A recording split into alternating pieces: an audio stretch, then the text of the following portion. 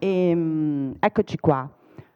Quarto e ultimo appuntamento dei workshop tematici dedicati alla comunicazione che l'Autorità di gestione dello sviluppo rurale del Veneto ha voluto organizzare in questi anni di programmazione per il partenariato allargato. Se vi ricordate, ma avete ricevuto nel corso di questi mesi delle bellissime newsletter, mail che vi ricordavano un po' i passi che abbiamo fatto. Abbiamo iniziato nel 2022 con Federico Favotte, le storie e lo storytelling. Nel 2023 abbiamo affrontato i social media, come governarli consapevolmente, con Antonio De Ruda e Bruno Mastroianni.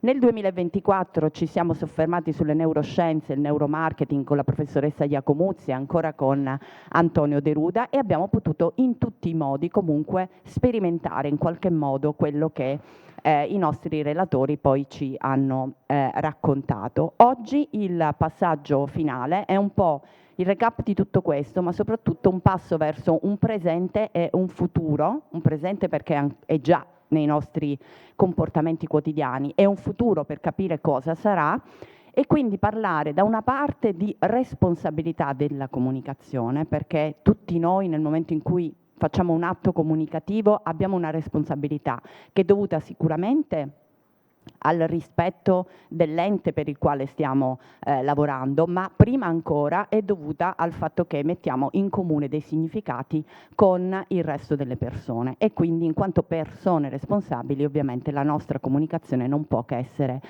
in questo modo. E poi parleremo invece di intelligenza artificiale, che cos'è, come governarla, ma io su questo non dico molto perché il relatore che abbiamo diciamo qui con noi oggi è una persona che ci farà entrare nei meandri, e io dico così, nei meandri dell'intelligenza artificiale, quindi poi lascerò a lui la parola.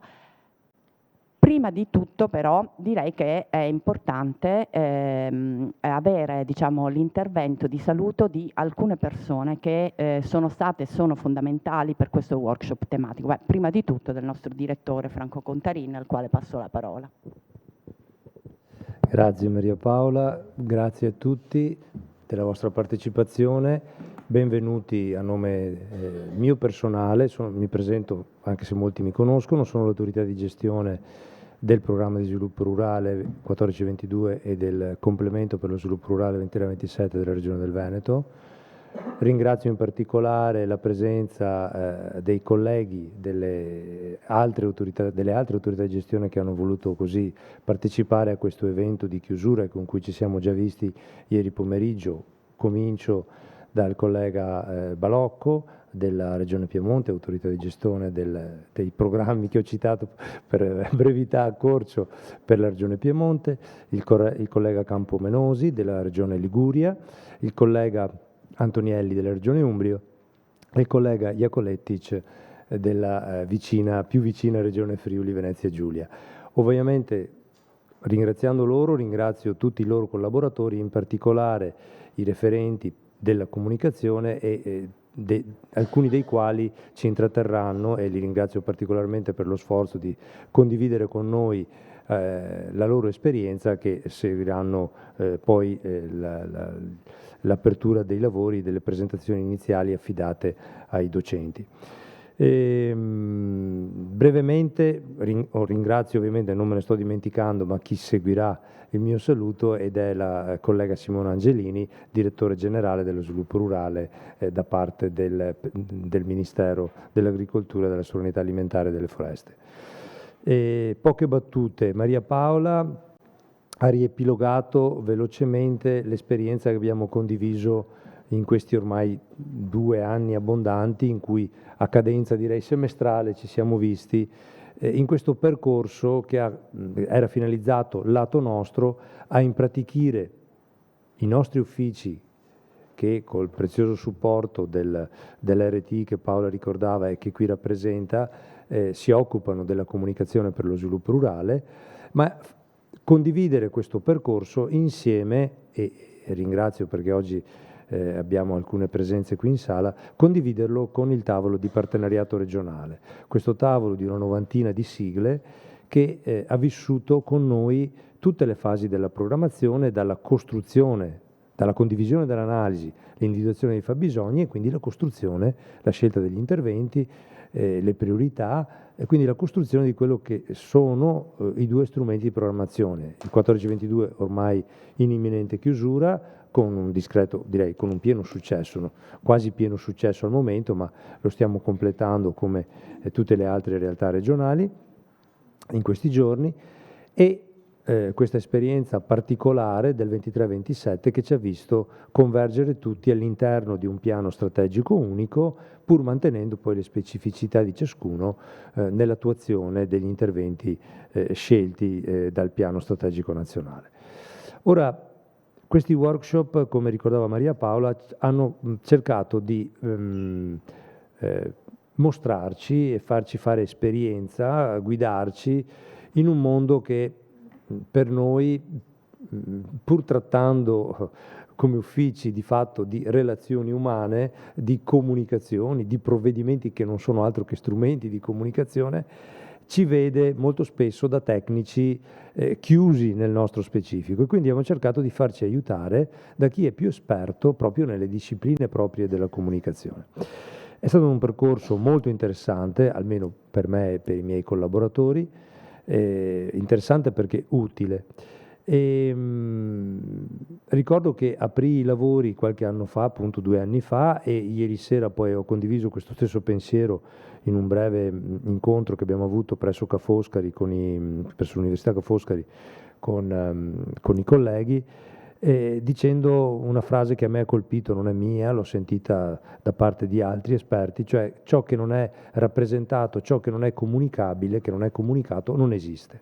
Allora il rischio dello sviluppo rurale e di tutto ciò che gira attorno al mondo dell'agricoltura, un mondo che è un patrimonio, una ricchezza enorme sia di aspetti storici, sociali, valoriali, ma anche di valori molto più concreti e immediati che hanno a che fare con la salute delle persone, passando per l'alimentazione o il mantenimento del territorio e del paesaggio, c'è il rischio che tutto quel sapere, tutte quelle relazioni che consentono a noi oggi di fruire di quello che fruiamo, cibi di qualità, paesaggi invidiabili, parlo per l'esperienza italiana, ma è un tema universale, questo vale qui come vale in Cambogia, come vale in Sudafrica e in qualsiasi altra parte del mondo. Certo l'Italia però è l'Italia, ha le sue caratteristiche. Dicevo, questo prodotto di relazioni, di cultura, di saperi che si sono tramandati, vive il cambiamento importante che ha caratterizzato gli ultimi decenni e che si sta vieppiù accelerando, e con un rischio grande, un rischio di impoverimento, un rischio di rarefazione, un rischio di abbandono. Lo percepiamo soprattutto nei territori più fragili.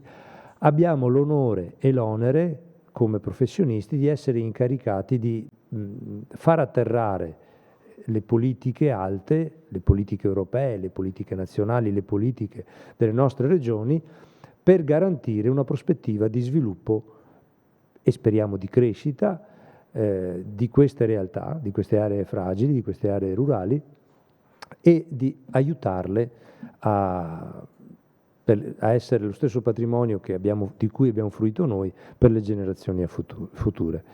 La comunicazione è uno strumento importante per riuscire a trasmettere a tutta la collettività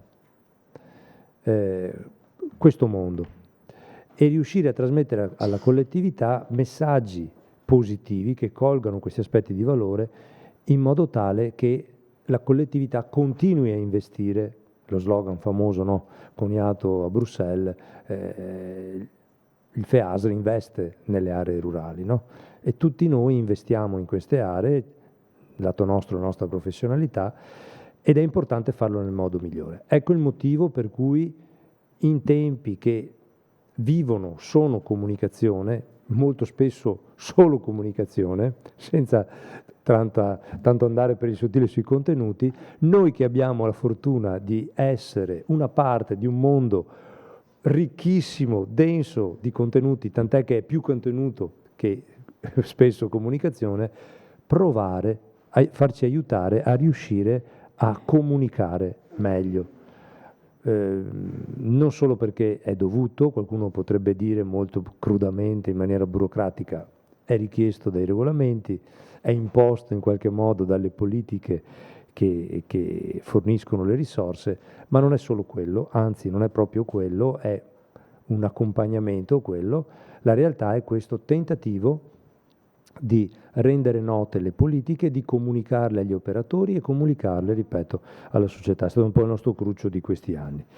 Io ringrazio quanti in questo percorso di 4 appuntamenti, oggi è l'ultimo, ci hanno aiutato, esperti del settore, abbiamo cercato profili di alto livello, i migliori a livello nazionale, non per ansia di prestazione, bensì per essere, come dire, accompagnati dalle professionalità più, più dense, più qualificate, in modo tale da essere sicuri di cogliere contenuti adeguati all'importanza che noi sentiamo ha il mondo in cui lavoriamo.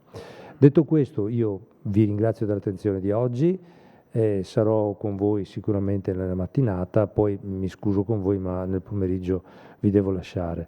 Ringrazio nuovamente i colleghi che hanno dedicato del tempo prezioso, in particolare in questa fase, per essere qui con noi, e li ringrazio per la testimonianza che poi alcuni di loro, i loro collaboratori, ci forniranno rispetto a esperienze molto interessanti che abbiamo conosciuto in questi anni. Grazie e buon lavoro.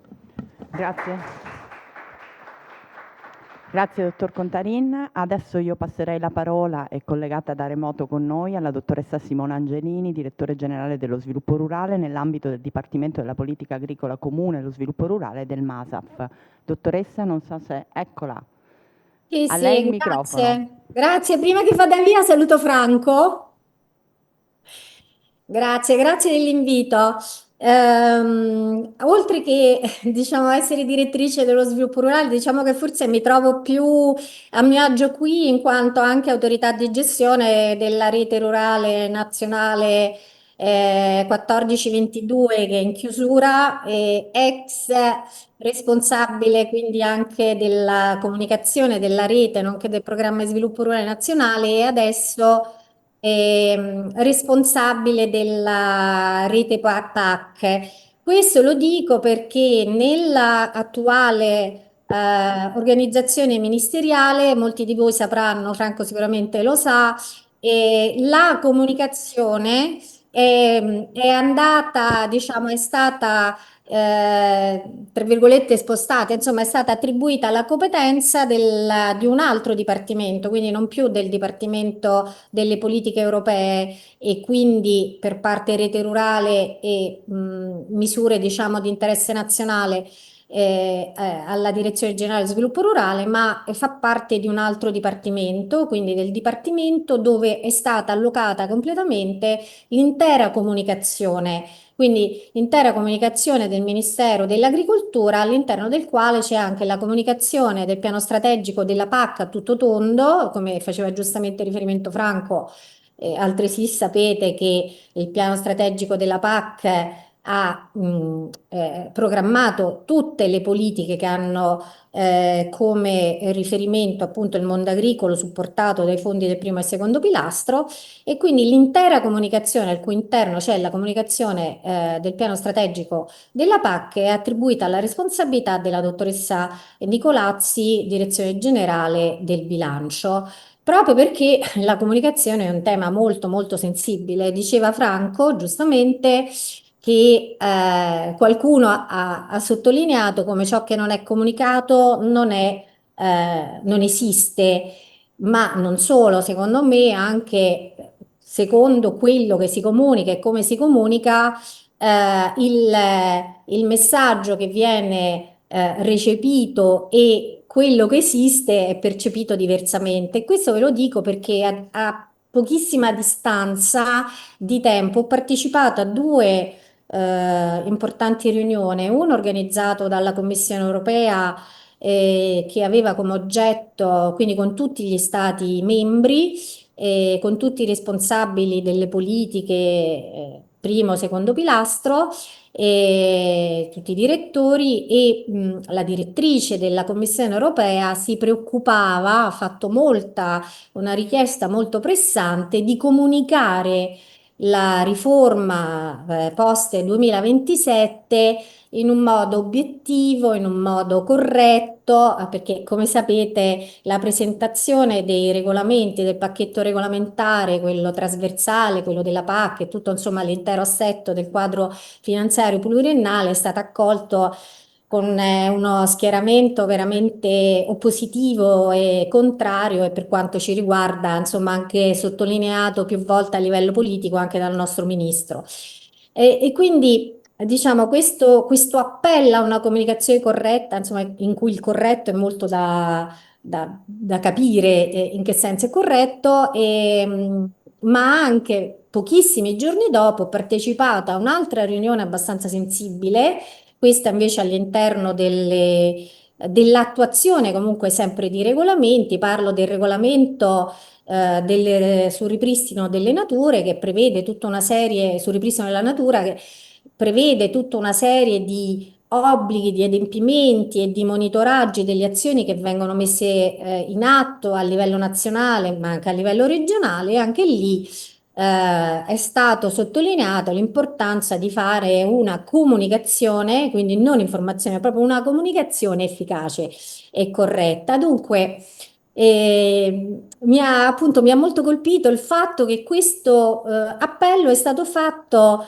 su temi che sono, voi sapete, appunto, ribadisco, riforma il quadro finanziario pluriennale post 2027, le politiche, la politica agricola, dove si porranno le politiche del primo pilastro, insomma, è veramente molto, molto, diciamo, attenzionato e critico, ma anche venendo a qualcosa che è già maturato e che dobbiamo attuare, il regolamento sul ripristino della natura è stato molto, molto oggetto di critica da parte nostra, ma insomma ha degli aspetti sicuramente problematici, e quindi il tema della comunicazione è evidentemente un tema assolutamente prioritario e soprattutto con gli strumenti ecco, che richiede una attenzione anche allo strumento di questa comunicazione e di questa informazione che deve essere sempre molto attento, perché sicuramente le nuove tecnologie consentono sì, da un lato di raggiungere un pubblico molto ampio e dall'altro però diciamo anche di distorcere, di dare dei contenuti che non sono effettivamente realistici. Noi, come dicevo, e quindi vogliamo comunicare, per quanto mi riguarda, io voglio comunicare il tema il più possibile la rete della PAC, quindi non sono più responsabile, come ho detto prima, della comunicazione della rete della PAC. E tra l'altro approfitto per ricordare a tutti i colleghi regionali che sono collegati che il 24 novembre qua a Roma faremo l'evento di lancio della PAC, della rete della PAC. La finalità della rete evidentemente è la disseminazione, quindi proprio delle informazioni e la creazione di una rete di relazione che possa amplificare i messaggi, quello che diceva Franco, comunicare quindi tutte le buone pratiche, cercare di facilitare attraverso appunto la condivisione di queste esperienze, proprio la cooperazione tra tutti i territori. E noi molti di voi l'avranno anche letto e faranno parte probabilmente in qualche modo come terminali dei nostri progetti sulla rete, che sono oltre 100. Abbiamo cercato di coprire tutte le priorità con la collaborazione dei nostri enti, CRES, MEA, e in un modo anche molto, come dire, anche attento a tutte quelle che sono le esigenze delle politiche del primo pilastro, che comunque sempre la rete ha coperto, ma da questa programmazione copre in maniera più puntuale. Noi all'interno dell'evento del lancio faremo anche una premazione delle best practice, e quest'anno ci siamo attrezzati in modo da cercare sicuramente di coprire i partecipanti e i finalisti al contest per la migliore pratica, ma speriamo una partecipazione sentita, importante da parte delle imprese, perché abbiamo previsto all'interno di questo appuntamento uno scambio su tutti quelli che sono i temi più importanti e quello che si aspettano, vogliamo sapere quello che si aspettano le imprese dalla programmazione che si è cominciata, ma insomma sta andando al cuore, e quindi speriamo di poter avere una partecipazione importante, tra cui anche quella di Franco. Franco da parte delle autorità di gestione, ma sappiamo, insomma, abbiamo cercato di incastrare gli eventi relativi anche al comitato di monitoraggio del PSP, proprio per tentare di avere una partecipazione molto importante. Con l'occasione volevo segnalare che abbiamo messo in campo Rural Area Lab, uno strumento di comunicazione digitale che supporta la diffusione di informazioni e il trasferimento di conoscenze di tutti i risultati della rete nazionale della PAC, non solo verso il settore agricolo, ma verso un settore più ampio a livello internazionale. Quindi abbiamo creato proprio un podcast in lingua inglese che presenta in maniera sintetica, con però un taglio divulgativo, quindi non particolarmente complesso, per il risultato di studi e documenti significativi che sono stati prodotti nell'ambito dell'attività della rete. Evidentemente sul sito della rete della PAC è possibile accedervi, è molto interessante. Io l'ho fatto e questo ci dà l'idea veramente del pacchetto comunque di comunicazione che viene messo in campo dalla rete, ma anche nell'ambito di tutta l'attività comunicativa delle regioni, di cui quello di oggi è un esempio, e di tutto comunque il tentativo che la PAC e noi che siamo autorità di gestione cerchiamo di mettere in campo per diffondere quello che anche è appunto faceva riferimento Franco agli investimenti, ma non solo, tutto quello che la PAC fa per tentare di sostenere lo sviluppo dell'agricoltura e il mantenimento di attività agricole e allevatorali nei territori più marginali. In tale proposito, Franco, approfitto per dirti, non te l'ho mai detto, mi dimentico sempre, però te lo voglio dire perché è comunicazione, che io vado spessissimo sulle Dolomiti e mi piace molto, fotografo i cartelli con cui vengono resi noti gli investimenti che la Regione Veneto fa sulle strade, per sistemare gli alberi, insomma, veramente penso dalla diffusione capillare anche di queste informazioni fino agli eventi più importanti, come quelli a cui tentiamo di dare risonanza anche con mezzi di comunicazione, quelli più ormai tradizionali, in televisione, a seguito degli eventi della PAC e nella radio, insomma, penso che tutto il pacchetto possa testimoniare la nostra attenzione alla comunicazione. Grazie, mi sono dilungata molto, scusatemi. Grazie Buon dottoressa, lavoro. grazie mille. Se vuole rimanere con noi, ma immagino che abbia molto da fare, la Io ringrazio rimango un comunque. quarto, grazie, Eh, rimango un quarto d'ora e poi mi perfetto. stacco. Bene, bene, ottimo. Bene, allora prima di dare la parola al primo relatore, io chiederei di venire qui da me, intanto la DG della Regione Piemonte, il dottor Paolo Balocco, per un breve saluto. Siedo pure. Ok. Grazie molto di questo graditissimo invito, perché quando ti chiama la Regione Veneto, che per noi è anche un punto di riferimento, è sempre diciamo, una cosa piacevole e positiva. Si parla di comunicazione, per noi la comunicazione è importante, fondamentale, e qui dopo ci saranno la relazione della collega Valentina e col supporto di Chiara Soster. Noi cerchiamo di utilizzare i fondi del cosiddetto PSR e CSR per avvicinare i giovani, perché la nostra priorità per quanto riguarda le politiche agricole è quello di dare un futuro all'agricoltura. Voi sapete benissimo, leggiamo tutti i dati che ci sono, purtroppo abbiamo un problema di insegnamento giovane. Allora dobbiamo in tutti i modi utilizzare dei linguaggi che avvicinino i giovani agricoltori, l'agricoltura a quello che noi poi facciamo. Quindi utilizziamo dei metodi, diciamo così, in parte stiamo un po' abbandonando i vecchi metodi cartacei e ci stiamo indirizzando verso metodi social dove vediamo anche i numeri sono importanti proprio perché è fondamentale utilizzare lo stesso linguaggio. Poi è fondamentale certamente comunicare quello che facciamo in maniera corretta e in maniera sintetica. Prima Franco diceva noi abbiamo molto contenuto e poi oggi siamo in una società che diciamo è molto superficiale, per cui dobbiamo anche intercettare i momenti giusti, i metodi giusti, gli strumenti giusti per far nascere l'interesse ad un'agricoltura che non sarà quella già in fase di cambiamento fondamentale rispetto a quella che avevamo pochi anni fa. Oggi si parla, in tutte le riunioni, si parla di cambiamenti climatici, si parla di TEA, si parla di OGM, si parla di innovazione, si parla di, diciamo, di aspetti che anche noi a volte siamo impreparati, compreso l'intelligenza artificiale.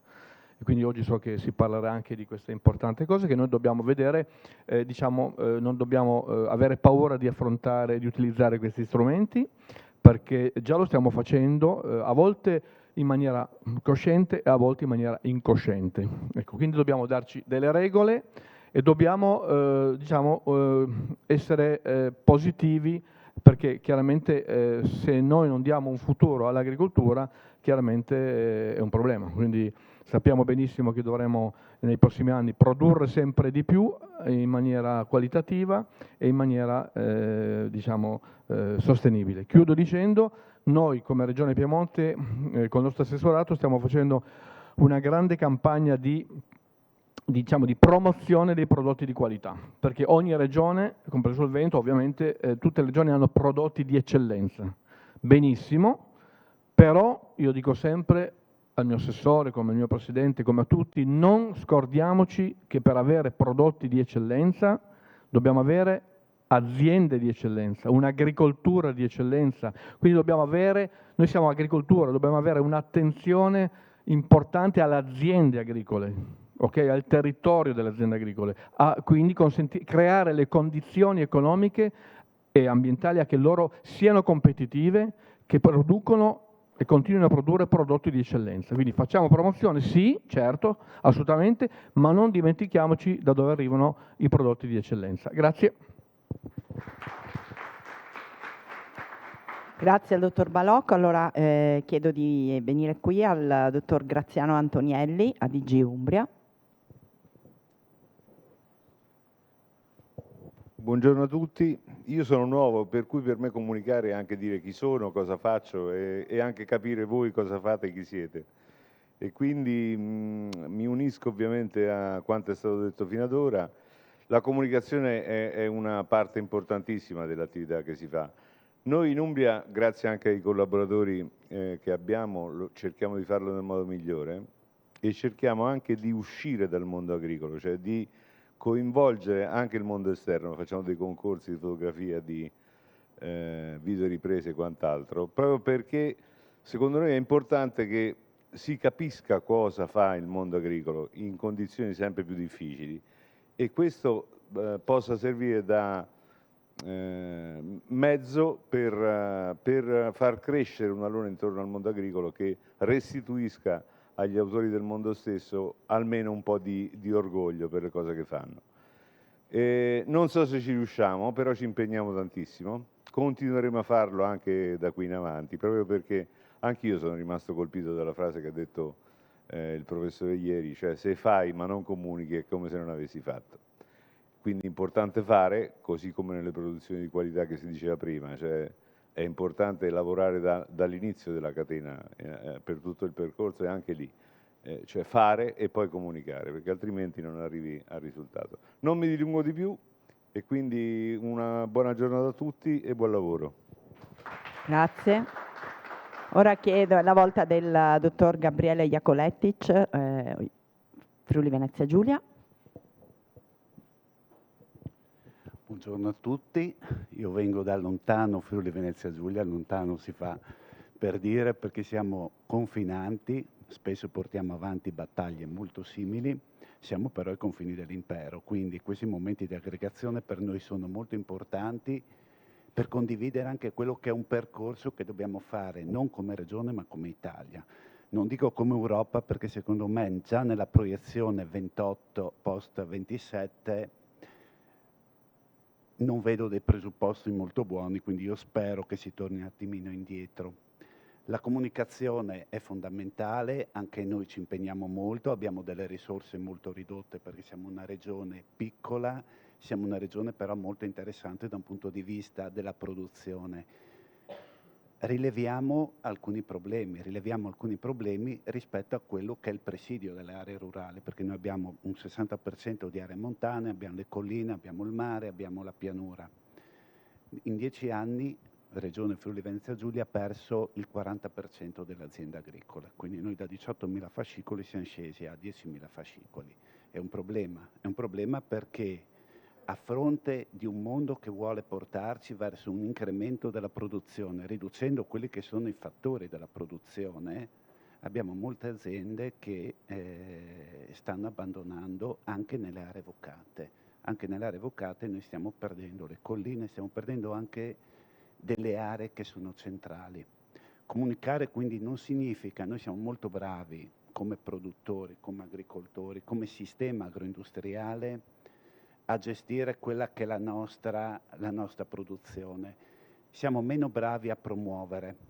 Io spesso dico che vorrei imparare dalle regioni vicine, anche dal Veneto tra l'altro, perché noi agricoltori, noi Regione Friuli Venezia Giulia siamo dei grandi lavoratori, ma non siamo capaci di trasferire questo valore nel prodotto e questo sta creando dei problemi alle nostre imprese.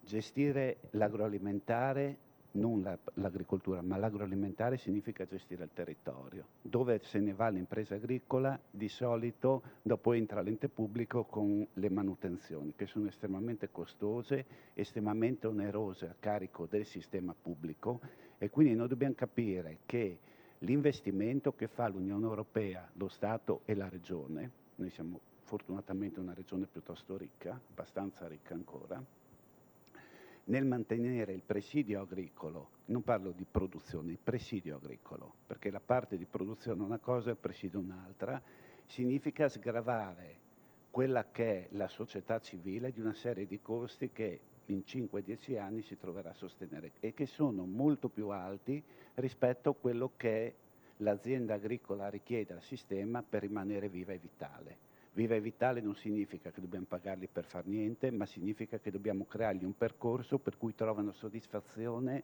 nel proprio lavoro. La PAC post 28 mi crea qualche preoccupazione, perché noi la politica agricola comunitaria è sempre stata una politica fondante dell'Unione Europea, perché si riconosceva all'agricoltura un ruolo di coesione sociale. Vado a mantenere delle attività in posti che probabilmente da un punto di vista economico richiedono degli sforzi che sono improponibili per una normale azienda. Quindi noi spesso colmiamo dei fallimenti di mercato, manteniamo dei presidi e sono d'accordo col collega Paolo Balocco, abbiamo un problema con i giovani. I giovani fanno delle valutazioni più razionali rispetto alle nostre vecchie aziende agricole e spesso valutano opportunità diverse. È un problema perché se io guardo l'autosufficienza alimentare in Italia, dove abbiamo, io credo, il maggior patrimonio al mondo di DOP o di IGP, e se perdiamo la base che sta sotto e importiamo tutto dal resto, cosa vendiamo? Noi vendiamo prodotto, vendiamo cultura, vendiamo territorio, vendiamo paesaggio. E quindi secondo me questa è la linea. Comunicare questi valori all'esterno, noi lo sappiamo benissimo, comunicare all'esterno significa anche avere una forza contrattuale rispetto a delle dinamiche che stanno riducendo il valore di quello che è il piano strategico della PAC in prospettiva. Noi eravamo politica fondante, 80%, 65, 35, adesso se mettiamo dentro tutti i fondi probabilmente scendiamo sotto il 30%, ma con un potere contrattuale che a me desta qualche preoccupazione. Scusate per la lunghezza e un saluto e ringrazio di nuovo per le... Grazie. Ed ora tocca alla Regione Liguria, quindi al dottor Luigi Campomenosi. Buongiorno, grazie a tutti della presenza, grazie dell'opportunità che ci dà la Regione Veneto di questo incontro che è molto importante, soprattutto per lo scambio di informazioni a livello anche di autorità di gestione, di poterci confrontare anche semplicemente intorno a un tavolo per ragionare su quelle che sono le problematiche e le opportunità dello sviluppo e per quello che sarà il nostro post 2027, che preoccupa tantissimo, preoccupa la mancanza di centralità di quello che è l'agricoltura nelle prospettive di sviluppo, non solo per quello che sono le dinamiche economiche, quelle che sono le riduzioni del budget, ma soprattutto per la governance che si sta spostando sempre più lontano dai territori. Siamo passati da sviluppi rurali, io li ho vissuto dal 2000, molto regionalizzati, siamo passati a dinamiche nazionali, ora stiamo passando a dinamiche che sfuggono addirittura dal comparto agricolo a livello nazionale. Questo temo che possa avere delle conseguenze abbastanza gravi, delle ripercussioni serie su quella che è la centralità dell'agricoltura nei prossimi anni, perché non viene vissuta per quella che è la sua valenza di produzione, innanzitutto di valore di mercato, ma soprattutto per quella che è la parte ambientale. Noi in Liguria l'agricoltura è piccola naturalmente, siamo una regione che si scontra tra il monte e il mare, in mezzo c'è l'agricoltura fatta di montagne praticamente. Basta prendere le Cinque Terre per fare un esempio classico, se non esistesse l'agricoltura, la viticoltura eroica delle Cinque Terre, le Cinque Terre semplicemente non esisterebbero più, non ci sarebbe più quel territorio, quel paesaggio, quella dinamica turistica che porta 2 milioni di presenze all'anno, che è un volano importantissimo per tutto il territorio e il tessuto socio-economico. Comunicare questa importanza, questa centralità dell'agricoltura, dello sviluppo rurale, delle risorse che sono essenziali non solo per produrre, per la salute alimentare dei cittadini, ma anche per la tutela del territorio, secondo me è essenziale nei confronti delle aziende per riportare giovani, riportare forza, riportare nuove energie nel settore, ma è importante anche nei confronti dell'esterno, del pubblico, perché vada a comprendere quelle che sono le importanze, le dinamiche che si muovono attorno a questa agricoltura. La tutela del paesaggio, la tutela dal dissesto idrogeologico, la salute dei cittadini e tutte queste belle cose qua. Io non c'è da dire altro perché i colleghi hanno fatto una panoramica più che ampia, molto bella. Abbiamo delle cose importanti sicuramente da ascoltare, per cui lascio la parola alla relatrice. Grazie.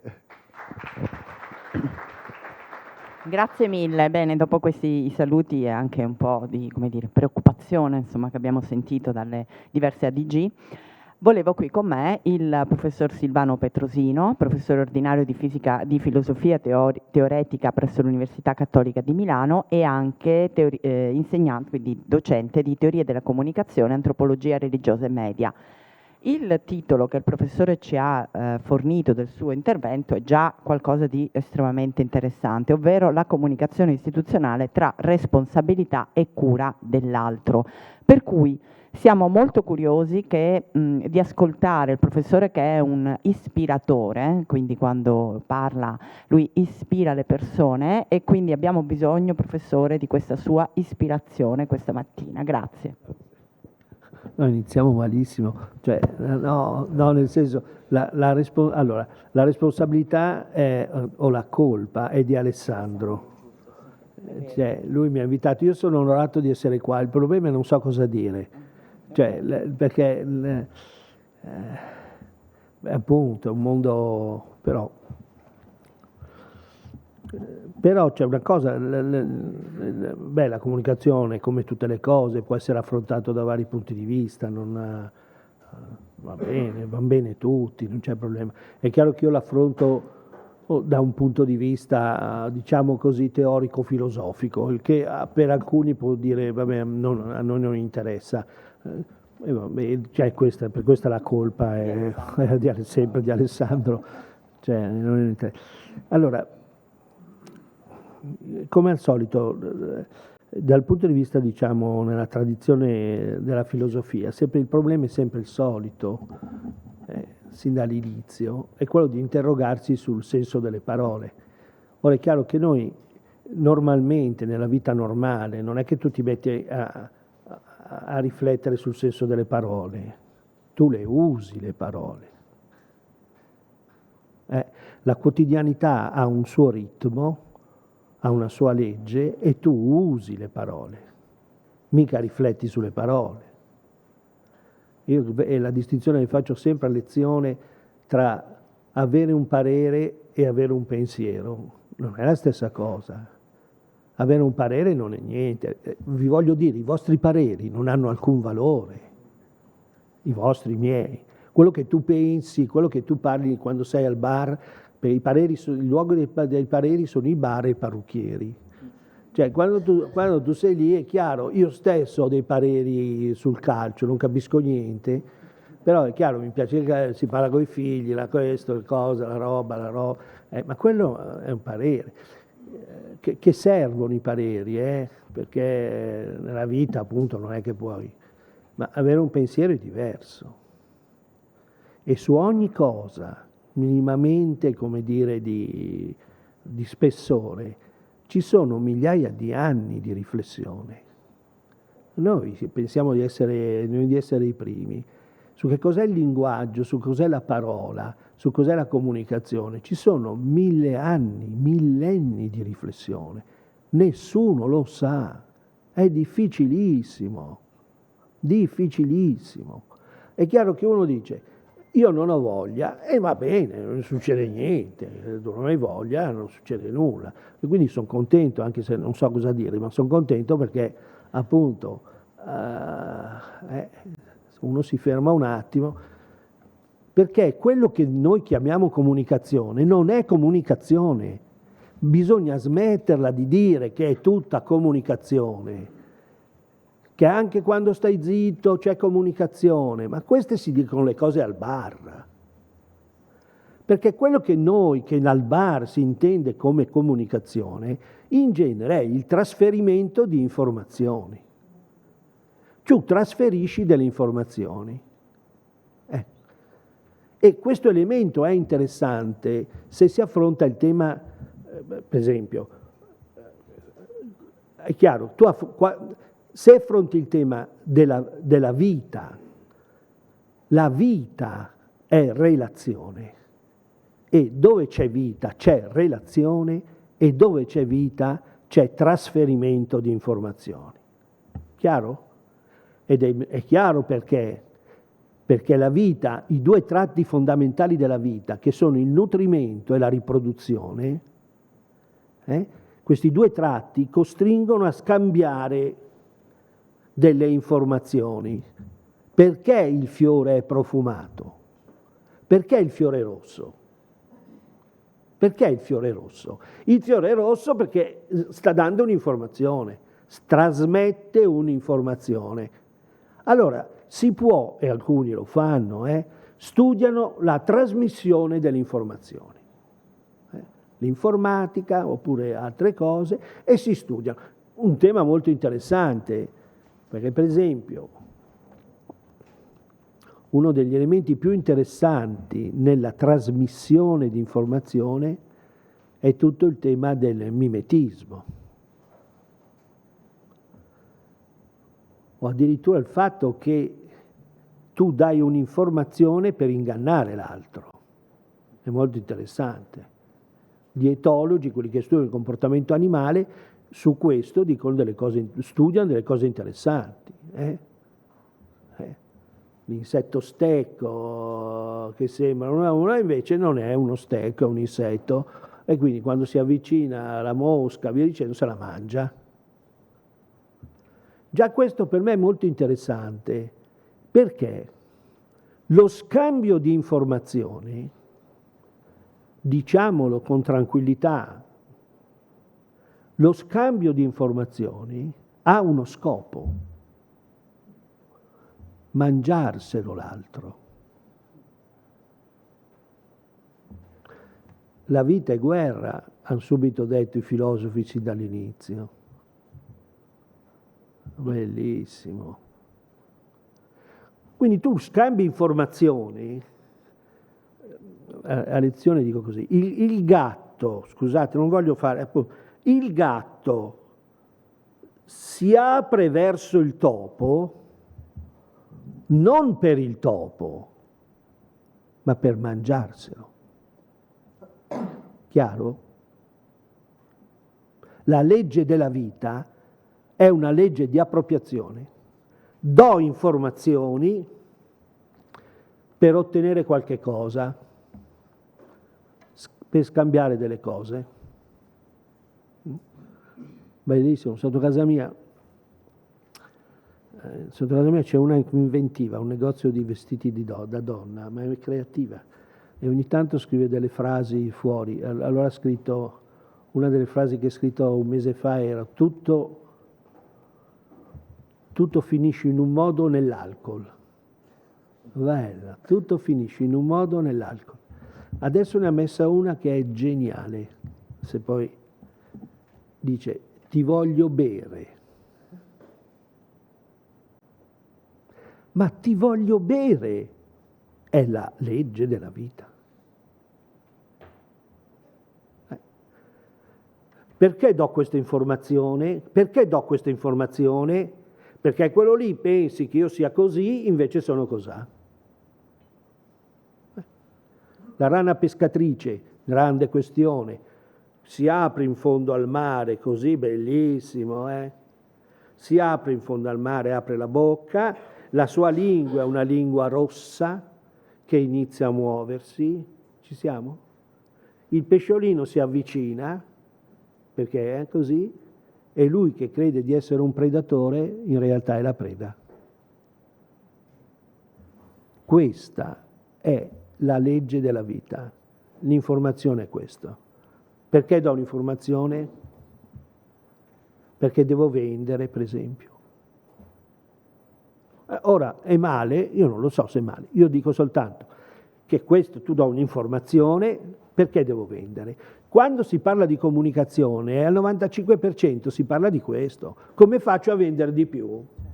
Ora io devo dire che su questa cosa, come faccio a vendere di più, ci sono tanti sistemi. C'è una rivoltella, per esempio la minaccia, posso fare tante cose, Posso prometterti un posto di lavoro, posso mettere dei tassi, posso fare quello che voglio. Se il mio problema è vendere, per vendere ci sono tanti modi. C'è la corruzione, c'è niente. Voglio ottenere ti voglio bere, e quindi faccio di tutto per... Vabbè. Basta, finito qua. Io non la vedo tanto interessante su questa cosa, devo dire. Non la vedo tanto interessante, anche se... non la vedo interessante, a livello di pensiero non la vedo interessante. I modi sono i soliti, guardate. Noi abbiamo, 80 anni fa c'era stato il nazismo, una roba spettacolare di che cosa vuol dire riunire le masse, di cosa vuol dire imporre. Sono quelli i metodi, ancora adesso sono questi metodi. Sono i soliti metodi, nella storia dell'umanità sono la solita roba, la demagogia, la divisa, il fascino, l'influencer e tutte quelle robe lì, capito? L'influencer. Tu inviti, noi quanti siamo qua? Tu inviti Fiorello e tu riempi 20 volte la roba, ci siamo? Allora qual è il problema? Devi invitare l'influencer famoso, dov'è? Vuoi avere un convegno molto seguito? Adesso in università sapete cosa si fa? Siccome gli studenti non vanno più, allora li si paga. Se andate ai convegni vi do 2 crediti. Si chiama prostituzione. Questo è un buon sistema, no? Cioè, come fai a costringere gli studenti a partecipare ai convegni? Li paghi, come fai? Con la prostituta come si fa? La paghi ed è finita lì. Chiaramente tutto il problema inizia ad essere sorprendentemente complesso,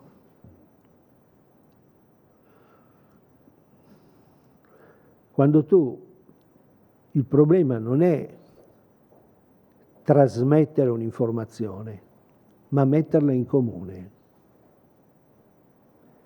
Perché quando il problema, se vuoi metterla in comune, il problema non sei più tu, è l'altro. Come si fa a metterla in comune? Non lo sa nessuno. E perché non lo sa nessuno? Perché l'altro, scusate, io dico, non riesco a trovare formulazioni migliori di queste, perché l'altro è altro.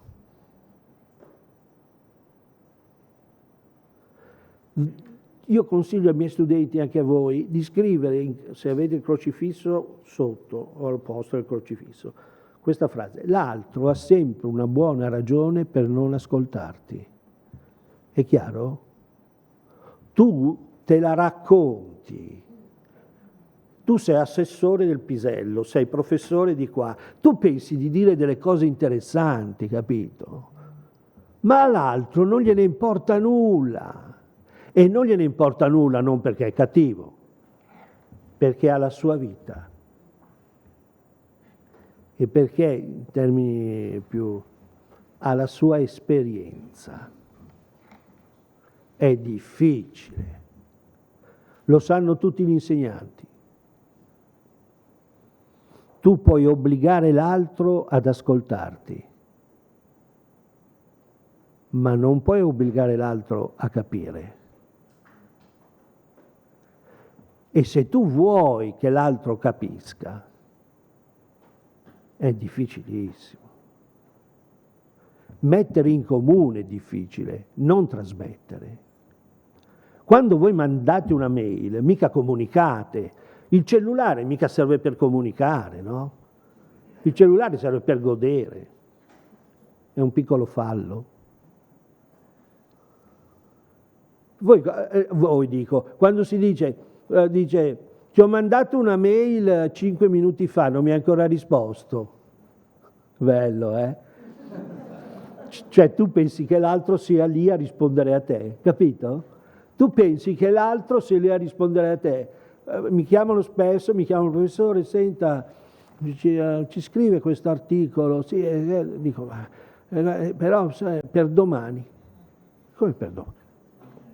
È urgente, questa roba dell'urgenza, è urgente, ma smettiamola.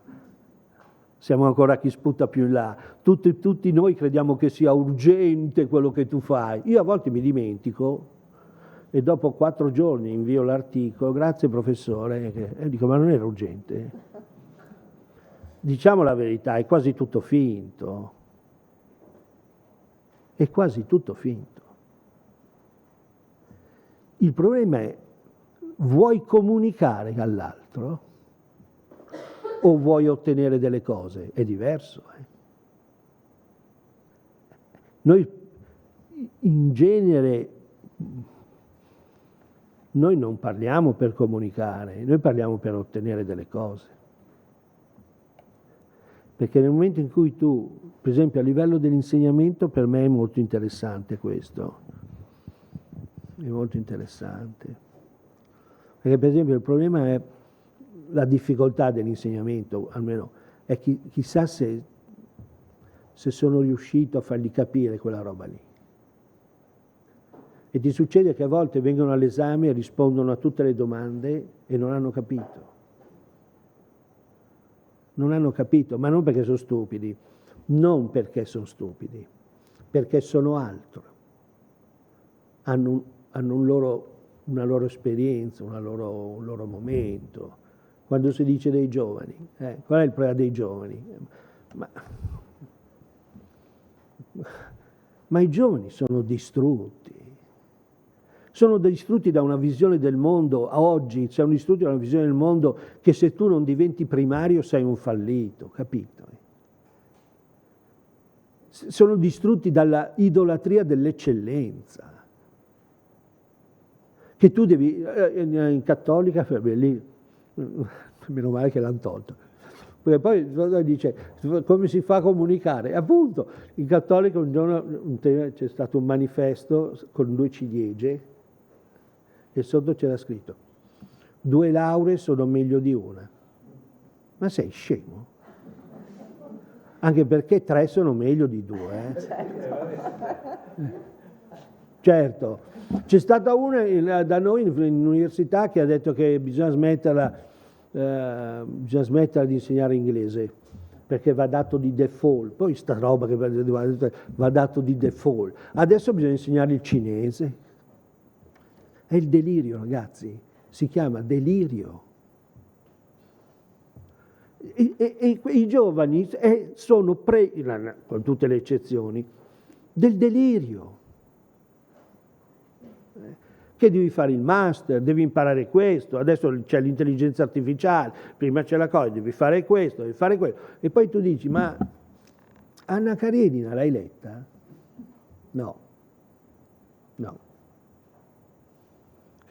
Karamazov? No. I film, incredibile, i film? No. Tu sei a parlare se vuoi mettere in comune. Puoi fregartene. L'affermazione dell'insegnante, prima riunione dei miei figli quando andavano al liceo, questa qui ha detto: il liceo non è obbligatorio, poi il delirio è bellissimo, cioè ognuno poi ha le sue cose. Il liceo non è obbligatorio, quindi io vado avanti, faccio lezione, chi mi segue bene, chi non mi segue cambia scuola. Oh, brava, così si fa, no? Cioè questo è un bel criterio, no? Cioè, appunto, paghi, via dicendo, chi mi segue segue, chi mi segue a fare il professionale. A me cosa me ne importa? Ma mica, questa non è un insegnante, questa sta trasmettendo delle informazioni. Certo, a 1.400 euro al mese dice, io non faccio l'insegnante, cioè non mi preoccupo di quello lì. Io vado avanti. Allora, per me, per stringere, è questo il punto. Una cosa è dire, vediamo come, ed è utile dare le informazioni, è utilissimo dare le informazioni, a sapere quando c'è lo sciopero dei treni, via dicendo, ma non è comunicare. Stai trasmettendo delle informazioni. Vabbè. Il problema è nel momento del comunicare. Nel comunicare i valori. Com'è che si comunicano i valori? Ma chi lo sa? Com'è che comunichi i valori? Scusate, mi posso permettere una roba, mi ha colpito tantissimo, chiedo scusa, ma no? La donna è uguale all'uomo, giusto? Va rispettata la donna, tutta sta enfasi, la donna, le quote i femminicidi, la donna, ci siamo, tu ascolti, c'è la donna. Avete vista l'ultima pubblicità degli assorbenti? Adesso io non sono esperto, ma quelli fatti di lattice che si girano così, che se ballano non ballano, quelle robe lì, perché dice la nostra vulva deve essere rispettata. Avete visto la pubblicità? La vostra vulva. E c'è stato forse qualcuno che ha alzato la mano a dire che vergogna? Qualcuno ha detto che non è offensivo della dignità della... No, nessuno. Certo, è pubblicità, ci sono i soldi. Il ragazzo che guarda la televisione, dov'è che impara i valori? Un bambino, un ragazzo, dov'è che impara come si tratta una donna? Dove? A scuola? In famiglia, come il padre tratta la mamma, se le dà un bacio, se ogni tanto la carezza, se l'aiuta a fare la spesa o no? E qui allora noi possiamo fare tutti i pistolotti che vogliamo, che la donna va rispettata, va bene, continuiamo a dare le informazioni, va bene, ma tutto l'intorno è l'opposto, dice esattamente il contrario. E tu, se vuoi comunicare, la difficoltà dei giovani è questa. Dicevo prima al ristorante, vediamo, perché adesso ci sono sempre solo... Ah no, c'è anche la frizzante. No, perché adesso sono sempre naturali, non so perché. Perché questa cosa del biologico, del naturale. No, ma per dire. No. Tu sei qua dentro. Dicevo,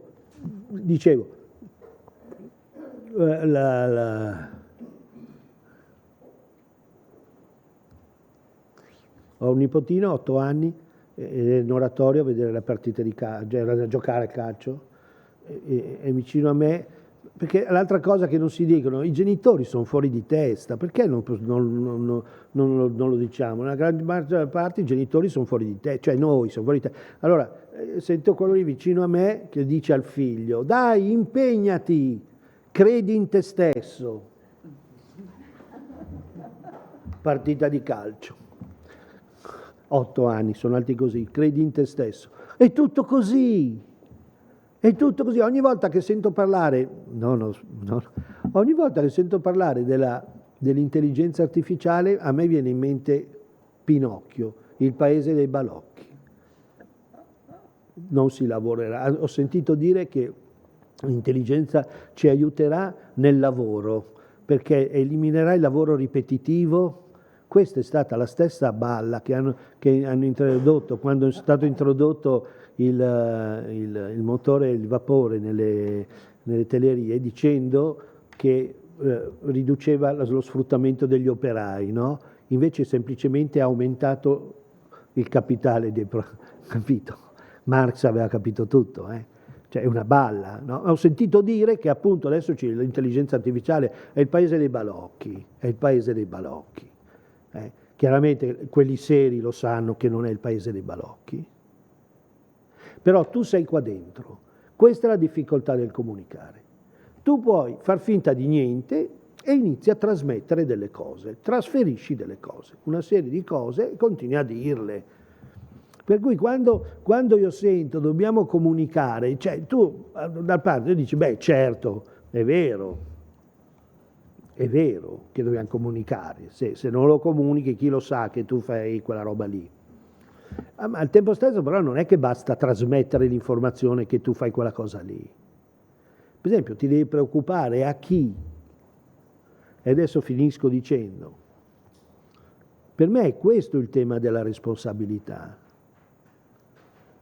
È a un duplice livello. Tu hai la responsabilità rispetto a ciò che dici. Banalmente si dice, bisogna dire la verità. O dare l'informazione completa. Per esempio, adesso scusate, non voglio mettere insieme, ma come fai nelle scuole di giornalismo a insegnare sull'obiettività? Non ci sono mai stati gli strumenti di sterminio di massa di Saddam Hussein. Non ci sono mai stati. Una balla. Quello che è successo a Gaza e sta succedendo a Gaza e in Ucraina è sorprendente. È tutto finto, non si sa niente. Non sa i morti dei soldati israeliani, non sa il numero dei morti dei palestinesi, non si sa niente. E tu a scuola di giornalismo educhi, dice la verità, la cosa. Allora dico, la responsabilità per me ha duplice livello, a livello della comunicazione. È la responsabilità verso quello che dici. Vabbè, ma questo è banale. Ma poi la responsabilità verso colui a cui la dici. Cioè non puoi far finta, se vuoi comunicare, non puoi non tener conto dell'altro. Ma tener conto dell'altro è difficilissimo. Devi ascoltare. E qui io lo dico, comunicare vuol dire ascoltare. Chi vuole comunicare deve imparare ad ascoltare. Ascoltare non è semplice. Devi, Qui ho in mente una roba, poi veramente ho finito, ho in mente una cosa interessante di cosa vuol dire ascoltare, capite? Perché Freud è stato un genio? Perché Freud è stato un genio? Perché non c'è soltanto ci sono stati i geni, ci sono ancora adesso la gente che studia. Perché Freud cosa fa? Freud impara ad ascoltare, una cosa difficilissima, perché si accorge che il suo paziente ogni volta che andava da lui si grattava la testa, capite? E uno normale, uno come me, cosa dice? Beh, si vede che ha la forfora. Lui no, Freud per fortuna, ha detto mi sta dicendo qualcosa. Difficile, eh? E cosa mi sta dicendo? Chi lo sa? E tutto il problema dell'analisi, scusate, faccio perché ha a che fare con noi, tutto il problema dell'analisi, di un'analisi seria, non la psicologia così consolatoria, qual è? È che l'analista deve intendere la verità attraverso le menzogne che il paziente gli racconta. Il paziente inizia a raccontare menzogne, tutti noi. E deve imparare ad ascoltare. Difficile per un insegnante ascoltare i ragazzi, cos'è che vogliono, dov'è che li prendo, gli devo spiegare i Promessi Sposi, da dove parto, dove inizio. Se voglio, se non voglio, se voglio, allora da dove inizio? Manzoni è nato ha fatto qui e va bene. Poi l'effetto qual è? Che alla fine della quinta, della maturità, i ragazzi prendono i Promessi Sposi, lo lanciano in aria e ci giocano a calcetto. Quindi tu hai fatto tutta sta roba, 8 anni e la roba è questa. Allora per me questo è il punto. Comunicare non è trasmettere. Comunicare e mettere in comune. Il problema è se si vuole mettere in comune. Io non sono sicuro, non sono convinto che un docente voglia mettere in comune il suo sapere, non sono convinto che un genitore voglia mettere il suo sapere in comune, non sono convinto. È difficile. E infatti, perché è interessante quel Ti voglio bere? Perché sta vicino a Ti voglio bene. E tutto il problema è quella consonante lì, tra il ti voglio bere e il ti voglio bene. Uno può dire, no, ma me ne frega niente, io voglio venderti la bottiglia d'acqua. Va bene, però appunto è una strategia diversa. Se voglio vendere la bottiglia d'acqua, è una strategia diversa. Non ha a che fare con la comunicazione, è un'altra roba. È un'informazione commerciale, come si dice. Questa cosa, finisco adesso veloce, questa cosa l'ha capita la pubblicità, che è la pubblicità dove ci sono i soldi. La pubblicità negli anni 50, com'è che si chiamava? Informazione commerciale. Dopo si è capito che il problema non è l'informazione, è l'educazione al consumo, non l'informare, educare, incredibile. Chi è l'altro è un consumatore e quindi io lo devo educare al consumo, non lo devo informare. Quindi non devo trasmettere informazioni, devo comunicare valori. Chiaramente il valore però è quello del consumo. Vabbè, grazie. Grazie professore per queste pillole così importanti sul tema dell'informazione e della comunicazione.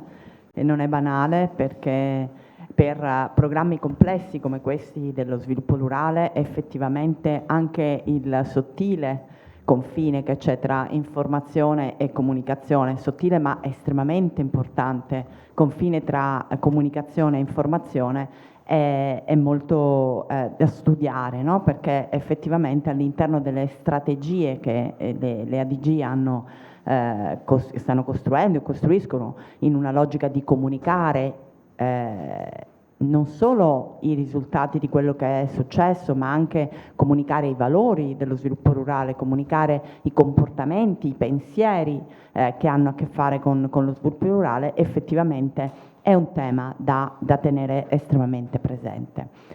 Adesso io la ringrazio, dopo il professore si ferma con noi al coffee break, quindi potete fargli tutte le domande che ritenete, perché ovviamente ha aperto, lui non ha chiuso, ha aperto tutta una serie di scenari, ma in fondo questo doveva fare, questo gli avevamo chiesto di fare.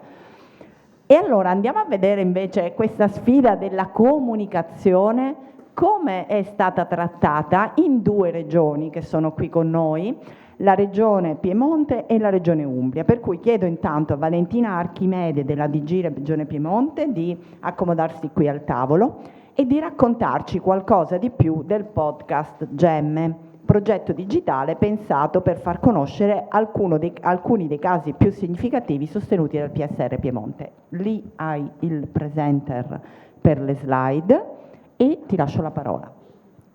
Grazie mille, buongiorno a tutti. Io vorrei iniziare in modo un po' inusuale, forse, c'è un piccolo contributo audio.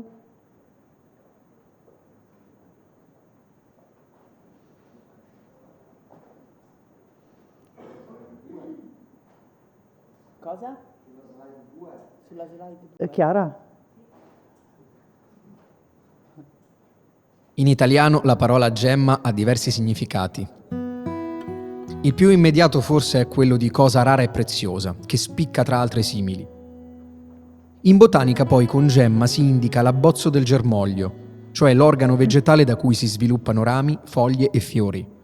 Ci sembrava un buon titolo per un podcast che racconta storie di realtà particolari dell'agricoltura piemontese. Insieme faremo un viaggio in giro per la regione, alla scoperta di aziende agricole diverse per produzioni, metodi, visioni e approcci. E lo faremo in compagnia di persone che le conoscono nei minimi dettagli, perché ci sono nate e cresciute, perché le hanno fondate, perché le vivono tutti i giorni. Sono persone che hanno deciso di dedicare la propria vita all'agricoltura, portando avanti tradizioni antiche ma con un occhio attento e sensibile alle innovazioni e a una sostenibilità ambientale sempre più necessaria, prendendosi cura dell'ambiente con cui sono a contatto quotidiano. Insieme visiteremo cascine e campi, cantine e vigneti, risaie, orti e boschi. Allora, quello che avete ascoltato è una voce che introduce il nostro podcast Gemme e che in parte già racconta un pochino che cos'è il progetto e perché l'abbiamo chiamato così. Scusate. In italiano. Intanto volevo darvi alcune informazioni. Diciamo, il nostro podcast si compone ad oggi di una decina di puntate, di circa 15 minuti ciascuno. Abbiamo coinvolto 10 aziende che sono considerate, che abbiamo considerato delle buone pratiche e che hanno quindi ricevuto finanziamenti dal nostro programma di sviluppo rurale e in parte anche dal CSR, vi dirò poi come, e abbiamo cercato di rappresentare, di sceglierle in modo che fossero rappresentative un po' di tutti i nostri settori produttivi e quindi delle aree della nostra regione che, come sapete, vanno un po' dalla produzione vitivinicola a quella del riso, l'ortofrutta, la zootecnia. Questo progetto, diciamo, la registrazione e la realizzazione dei podcast è avvenuta circa un anno fa ed è diciamo online da aprile del 2025 sulla piattaforma Spotify e rintracciabile attraverso i nostri canali web e social. Questo progetto fa parte della nostra strategia di comunicazione, del piano di comunicazione del sviluppo rurale per il Piemonte 2023-2027. In parte si riallaccia anche a un progetto che avevamo diciamo, portato a termine alla fine del ciclo di programmazione precedente, quindi ha fatto anche un pochino da ponte tra i 2 cicli di programmazione e in modo particolare si inserisce all'interno di una strategia di comunicazione digitale, perché ovviamente in questo momento abbiamo focalizzato sui mezzi digitali e non solo, ma comunque stiamo focalizzando un po' più sui mezzi digitali la nostra strategia di comunicazione. Per farlo, diciamo, i profili social li avevamo già aperti qualche anno fa in maniera un po' artigianale, un po' diciamo, noi facciamo molta gestione interna della comunicazione, quasi tutto a regia regionale. ci avvaliamo di fornitori esterni per singoli progetti. Quindi abbiamo un team interno che lavora su queste cose. I profili social li avevamo già aperti, però li stavamo conducendo in maniera appunto un po' artigianale, un po' spontaneistica, diciamo così. A un certo punto ci siamo resi conto che dovevamo darci una linea editoriale, una strategia un po' più coerente, e quindi ci siamo fatti aiutare da una giovanissima agenzia specializzata che ci ha permesso di costruire un po' più una strategia. E quindi abbiamo in particolare questi 2 profili social, Facebook e Instagram, che vedete lì, Sviluppo Rurale Piemonte, sui quali cerchiamo di tenere oggi una linea editoriale un po' più coerente. Poi abbiamo introdotto diciamo un magazine online che si affianca a una nostra rivista storica cartacea che la Regione Piemonte pubblica ormai da quasi 50 anni e che viene diciamo redatta in modo completamente interno da noi e dai nostri colleghi, e che viene distribuita gratuitamente, inviata gratuitamente a tutte le aziende agricole che sono in anagrafe e a tutti gli stakeholder o a chi ne fa richiesta. Abbiamo circa 50.000 copie tirate ogni volta, quindi abbastanza, una tiratura importante. Naturalmente è uno strumento tradizionale che finora è stato mantenuto per tante ragioni, ma stiamo cercando di affiancare un'edizione online pensata per l'online, quindi che non è soltanto la copia del cartaceo, che ovviamente ci permette di essere molto più tempestivi, di fare un discorso più articolato. E poi naturalmente c'è il nostro sito istituzionale che è sempre la base di tutte le informazioni digitali. Questo è un po' il nostro mondo. All'interno di questo si inserisce anche il podcast, che è stato un esperimento, credo, in ambito di, diciamo, oggi è uno strumento molto utilizzato, nell'ambito dello sviluppo rurale, dell'agricoltura, forse credo siamo state una delle prime regioni a, diciamo, metterlo in campo. Questo con l'obiettivo di riuscire a raccontare un pochino di più al nostro pubblico, quello che l'agricoltura è oggi, al di là degli stereotipi, e soprattutto di quello che potrebbe diventare. Si pensa sempre a un discorso di competizione, no? L'essere umano ragiona quasi sempre solo in termini di competizione, mentre in natura c'è molta più collaborazione. Ovvio che c'è anche della competitività tra specie diverse, ovvio, però c'è anche molta più collaborazione di quello, o comunque interazione. Infatti il sinergico in fin dei conti vuol dire che 1 più 1 non fa 2, ma 1 più 1 fa qualcosa di più complesso. E in natura è così.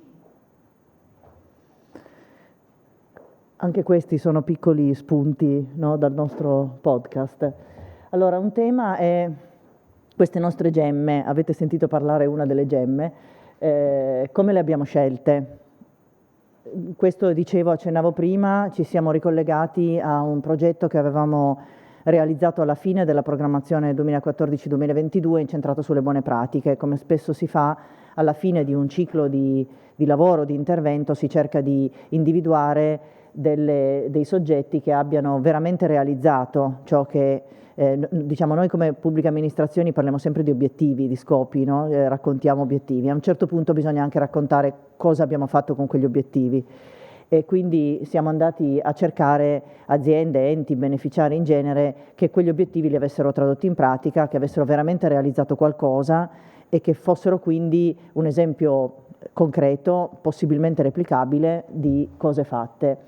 L'elemento forse originale del progetto sulle buone pratiche è che avevamo tentato un'autocandidatura delle aziende, pubblicando un form sul nostro sito pubblicizzato attraverso i nostri canali informativi, e avevamo chiesto in qualche modo alle aziende che si ritenevano tali, sulla base di alcuni parametri che avevamo dato, di proporsi come buona pratica. Abbiamo raccolto un po' di tutto, ovviamente. Abbiamo sperimentato questa modalità un po' interattiva, un po' particolare. Sono arrivate oltre 100 candidature. Naturalmente è stato necessario un grossissimo lavoro poi di selezione, piuttosto rigoroso, anche di integrazione per completezza. Però è stato interessante partire da alcuni spunti e conoscere anche alcune realtà con cui noi tendenzialmente non siamo del tutto in contatto. E abbiamo fatto questo lavoro di selezione, di analisi, con l'indispensabile supporto sia dei colleghi tecnici istruttori, che sono quelli che vanno sul campo e conoscono le aziende, sia del valutatore. Esperimento interessante di lavoro comune tra comunicatori e valutatori. Diciamo che abbiamo avuto una persona dedicata del team di valutazione che ha lavorato con noi grazie alla sua visione d'insieme e alle sue capacità di analisi per selezionare un po' le buone pratiche. Quindi un piccolo esempio di comunicazione collaborativa tra attori diversi all'interno della pubblica amministrazione. Poi le gemme, una volta scelte, dovevamo in qualche modo farle sbocciare, e quindi come le abbiamo realizzati questi podcast? Allora, abbiamo anche qui ideato una piccola cosa, cioè i podcast, essendo degli audio, diciamo tecnicamente si potrebbero registrare in studio, o comunque si potrebbero registrare ovunque, anzi tecnicamente sarebbe anche più efficace. Invece abbiamo pensato di andare in campo, quindi delle 10 aziende abbiamo chiesto a 2 di loro di ospitare le altre in 2 punti un po' baricentrici del territorio, e quindi sono diventate il set, diciamo, per la registrazione delle interviste. Perché abbiamo fatto questo? In primo luogo perché abbiamo pensato che trovarsi diciamo, in una location più naturale per le aziende, quindi sul campo, in una situazione che poteva essere la loro, avrebbe reso più naturale anche la loro espressione, quindi che le interviste avrebbero, diciamo, reso diversamente, anche se poi l'ambiente non veniva ripreso. In secondo luogo, più banalmente, perché avevamo anche bisogno di realizzare foto, immagini, video che poi ci servivano per lanciarle, e quindi perché poi bisogna dare anche un volto a queste voci, quindi quello che avete, i volti che avete visto sono i loro volti, e naturalmente abbiamo usato reel, brevi video, immagini per lanciare le puntate del podcast sui nostri social. E quindi abbiamo fatto questo esperimento. 2 aziende si sono rese disponibili, le altre si sono spostate, tra l'altro a proprie spese, lo dico perché quindi hanno dimostrato una certa disponibilità per far parte del progetto, e anche qui quindi è un piccolo esempio di comunicazione collaborativa tra le aziende protagoniste, i creativi che ci hanno messo, ovviamente le agenzie che hanno lavorato con noi, qui ha lavorato proprio un'agenzia specializzata in podcast, e l'istituzione che ha progettato queste cose. Qui esempi appunto di foto, immagini che ci sono servite appunto per lanciare le gemme sui nostri canali. È anche importante sapere da dove si arriva la storia, di com'era un territorio, perché bisogna avere anche rispetto per la storia. E poi molto importanti sono proprio, secondo me, stati i risultati tangibili di incremento di biodiversità. Concludo con una piccola riflessione sul perché un'istituzione pubblica decide di lanciare un progetto di questo tipo, perché gemme. Questo fa parte di un processo che ormai negli ultimi anni un po' si è affermato. L'istituzione ha cominciato a raccontare un po' di più, ha cominciato a raccontare e a raccontarsi, non solo a trasmettere e informare o prescrivere, perché noi prescriviamo molto.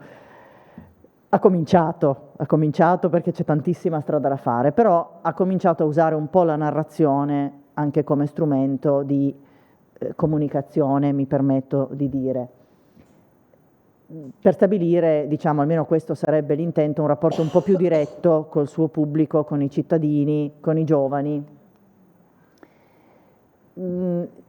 Noi abbiamo voluto scegliere, abbiamo pensato di scegliere questo mezzo del podcast, che alla fine è un mezzo, come dire, molto antico e molto contemporaneo allo stesso tempo. È molto contemporaneo perché fa parte di un universo digitale, ha una serie di caratteristiche di flessibilità che oggi nel mondo funzionano bene, cioè è completamente on demand, nel senso che ognuno fruisce di questi contenuti quando, come crede. Noi abbiamo pubblicato le puntate del podcast una dopo l'altra, creando un minimo di, ovviamente, di attesa, eccetera, però in realtà adesso sono tutte disponibili, e quindi c'è anche la possibilità di scegliersi la sequenza, quindi ognuno può ascoltarne nell'ordine che desidera e scegliere all'interno. È uno strumento completamente portabile, nel senso che si può ascoltare in tantissime situazioni, i podcast accompagnano un po' la nostra vita in movimento, quindi ha tutte queste caratteristiche che oggi, come dire, funzionano molto bene, va bene, fa parte di un flusso di vita di questo periodo. Nello stesso tempo questo è uno strumento molto antico perché alla fine è la narrazione orale, quindi è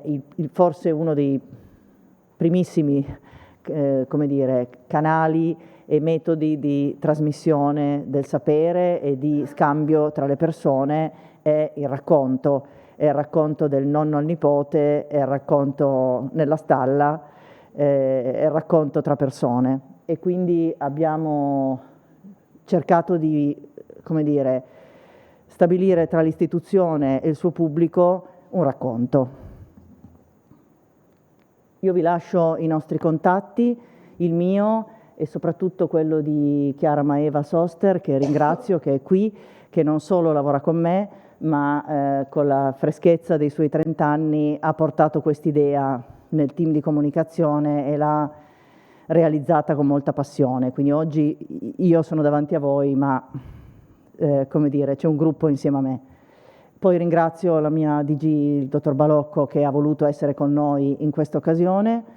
Ringrazio molto la Regione Veneto, il dottor Contarin, e voglio fare un ringraziamento personale ad Alessandro Tomasutti, che mi ha raccontato questa idea di essere qui oggi un anno fa, in una giornata di pioggia, a Torino, in una giornata di pioggia, e non ci sembrava vero, eppure siamo qui. Lo ringrazio per la stima assolutamente ricambiata e per aver pensato queste 2 giornate, perché non sono state banali. Grazie a tutti. Grazie Valentina. Grazie. Allora, la mattinata è ancora molto intensa, per cui chiamo Giovanna Mottola, ADG Regione Umbria, qui con me, che illustrerà gli obiettivi e le modalità organizzative del ciclo di eventi CSR in cammino. Parlerà del ruolo delle performance artistiche negli eventi istituzionali e informativi. Come vedete, stiamo facendo una carrellata di fatto di strumenti di comunicazione utilizzati dalle diverse ADG per promuovere, per raccontare, per comunicare i valori dello sviluppo rurale. Prego. Sì, grazie. Comincio dai ringraziamenti. Grazie alla Regione Veneto, al dottor Contarin e al collega Alessandro Tomasutti per averci invitato a questo interessante momento dedicato alla comunicazione e soprattutto per aver invitato la Regione Umbria a presentare questo progetto.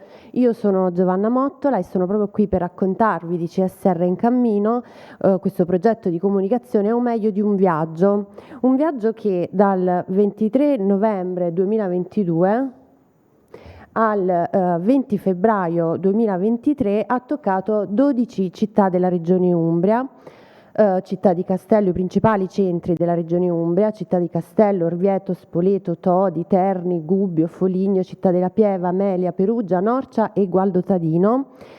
Come vedete, coprendo insomma tutto il territorio regionale.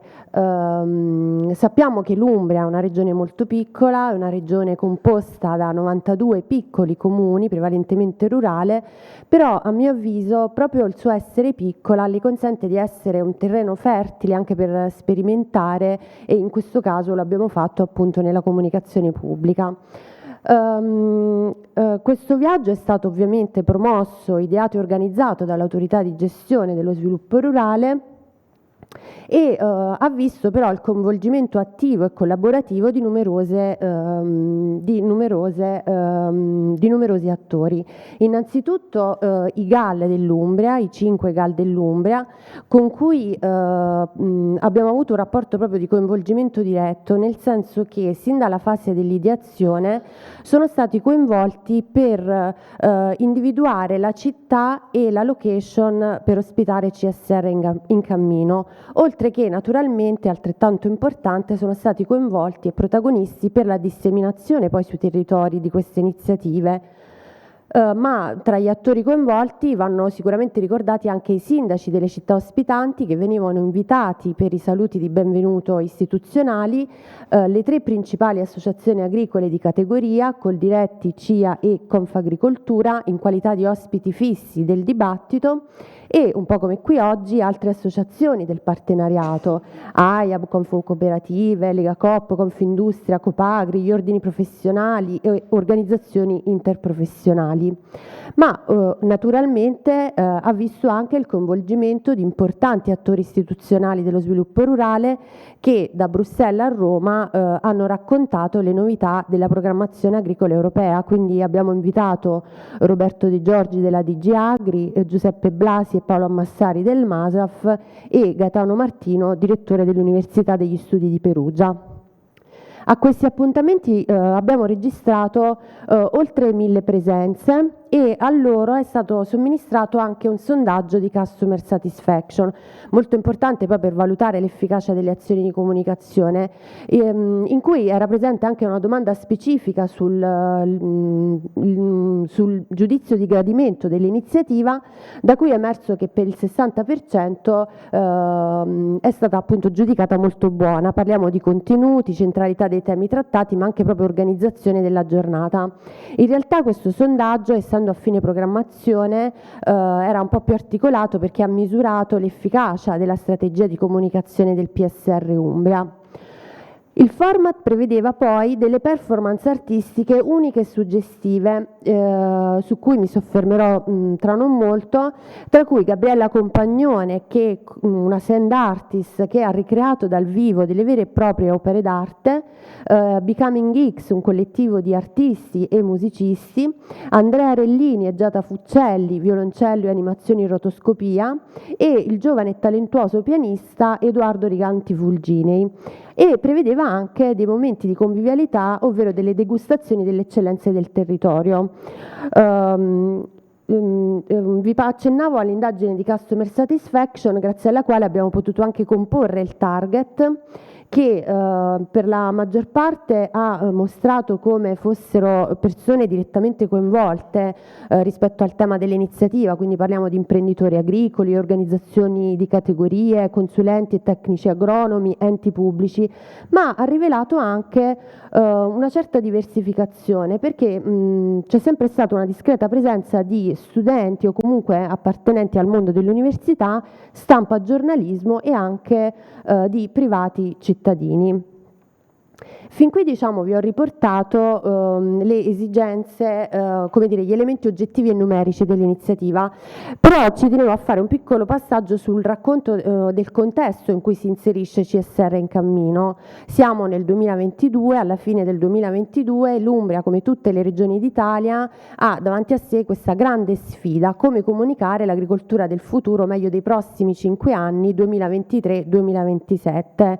Tantissime le novità da raccontare, un unico piano nazionale, il piano strategico della PAC, in cui confluiscono i complementi di sviluppo rurale che sostituiranno i programmi di sviluppo rurale.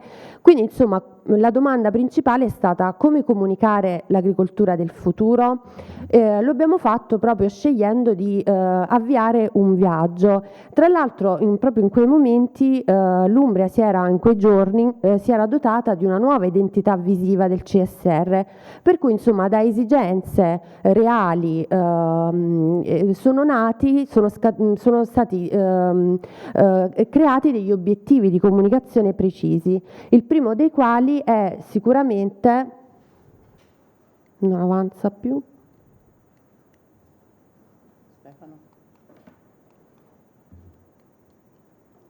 chiedo l'aiuto della regia. L'aiuto della regia, però tanto esatto. Insomma. No. Ok. Il primo dei quali, dicevo, è stato quindi sicuramente obiettivo di comunicazione: informare per raccontare l'Europa, le sue istituzioni e l'impatto dei fondi europei sui territori, le novità della programmazione agricola europea, e per portare a conoscenza della collettività la nuova identità visiva, che iconicamente richiama i 3 obiettivi del CSR Umbria sotto forma di 3 petali: competitività, ambiente e clima, territorio e occupazione. Altra esigenza, obiettivo di comunicazione è stato quello di contaminare appunto per favorire lo scambio di esperienze, conoscenze e competenze, e qui vi anticipavo del ruolo importante che hanno avuto le performance artistiche, che hanno rappresentato l'elemento narrativo centrale del format, un aspetto importante perché questo ha consentito non tanto, anzi forse quasi per niente l'intrattenimento, ma erano pensate proprio per regalare al pubblico un momento da condividere, un momento molto emozionale attraverso appunto il linguaggio evocativo dell'arte. Altra esigenza, obiettivo di comunicazione è stato poi sicuramente quello di avvicinare, quindi ricordo che eravamo nel 2022, il Covid, il distanziamento sociale che ne è scaturito, per cui era forte l'esigenza di tornare in presenza, di esserci, di incontrare persone, di ascoltare le loro storie. Altra esigenza, obiettivo di comunicazione è stato naturalmente quello di coinvolgere, lo abbiamo fatto appunto sia attraverso l'elemento artistico ma anche attraverso la creazione di questi momenti di convivialità, proprio come occasioni di confronto, di dialogo e soprattutto perché abbiamo cercato di comunicare con e non solo al cittadino per creare quel valore aggiunto che viene definito community. Infine l'esigenza, obiettivo di comunicazione di CSR in cammino è stata sicuramente quella di osservare, perché abbiamo sfruttato questi momenti per raccogliere dal territorio informazioni utili per poi costruire il racconto dell'agricoltura. Era infatti sempre previsto un momento di domande dal pubblico e quindi è stata una vera occasione proprio di confronto con i vari stakeholder dello sviluppo rurale. Insomma, in definitiva, cosa ha rappresentato per noi CSR in cammino? Sicuramente CSR in cammino è stata una metafora, la metafora del viaggio che unisce i territori, ma altrettanto sicuramente CSR in cammino è stato un messaggio comunicativo importante, perché gli uffici regionali deputati a gestire le risorse appunto dello sviluppo rurale hanno visitato luoghi, incontrato persone, camminato tra la gente, creato occasioni di scambio e di connessioni emotive, e lo hanno fatto perché il messaggio fondamentale da trasmettere era: la società tramite l'Europa riconosce il ruolo degli agricoltori, che non sono solo produttori di cibo ma custodi in generale del nostro territorio, della nostra natura, e lo fa attraverso investimenti concreti che noi dobbiamo essere pronti a saper cogliere. Ma sicuramente CSR in cammino è stato per noi una rivoluzione gentile nel modo di fare comunicazione pubblica. Per farvi vivere un po' di questo viaggio vi ho portato un breve video che racconta di CSR in cammino e spero anche di alcune emozioni vissute lungo il percorso. Grazie.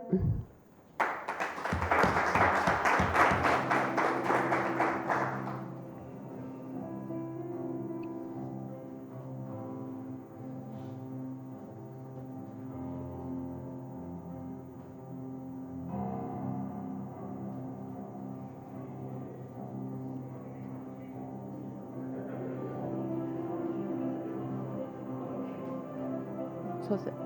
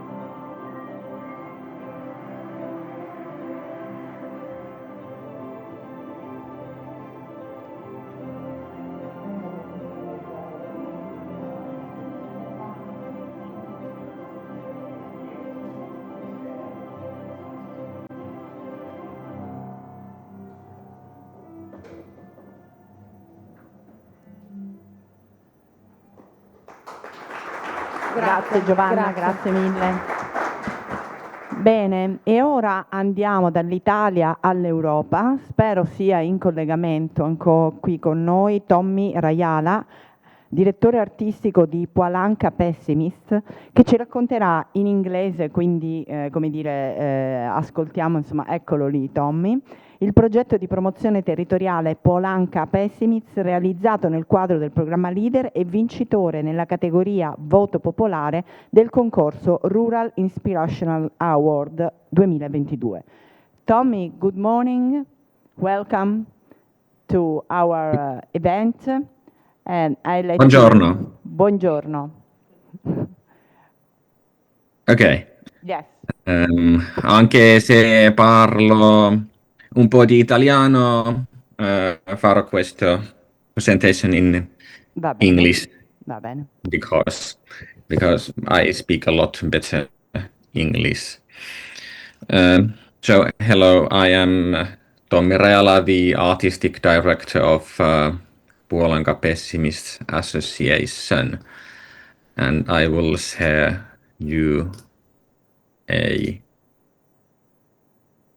is this shared now? You see the screen. Yeah.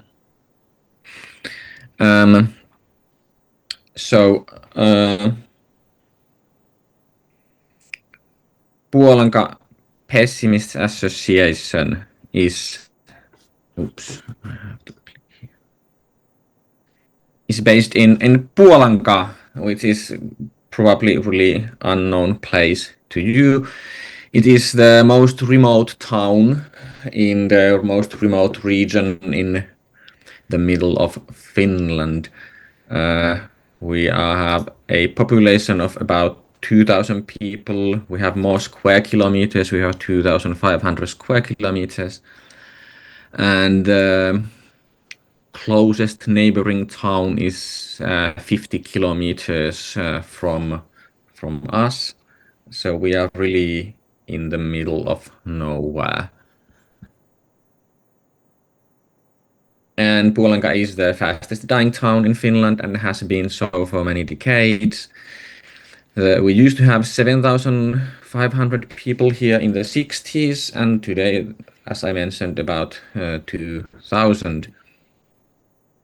Finland is the happiest country in the world, but the least happy Finnish towns, according to a current study, Puolanka is the fourth least happiest town in Finland. Unemployment rate in Puolanka is the second highest in all of Finland. Sometimes it's the highest, sometimes the second highest. There's pretty much nothing in Puolanka. And that is why we have this Puolanka Pessimists Association, which was established because really nothing except pessimism remains in Puolanka.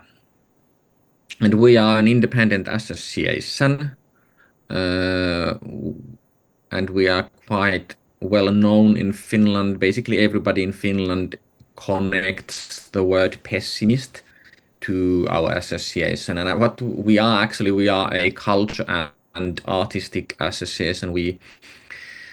With quite in Finland, these social media followers are quite big. We have 40,000 followers on Facebook and 10,000 on Instagram. When we publish social media videos, if we get less than 100,000 views, we see that as a failure. What we do musicals, we do theater, music, social media. We publish free newspaper. Also,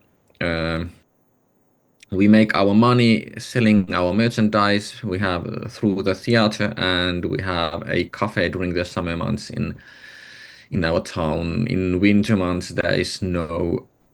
Already, I consider this as a winter month. In this case, that our cafe is closed because there is no tourists, nobody except us. Those about 2,000 people in our town, and that's not enough to profitably run a cafe. Our revenues is we before I started in 2016 in this association, the annual revenue was 3,000 euros. This year it's about 400,000. Next year it's estimated that our revenue is 600,000. We have 2 full-time employees. I'm the artistic director, then we have also the executive director, and in the summertime we have total of 50 employees. Public funding 2,020,000 euros, and as you saw from the last slide, our full revenue this year is 400,000, so public funding is only about 5% of our income, and funds from the local town is 0 euros. They do not support us. And what is this all about? Why we were awarded that Rural Inspiration Award in Brussels a few years ago? Why we have got so many other awards also nationally in Finland is because everything we do is the most important part is the brand, how we value our brand, what we do with the brand. And like I said, our brand is so strong that basically everybody in Finland associates the word pessimism to our town. And so the question is how we have done this. There are quite a couple. This is quite abstract question.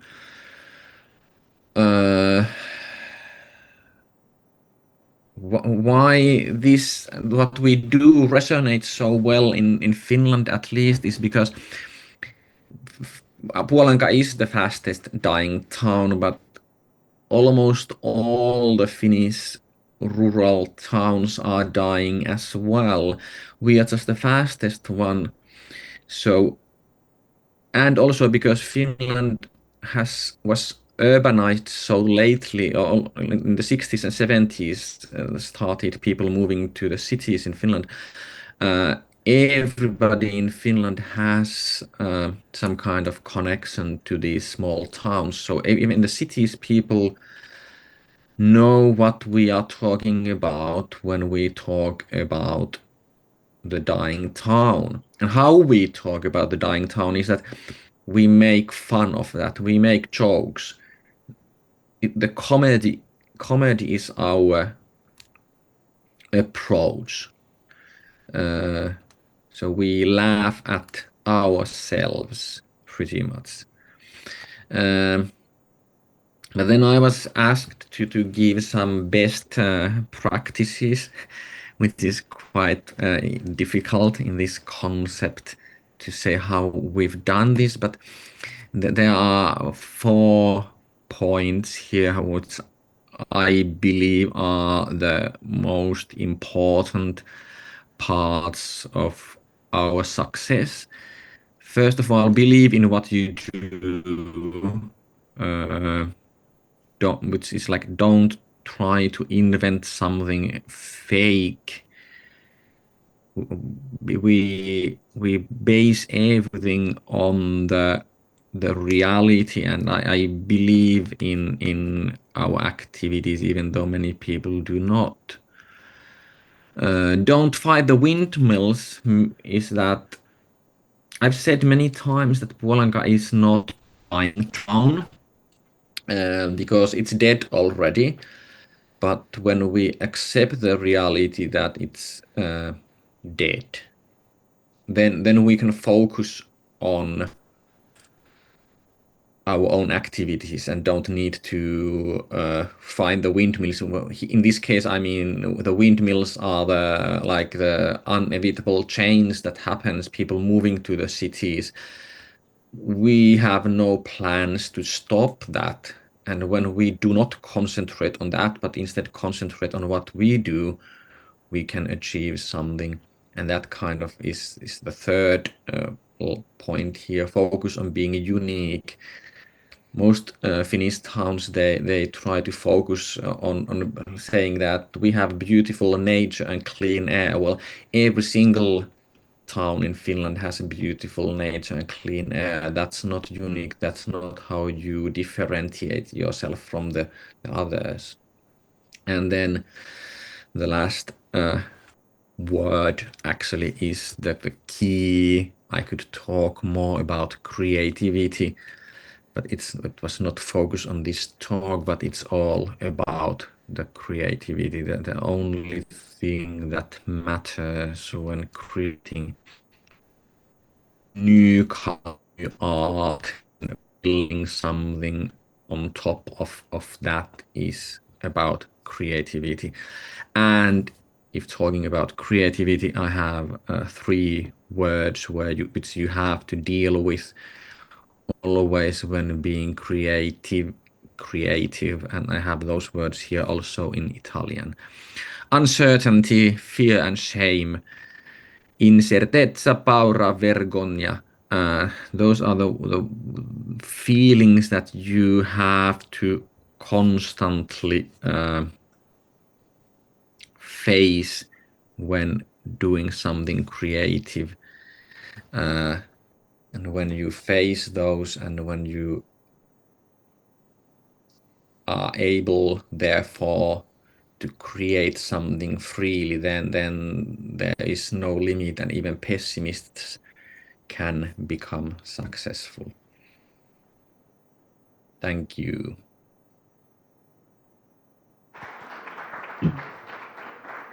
Thank you very much, Tommy, for your presentation. It's very interesting to listen and also to see something different. This is a different thinking, è un pensiero diverso da quello che noi abbiamo solitamente, che è l'idea di far vedere il meglio di quello che siamo. Qui di fatto è prendo coscienza di quello che sono e forse addirittura ne faccio qualcosa di unico in negativo, però funziona ugualmente. Thank you very much for your suggestions, and if you want you can remain with us now. Thank you. Okay, thank you. Bye. Bye. Bene, mi sembra che anche quest'ultimo intervento sia stato molto interessante, quindi situazioni diverse, sfide diverse che sono state gestite in maniera differente. Mi piacerebbe saperne cosa ne pensa il professor Petrosino, ma glielo possiamo chiedere al coffee break. E vi presento Luca Sambucci, che è qui con me, esperto di intelligenza artificiale e cyber security, lavora da oltre 30 anni nella cyber security, occupandosi oggi di sicurezza dell'intelligenza artificiale, ed ha lavorato come esperto per il governo italiano, la Commissione europea, il Centro Comune di Ricerca e l'Agenzia Europea per la Difesa. Quindi non abbiamo chiamato un comunicatore a parlarci di intelligenza artificiale, ma abbiamo chiamato un esperto informatico, si dice così? Ok, un esperto informatico, proprio perché l'idea è quella di comprendere cosa c'è dietro l'intelligenza artificiale e come possiamo in qualche modo governarla, conoscerla prima e poi governarla, ma non voglio togliere parole e tempo a Luca. Vi dico solo che il suo intervento ci porterà poi all'ora del pranzo e poi dopo il pranzo faremo tutte le domande e anche il piccolo workshop che Luca ha costruito per noi per, diciamo così, entrare e sperimentare la parte di intelligenza artificiale. Per cui gli lascio la parola, grazie. Allora, grazie per l'invito. Vi ringrazio poi doppiamente sia perché vi ho costretto a tornare dalla pausa caffè, diciamo, abbastanza velocemente, e anche perché sono quello che andrà a traghettarvi verso il pranzo. Quindi mi sento un pochettino schiacciato, quindi vi ringrazio doppiamente per la pazienza. Quello che farò oggi, è vero, non sono un comunicatore, informerò, darò informazioni, proverò a trasmettere informazioni, non so quanto riuscirò a comunicare, quindi come diceva il professor Petrosino, a mettere in comune. Vi posso assicurare che non vi voglio bere e non vi voglio mangiare, almeno magari non a livello, diciamo, conscio, poi chissà. Comunque, scherzi a parte, io ho un compito ingrato in questi mesi, in questi anni. Tocco diversi settori, il settore agroalimentare, il settore della comunicazione, il settore industriale, il settore militare, mi tira molto dentro. E un po' a tutti devo comunicare che cos'è l'intelligenza artificiale, come potenzialmente andrà a distruggere tutto quello che è stato fatto adesso, perché io vedo tantissimi progetti di comunicazione fatti bene, e lo dico magari da un profano, da uno che riceve la comunicazione, ma poi vedo che vengono anche messi online, viene usato il digitale, e spesso vedo molta frustrazione, perché alla fine tu puoi fare un progetto di comunicazione fatto benissimo, ti affidi a delle piattaforme digitali, che può essere Facebook, Instagram, LinkedIn, quello che vuoi, e basta che ci sia una piccola modifica all'algoritmo e il tuo grande progetto di comunicazione viene visto da 3 persone, anziché i 3.000 o i 30.000 follower che hai. Quando noi vediamo che abbiamo tantissimi follower, ci sentiamo appagati, ecco, ho 30.000 persone, adesso comunico qualcosa e verrà letto da 30.000 persone. Non è così. Chi guarda i dati alla fine del reach, dell'engagement, sono le parole che si usano, vede che su 30.000 follower ne hai raggiunti 300. 300 hanno visto il tuo messaggio, inclusi quelli che lo hanno scrollato velocemente e quindi non si sono soffermati. Sono inclusi in quei 300. Che cosa significa questo? Allora, significa tante cose ed è un po' il tema del mio intervento che nel programma, diciamo, è messo in maniera molto anche bilanciata.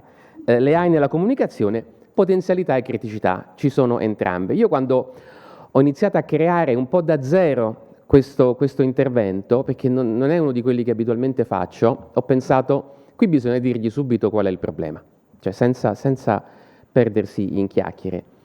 E quindi ho scelto il titolo Quando le AI, intelligenza artificiale, la chiamerò molto AI, quando le AI è il tuo primo lettore. Quindi tu comunicatore, tu persona che vuoi condividere delle informazioni, devi sapere che il primo a leggerle non sarà un individuo, ma sarà un algoritmo. Il mio primo titolo era un po' diverso, era Quando le AI è il tuo unico lettore, perché si andrà sempre più verso questa situazione in cui noi metteremo la nostra comunicazione online e non verrà letta quasi da nessuno, o anche da nessuno come l'abbiamo messa noi, perché tutti inizieremo a farci tradurre, riassumere, cambiare il modo in cui è stata fatta la comunicazione per far comodo a noi. Magari io non voglio leggere un PDF di 20 pagine che mi dice lo stato dell'agricoltura in Veneto. I comunicatori che lo hanno scritto hanno scelto le parole sicuramente, ma a me non interessa, come diceva il professore prima, io ho i miei interessi, quindi sono interessato blandamente a guardare una cosa, però intelligenza artificiale che lavori per me, riassumimelo. E allora non sono neanche io quello che va a leggere il documento, è la mia AI che poi mi darà un riassunto. Poi però ho pensato, vabbè, qui ci deprimiamo, quindi lasciamo il titolo. Quando le AI è il tuo primo lettore, però consapevoli del fatto che in certi casi potrebbe essere l'unico. E diciamo come mio obiettivo mi sono dato scrivere per convincere noi buttafuori digitali. Tutti quanti noi, lo vedremo, abbiamo uno o più buttafuori digitali che sono alla guardia della nostra attenzione. Ce l'abbiamo nel cellulare, ce l'abbiamo nel social network a cui ci colleghiamo. Quando vediamo le informazioni sono già state predigerite da un nostro buttafuori digitale, di intelligenza artificiale, che alla fine ha deciso di farcele vedere. però molte altre no. Ecco perché io sono iscritto a tantissime pagine su LinkedIn, Facebook, però a un certo punto mi rendo conto, ma io non vedo più niente da queste pagine, come mai? Poi ci vado direttamente e vedo che hanno pubblicato innumerevoli post, ma perché non me le ha fatti vedere? Perché l'AI ha deciso che quello non dovevo vederlo, quindi nonostante io sia un follower, lettore, a un certo punto ho espresso interesse a restare informato, la piattaforma ha deciso che io non dovevo vedere questo contenuto. Vi sto già spoilerando tantissimo il mio intervento, andiamo avanti. Beh, chi sono io? È stato già detto, provengo dal mondo della cyber security, mi occupo di intelligenza artificiale da quasi 10 anni. Mi sono dato degli obiettivi per oggi. Il primo obiettivo per voi, in realtà. Capire l'ecosistema dell'intelligenza artificiale non è solamente capire l'intelligenza artificiale. Avrei potuto davvero far vedere, ecco come funziona ChatGPT dentro, ecco tutto il codice. Sarebbe stato poco utile, secondo me, per voi. Anche se, faccio presente, dopo pranzo abbiamo 1 ora e mezza di workshop e se qualcuno dice voglio vedere come funziona ChatGPT, allora posso tranquillamente farvi vedere, alzando il cofano, quello che c'è sotto. Ma quello che mi preme comunicarvi è che l'intelligenza artificiale non è solamente un tool, uno strumento, una paginetta, è un intero ecosistema dove le aziende più grandi del mondo stanno spendendo i finanziamenti più alti del mondo per darsi battaglia. E questa è una cosa che almeno a livello di panoramica, di volo d'uccello, voi dovete sapere. Quindi questo è il primo obiettivo che ci porta anche a, una volta che capiamo l'ecosistema dell'intelligenza artificiale, dobbiamo conoscere e comprendere i nuovi canali. 10 anni fa fare un intervento sui nuovi canali era dirvi che cos'è Facebook, che cos'è LinkedIn, che cos'è X, eccetera, Twitter al suo tempo. Oggi i nuovi canali sono diversi, ne stanno arrivando di nuovi, si chiamano AI Overview, si chiamano ChatGPT, si chiamano Perplexity, ed è un qualcosa che da comunicatori voi dovrete conoscere, anche semplicemente, diciamo, un'infarinata. Questo dove ci porta? È ambizioso, però una volta che capite l'ecosistema dell'intelligenza artificiale, una volta che conoscete quali sono i nuovi canali, allora è il primo passo per migliorare le strategie di comunicazione digitale, comunicazione online. Io parlo solo di questo oggi, lo do per scontato, che è quella che fatta bene può portare a moltiplicare a 10, 100, 1000, 1 milione la comunicazione che già fate. Fatta male invece rischia di farvi perdere tanto tempo, soldi e di darvi diverse frustrazioni. E nel fare questo avrò una tesi oggi e la tesi principale è quella che l'intelligenza artificiale è l'intermediario tra noi e gli altri, sempre di più, a livello professionale, ma diventerà un intermediario anche a livello personale. Non mi spingo in questo ambito oggi, però è importante che lo comprendiate. Al momento che noi ci mettiamo su un cellulare, ci mettiamo a un computer per comunicare con un altro essere umano, non è una comunicazione diretta. Ci sono 1 o più filtri algoritmici che trasformano, cambiano la nostra comunicazione o la bloccano. Quindi questo è importante da capirlo. Anche quando io mi scrivo su WhatsApp con mia moglie, il solo fatto che ci stiamo scrivendo su una piattaforma vuol dire che il messaggio viene leggermente cambiato. Magari WhatsApp mi suggerisce una parola che io non avrei usato, magari mi suggerisce di mettere un emoji con un bacio, che magari io avrei usato un altro emoji, però per semplicità acconsento. Ecco già lì la comunicazione tra me e mia moglie è stata leggermente cambiata dall'intelligenza artificiale che mi ha suggerito questo o quello, e un giorno mi suggerirà proprio interi messaggi. Ancora non siamo arrivati lì, ma solamente secondo me perché non venderebbe oggi, spaventerebbe, perché tecnicamente già si può fare. E questo ci porta al concetto di AI come broker dell'informazione. Noi siamo sottoposti a tantissima informazione, tutti quelli che conosciamo vogliono dirci qualcosa, comunicarci qualcosa. Per loro tornaconto sicuramente, il famoso ti voglio bere. ma anche persone, diciamo, della nostra diciamo, cerchia ristretta. Noi ci troviamo con 100 mail nella inbox, non sappiamo come ci siamo arrivati. Quando andiamo ad eventi e poi torniamo, dobbiamo lavorare 1 o 2 giorni in più solamente per smaltire tutta la comunicazione digitale che ci è arrivata.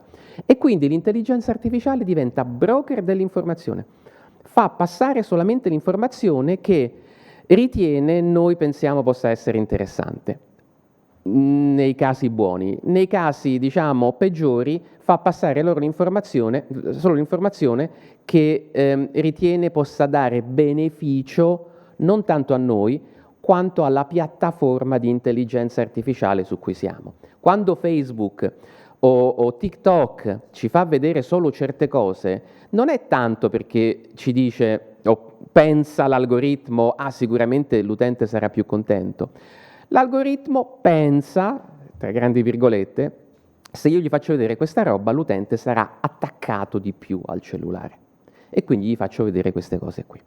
Quindi broker dell'informazione e di conseguenza l'AI è anche un broker dell'attenzione. Adesso andiamo dall'altra parte, siamo dei comunicatori. Noi vogliamo conquistare l'attenzione di più persone possibili perché abbiamo qualcosa da comunicare. Abbiamo raggiunto un evento, abbiamo raggiunto un risultato, deve essere comunicato. Ci mettiamo, creiamo questo contenuto, lo mettiamo sui social, online, eccetera, e a quel punto l'AI diventa il broker dell'attenzione, ci deve portare più attenzione possibile da parte delle persone, ma non lo fa perché si comporta come un broker, vuole essere pagato, vuole che facciamo cose in un certo modo, eccetera, eccetera.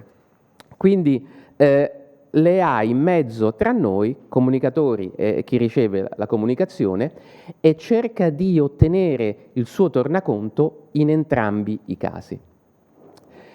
E quindi la tesi dove porta? Quando noi comunichiamo online dobbiamo sempre comprendere che abbiamo un'audience eterogenea, fatta di esseri umani, ma fatta anche di bot, algoritmi. L'intelligenza artificiale spesso viene unita al bot, come robot. Quindi pensate quando comunicate che verrà letta l'informazione sia da esseri umani che da bot.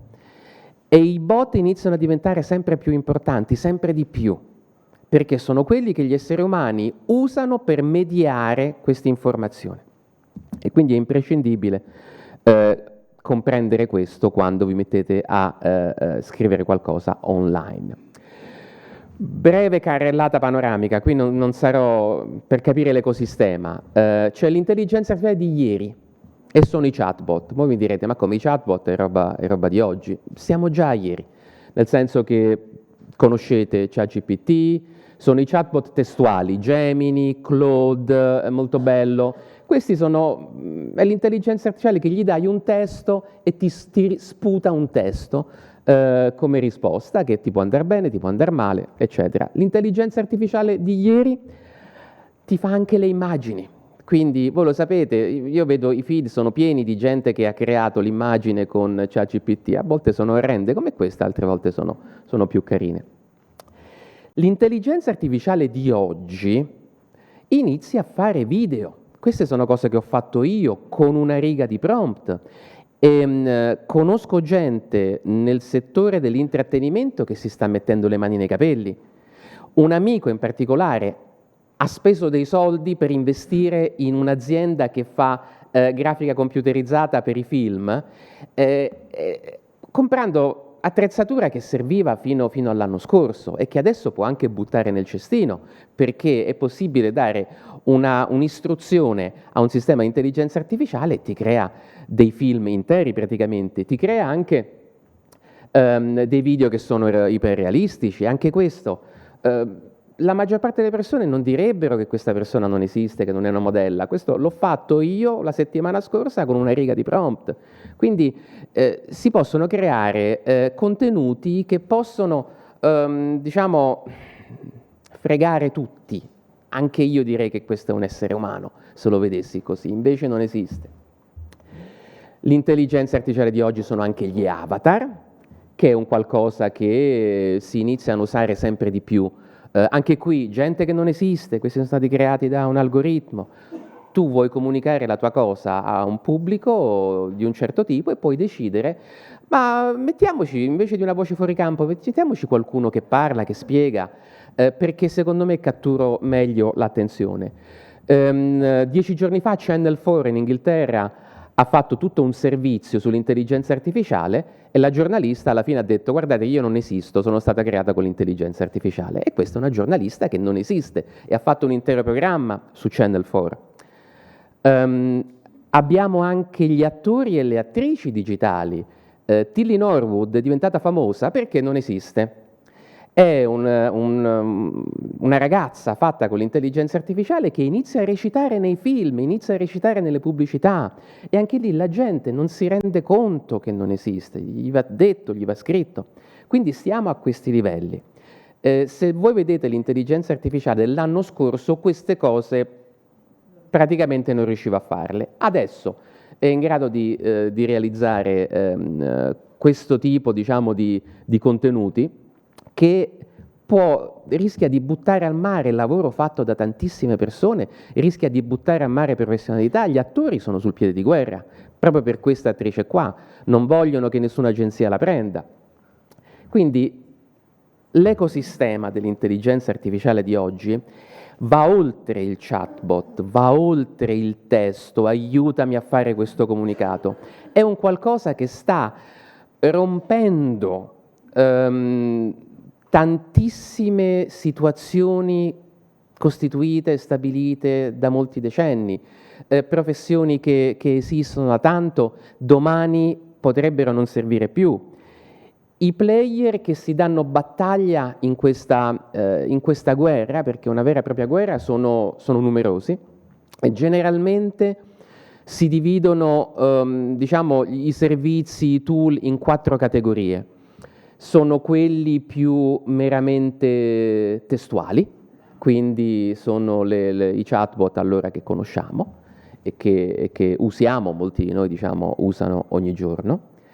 E questo grafico vi fa vedere, se si riesce a vedere bene, il numero, diciamo così, la percentuale di contenuti realizzati dagli esseri umani, grazie per la luce, e quella realizzata dall'intelligenza artificiale. Partiamo a sinistra dal 2020, dove erano umani quasi il 100% dei contenuti online ed erano artificiali quasi lo 0%. Man mano la cosa cambia, poi a un certo punto fine novembre 2022 viene lanciato ChatGPT e i numeri iniziano a cambiare. Adesso, 1 gennaio 2025, quindi in realtà neanche adesso, i contenuti realizzati dall'intelligenza artificiale hanno superato quelli realizzati dagli esseri umani. Quindi quando leggete qualcosa di scritto online, potete iniziare a dire: è più probabile che sia stato scritto da un'intelligenza artificiale, non da un essere umano. Quindi questi sono i chatbot, l'AI testuale. Le immagini, abbiamo già visto che possono essere sviluppate dalle AI. Cercavo delle immagini che parlassero di agricoltura e allora c'è sempre questa mano del contadino che prende la terra con amore e ho deciso di farne una. E questo è il risultato. Ovviamente l'intelligenza artificiale, quando voglio la mano del contadino, non è che me ne fa una, me ne fa una dozzina, e da lì posso scegliere qual è la mano che mi piace di più, la terra che mi piace di più. È tutto finto, non c'è nessun contatto tra essere umano e terra, è mera finzione, ma funziona bene. Di conseguenza viene usato. E se pensate che l'intelligenza artificiale può fare solamente mani e terra, parlate con questi contadini che ovviamente neanche loro esistono, ma che sono stati realizzati da un semplicissimo tool di intelligenza artificiale con un semplice prompt. Allora io penso, non lo so, quando vedo le immagini anche che vengono usate a corredo di questi eventi, questa è una foto aerea e probabilmente è vera, qui sicuramente c'è una modella che stringe con amore un girasole, ci sono professionalità dietro, c'è la modella, c'è il fotografo, c'è il drone, tutte queste possono anche non esistere più, perché al momento che io creo una campagna di comunicazione e decido di ottenere del materiale nuovo, grafico nuovo, allora prendo un'agenzia, l'agenzia deve prendere la modella, deve andare su un campo, devono avere la giornata giusta, devono fare la foto, dopo 3 settimane mi arrivano i risultati, io posso andare avanti. Qualcuno lo farà ancora, perché vuole sfruttare le professionalità umane, ma saranno sempre di meno. Stai al tuo computer, ti serve la foto di una modella col girasole, vai sull'intelligenza artificiale e dice dammi 10 foto di una modella che stringe il girasole e le avrai e vai avanti. Tu sarai stato molto più efficiente, avrai fatto risparmiare un po' di soldi alla tua amministrazione, ci saranno diverse professionalità che non avranno più lavoro. Quindi è questo l'ecosistema che sta cambiando tutto. Le immagini, il video, vabbè, l'abbiamo visto, quindi neanche ve lo sto a raccontare. Il coding e la programmazione a voi non interessa molto, però solamente per dirvi che è qui che si danno anche battaglia, che sta cambiando il mondo mio, il mondo dell'informatica. Una volta si diceva ai figli fai il programmatore, perché sicuramente hai il futuro. Oggi i programmatori sono a spasso, perché laddove prima mi servivano 20 programmatori per fare una cosa, oggi me ne basta uno che usa bene l'intelligenza artificiale. E quindi anche sul coding ci sono delle guerre eccezionali. Le aziende che sono dietro a tutti questi marchi sono più o meno sempre le stesse.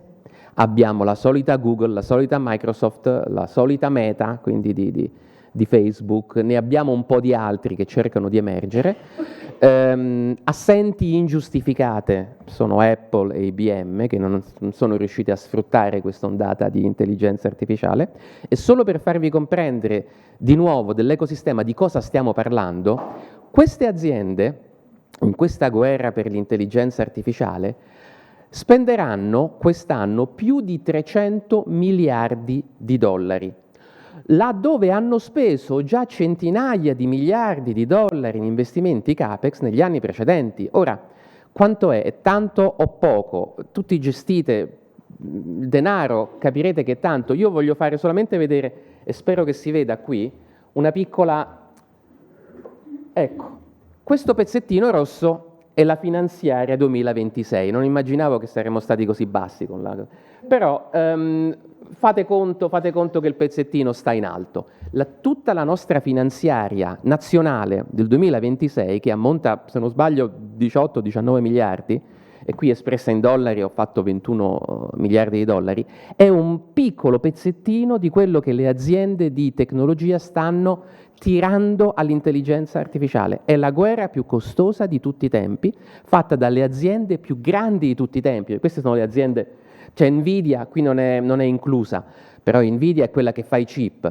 Penso 1 o 2 giorni fa è stata nominata la prima azienda a superare il muro dei 5 trillion di dollari di capitalizzazione. Un trillion in Italia si traduce bilione, sono 1.000 miliardi. Una singola azienda, 5 trillion di dollari. Quindi l'intelligenza artificiale, questo per farvi capire, l'intelligenza artificiale non è un di più, una cosa che metti, che incorpori, è un terreno di scontro dove si stanno facendo la guerra, sia le aziende sia alcuni governi, perché gli Stati Uniti e la Cina sono in una guerra tecnologica molto molto brutale. Ora, volendo un po' tirare le somme del che cos'è l'ecosistema dell'intelligenza artificiale, non abbiamo semplici strumentini, ma abbiamo veri e propri cambi di paradigma. Cambierà pure il paradigma dove lavorate voi.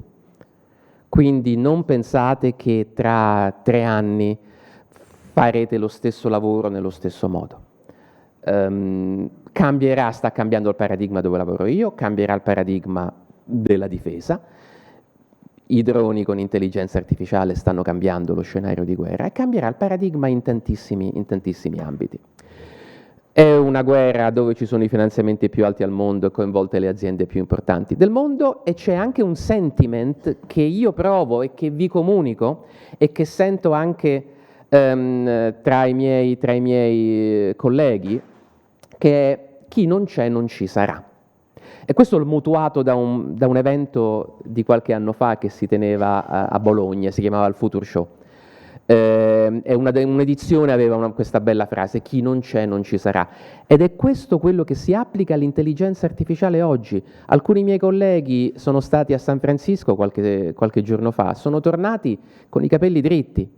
Dicono, se noi già pensiamo che l'intelligenza artificiale ci farà, diciamo, ci metterà tutti sull'attenti e che ci costringerà a cambiare il modo di lavorare, lì stanno impazzendo, lì sono sicuri, a San Francisco, Silicon Valley, dove si fanno queste cose, lì sono sicuri che chi arriva secondo muore, perde.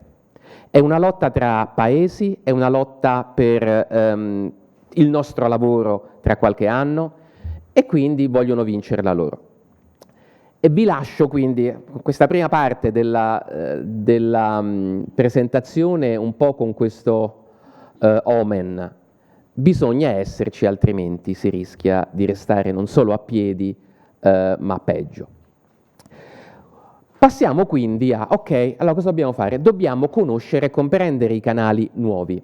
Abbiamo visto, noi, le persone che vogliamo raggiungere stanno al cellulare tutto il giorno, stanno al computer tutto il giorno, noi abbiamo creato una campagna di comunicazione e vogliamo che la leggano. Tra noi e loro c'è tutta una serie di algoritmi, c'è tutta una serie di difficoltà che il comunicatore deve risolvere per arrivare alla sua audience. Esempi, diciamo, dove l'intelligenza artificiale, ve l'ho già fatti, scrollate ovviamente, andate sui profili, questo è il mio profilo LinkedIn, vi faccio vedere quello che mi fa vedere l'intelligenza artificiale, le cose che interessano a me. L'intelligenza artificiale entra anche nella nostra posta elettronica. Se avete diciamo, la versione professionale di Google, c'è la possibilità di usare l'intelligenza artificiale nella posta elettronica, dove dite: io non riesco a leggere tutta la posta, mi hanno scritto 4 volte dalla scuola di mio figlio, mi dice che cosa dicono? E allora l'intelligenza artificiale si va a leggere la posta per conto vostro e poi riporta un elenco in bullet point di quello che hanno scritto in 4 mail. E allora pensate a chi ha scritto quelle mail. Voleva comunicare qualcosa, magari ha usato un modo formale, ha usato un modo colloquiale, è stato gentile, è stato duro. Tutto questo viene spazzato via, perché io non ho neanche letto quelle mail. Ho chiesto all'intelligenza artificiale di leggerle per me, mi ha fatto un riassunto, ha deciso lei, l'intelligenza artificiale, per me è femminile perché è intelligenza, ha deciso lei di dirmi quello che devo leggere, e pace, io quei messaggi li posso anche cancellare. La stessa cosa avviene quando leggo un PDF, quando vado su un sito web, troppo lungo da leggere, non c'ho tempo, fammi un riassunto, e mi fa il riassunto in bullet point.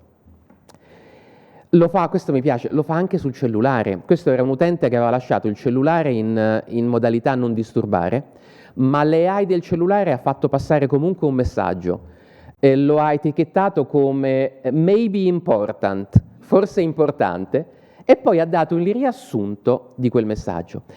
L'intelligenza artificiale nei nostri dispositivi decide cosa farci vedere o no, anche quando si tratta di un altro essere umano, magari il coniuge, che ci comunica qualcosa.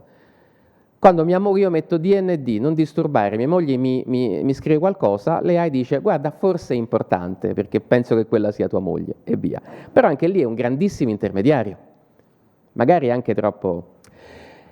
Vediamo come funziona online. Io ho cercato rapporto agricoltura Veneto su Google un paio di giorni fa e mi ha dato subito una AI overview, quindi una panoramica scritta dall'intelligenza artificiale, anche bella lunga, e solo dopo che mi sono sorbito la panoramica mi ha dato i link. Guarda, se vuoi puoi andare a cliccare.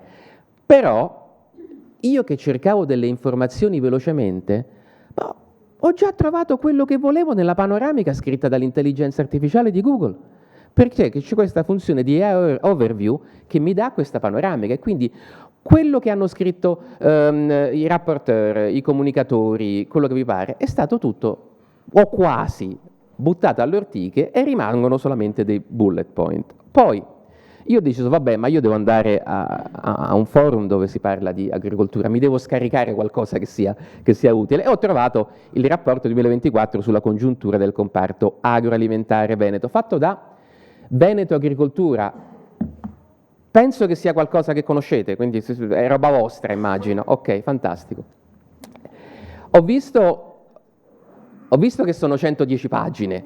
Dico, oh no, non ho tempo di leggere tutto. C'è anche la versione sintetica di una ventina di pagine. Troppo. Allora dico, mi affido a quello che mi ha detto Google, tanto probabilmente ha preso i dati giusti, no?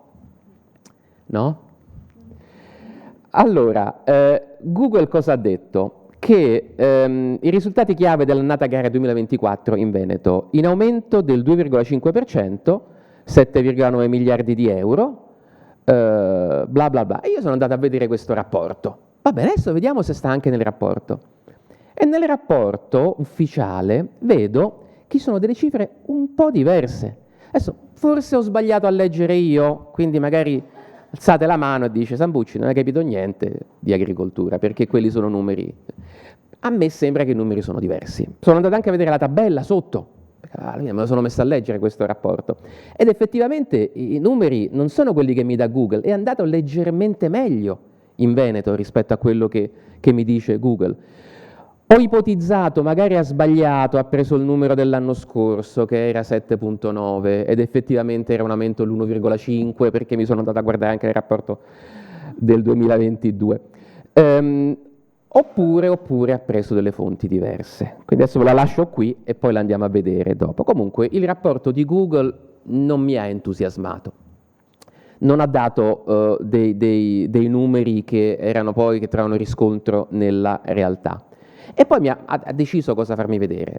Certe cose me le ha fatte vedere, altre cose non me le ha fatte vedere. Quindi voi come comunicatori che avete, passato mesi a creare un rapporto di 110 pagine che nessuno legge perché tutti leggono Google, magari vi possono anche potete iniziare a essere infastiditi.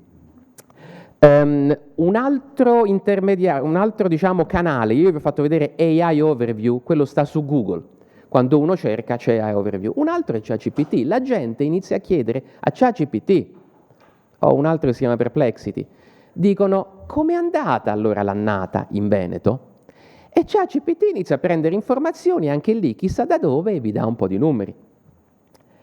Io ho voluto fare, il bravo, non gli ho chiesto direttamente com'è andata, ho caricato il rapporto di 110 pagine, dico ok, allora ChatGPT, dimmi tu. Si è letta il rapporto, ha detto 8,05, ha detto tutti i numeri giusti, eccetera, però che cos'è qui che salta all'occhio?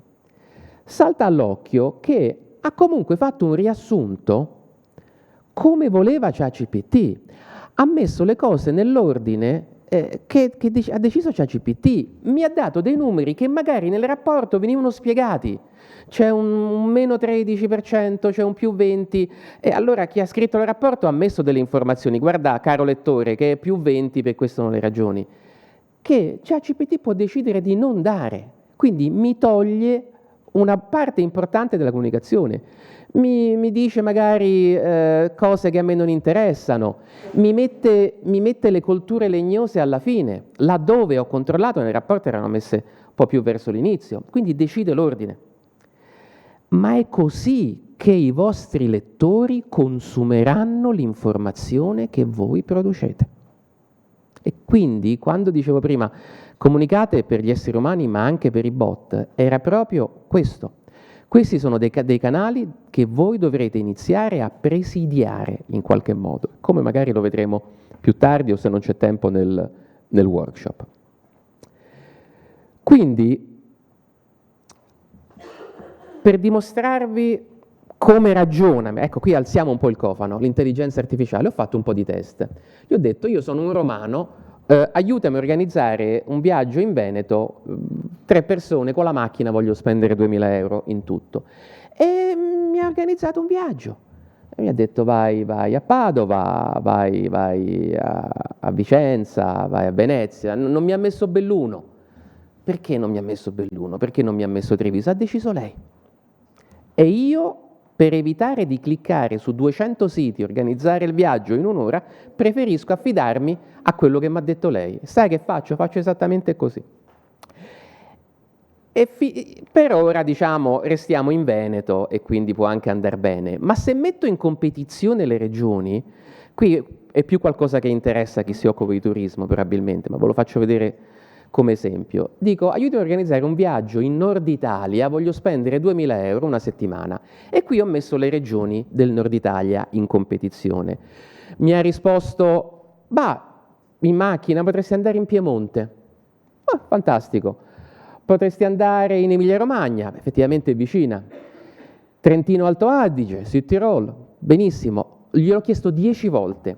Mi ha detto Emilia Romagna 4 volte, Trentino 4 volte, Piemonte 1, Friuli Venezia Giulia 1, 0 Veneto, 0 Lombardia e 0 Val d'Aosta.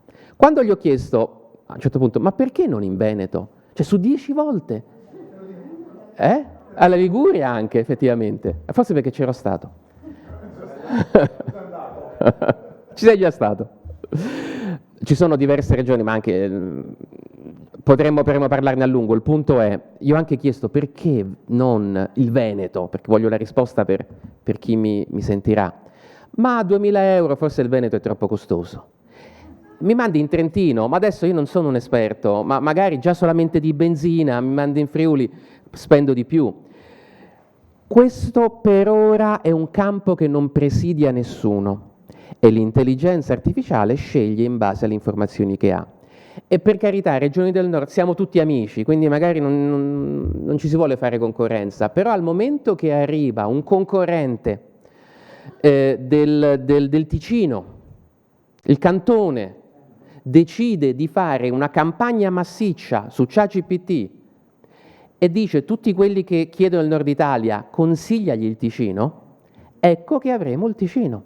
Ecco perché dico, questo è un canale da conoscere e da presidiare. Dovete esserci là dentro, quando si parla di agricoltura, quando si parla della vostra regione, quando si parla delle cose che vi interessano. Questo è un dato di qualche mese fa, comunque fa vedere che la gente ancora usa in maniera preponderante i motori di ricerca, quindi Google, questo pallone celeste che sta qui, però sta iniziando a usare anche questo pallino verde, che sono i chatbot, che sono l'intelligenza artificiale, che quando, se rifacciamo questo evento tra un anno, il pallino blu sarà leggermente più sgonfio, quello verde sarà leggermente più grande, tant'è che quest'anno abbiamo avuto uno shock. Per la prima volta in 22 anni le ricerche su Google sono calate, non succedeva da 22 anni. Vuoi o non vuoi, ricerca un po' più alta, un po' più bassa, ma comunque continuano a crescere. Adesso la gente sta iniziando a lasciare i motori di ricerca tradizionali per confluire nei servizi intelligenti. E questa è una cosa che voi, da comunicatori, dovete capire, dovete vedere. Ovviamente, fra tutti i servizi intelligenti, ChatGPT è quello che ha più share, però ne abbiamo altri, abbiamo Perplexity, eccetera. Voglio farvi vedere un attimo come presidiare. Ritorno all'esempio della famiglia con 3 persone, eccetera. La risposta di ChatGPT, come vedete, qui c'è una frase, ho pensato per un minuto, cliccate su quello che è un link e si apre una barra laterale a destra che vi dà informazioni su come è arrivata a quei risultati. E qui è piccolo da vedere, però ChatGPT prende dei dati da N siti, che sono siti, in questo caso stava calcolando le spese del pedaggio e della macchina, Infoviaggiando, Parking Go, il Mimit, il Mase, quindi prende un po' di informazioni e va a calcolare. Ecco, quando qualcuno fa delle ricerche che pertengono alla vostra area, il vostro deve essere uno di quei siti che sta lì, perché è da lì che vengono prese le informazioni che poi costruiscono la risposta all'utente, che l'utente prende per buona. Ci sono delle statistiche che dicono quali sono i siti che ChatGPT prende più frequentemente. Il primo è Reddit. Adesso non so se lo conoscete, qualche comunicatore dovrebbe conoscerlo, è un forum dove tanta gente, che esiste da tanti anni, dove la gente discute, eccetera. E l'intelligenza artificiale, per rispondere a una domanda, va a vedere quello che la gente dice nei forum. Quindi se magari c'è un discorso su Reddit dove dicono Belluno non mi è piaciuta, Treviso non mi è piaciuta, è molto meglio Padova, viene preso quella discussione tra utenti e viene formulata la risposta alla mia domanda dove andare in vacanza in Veneto? Viene presa dai forum, viene presa da Wikipedia, da YouTube, eccetera. Quindi una volta, quando volete che il vostro sito inizi a diventare più visto dai motori di ricerca, magari diciamo fare delle discussioni su Reddit potrebbe essere uno dei modi. E da qui vi introduco un po' al concetto che sta spaventando e sta facendo tremare i polsi a tantissime persone, il concetto di zero click internet. Lo zero click internet è l'internet dove praticamente la tua interfaccia non è più il cliccare 100 volte con il mouse per andare a vedere 20 siti, fare una domanda e ottenere una risposta, fare una domanda e ottenere una risposta. Quando io ho fatto la domanda su dove andare in Veneto, non ho cliccato da nessuna parte, ChatGPT ha cliccato per me. Quando io ho fatto una domanda come sta andando l'agricoltura in Veneto, non ho cliccato da nessuna parte, ChatGPT mi ha dato, AI Overview mi ha dato tutte le cose che volevo sapere. L'avrete fatto anche voi. Cercate una domanda su Google, vi arriva già la risposta sulla overview, non andate a cliccare. E questo fa sì che chi ha messo le informazioni sul sito, che sono state poi prese per dare la risposta, non vede visitatori. Questo dato che fa vedere quanta gente cliccava sui link a marzo 2024 comparato a marzo 2025 fa vedere un calo di 2/3. Da un anno all'altro la gente, 2/3 delle persone ha smesso di cliccare. Questo vuol dire che se avete un sito che si basa sulla pubblicità siete messi molto molto male. Non penso che sia il vostro caso, però se volevate avere un po' di gente che va sul sito a vedere le vostre campagne, le vostre informazioni, guardate le statistiche, resterete delusi perché vedrete un calo e non capirete perché. Siamo meno interessanti? No, non è che siete meno interessanti, ma adesso la gente si ferma prima, perché l'intelligenza artificiale vi prende le informazioni, le impacchetta e gliele dà, senza darvene conto, senza assicurarsi che le informazioni siano come le volete voi e senza darvi, non so, traffico e soldi se volevate traffico e soldi. Questo è il concetto di zero click internet e lo sentirete sempre più spesso. Quindi, conoscere e comprendere i nuovi canali. L'intermediazione dell'intelligenza artificiale è ovunque, ovunque, e sta crescendo.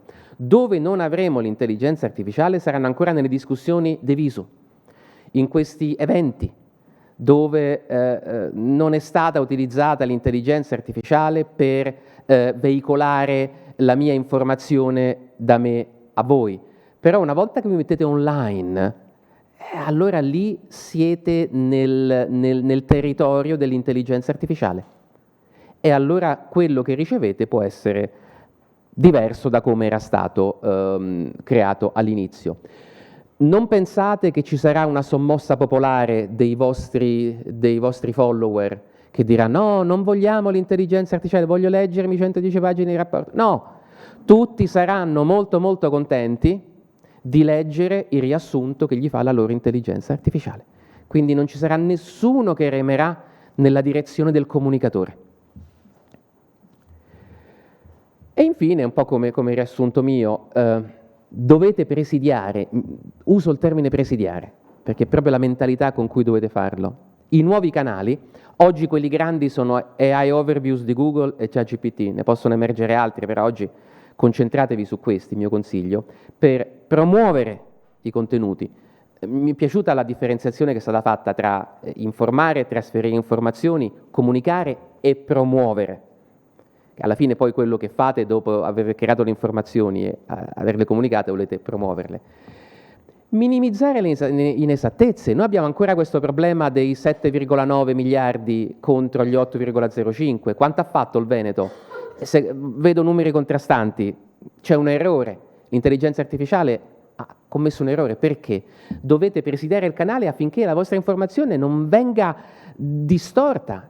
Perché poi quando io mi devo creare un mio lavoro basandomi sui rapporti delle varie regioni del nord, io diciamo magari per risparmiare tempo non mi vado a guardare i rapporti, mi vado a guardare AI Overview, e nel mio rapporto finirà un dato sbagliato per il Veneto, perché Google ha preso un dato sbagliato. Quindi promuovere i contenuti, minimizzare le inesattezze e competere ad armi pari, perché chi compete per l'attenzione delle persone che voi anche volete conquistare andrà a presidiare questi canali, quindi dovete farlo anche voi.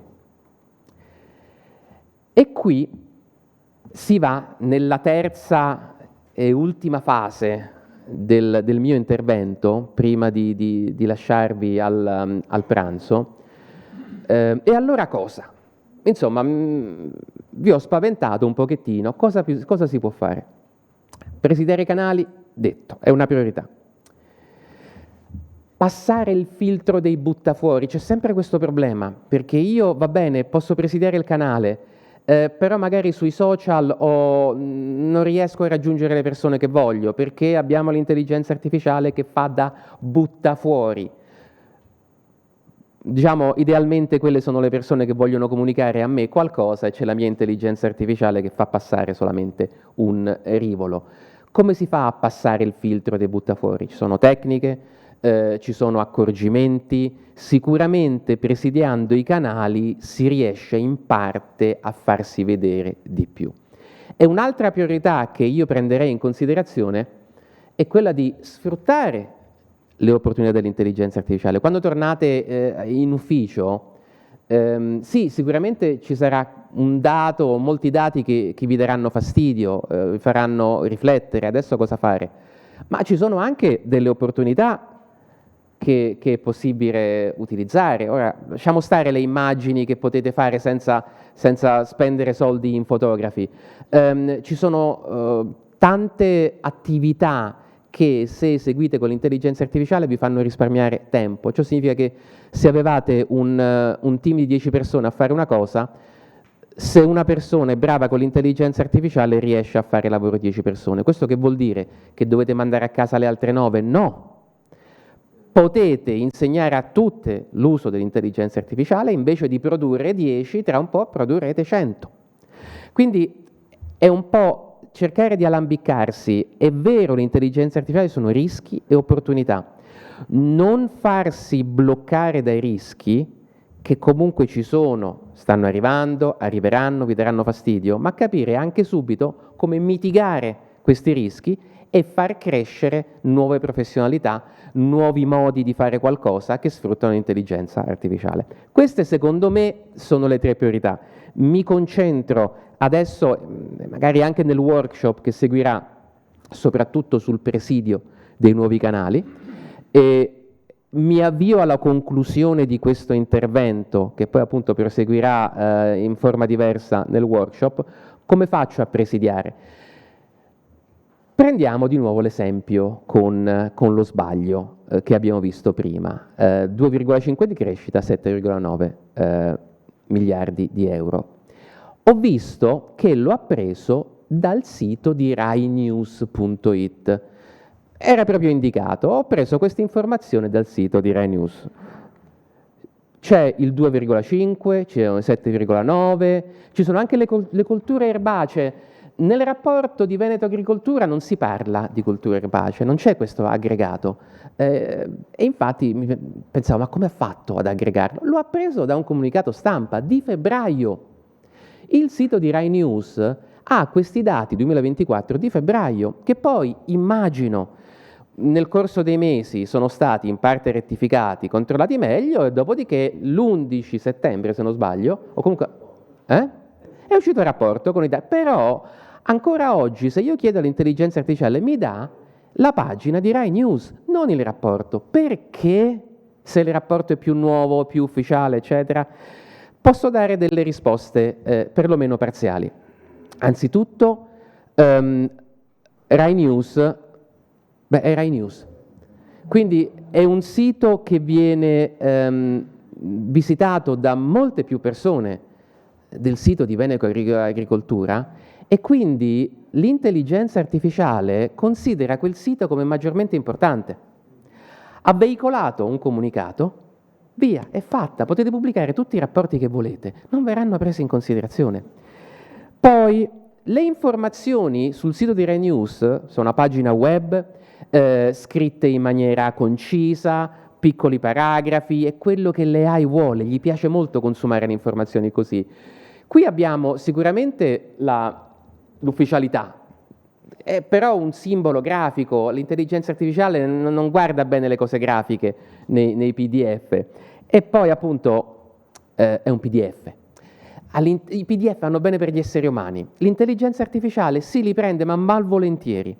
Quando deve preferire un mezzo, preferisce la pagina web, l'HTML, che non il PDF tomba, come lo chiamo io, quindi quello dove vai a mettere tutto, vai grafiche, infografiche, tante informazioni messe, diciamo, bene per gli esseri umani, fantastico per gli esseri umani, ma che l'intelligenza artificiale non vuole, non gli piace. Quindi abbiamo questo. Quindi cosa fare? E questa è l'ultima, diciamo, delle varie prescrizioni che posso dare adesso. Dobbiamo scrivere e presentare i contenuti affinché siano facilmente accessibili ai bot e comprensibili alle AI. Sono due cose differenti. Devono essere accessibili e comprensibili in due fasi diverse dell'ingestione, diciamo così. Un consiglio è dare degli argomenti principali all'inizio e in elenchi formattati. Se guardate le notizie della Reuters, vedete che sopra ogni articolo la Reuters mette sempre dei bullet point dove riassumono l'articolo. È utile per gli esseri umani, ma lo fa per l'intelligenza artificiale, in maniera tale che si prenda subito le informazioni già predigerite come vuole il giornalista della Reuters. Altro consiglio, preferire i dati estraibili prima ancora di PDF e grafiche. Dati estraibili sono quelli messi su un sito, formattati bene, in HTML, testuali, non messe dentro le infografiche. L'intelligenza artificiale le infografiche non le capisce male. Gli esseri umani a noi piacciono molto, alle AI no. E di nuovo i PDF. I PDF sono davvero, dopo che hai messo i dati sul tuo sito, puoi anche mettere il PDF, ma li devi mettere prima sul tuo sito. Poi, come metterli? E qui ho visto il sito del rapporto aveva qualche dato sulla pagina, quindi non era proprio senza. Poi però dice, per tutto vedi il PDF. Ecco, questo andrà cambiato a un certo punto. C'è il PDF, ma devi anche metterli sul sito. Le devi formattare affinché all'intelligenza artificiale piacciono. Ci sono dei linguaggi di formattazione, non vi tedio con questo, ma i vostri comunicatori o anche webmaster dovranno saperlo. C'è un linguaggio particolare che si chiama Markdown. Alle AI piace molto questo linguaggio e quando un'informazione viene formattata in linguaggio Markdown, diciamo viene messa a un livello un po' più alto della semplice informazione messa su un testo o su un PDF. E poi, molto importante, eseguire test su questi canali. Quindi avete messo un contenuto, dopo una settimana o due andate su ChatGPT, andate su AI Overview, chiedete esattamente la domanda che farebbe qualcuno e che dovrebbe far prendere alle AI il vostro contenuto e guardate, il contenuto viene preso?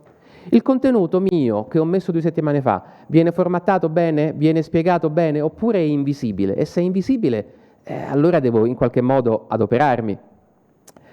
Quando io chiedo quanto vino ha esportato il Veneto nel 2024, abbiamo una risposta, laconica in questo caso, però ha dato delle informazioni e le ha prese, c'è scritto sotto, da Wine News.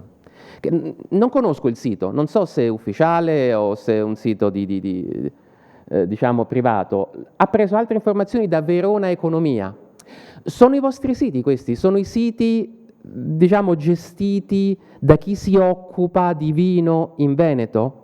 Oppure sono siti privati, fatti da qualche giornalista, eccetera? Perché per rispondere alla mia domanda, se questi non sono siti vostri, sono state prese informazioni non da siti vostri. Voi dovete essere lì, no Wine News o Verona Economia. Possono anche esserci, però prima dovete esserci voi. Quindi controllate. Avete messo dei dati online, stanno su Facebook, stanno sul sito, dopo un paio di settimane fate una domanda a ChatGPT, fate una domanda a AI Overview e guardate la risposta. Se non siete lì, è come viene detto oggi, no? Uno è invisibile. Se la mia comunicazione non riesce a raggiungervi, non è comunicazione, è informazione che si arresta alla fonte. E infine, diciamo un'altra cosa che possiamo vedere magari al workshop, io la chiamo combattere il fuoco con il fuoco. Non vi dico esattamente che cos'è, ve lo accenno a chi magari ci deve lasciare. Assoldate un'intelligenza artificiale per consentirvi che vi aiuti a comunicare meglio sulle piattaforme gestite dall'intelligenza artificiale.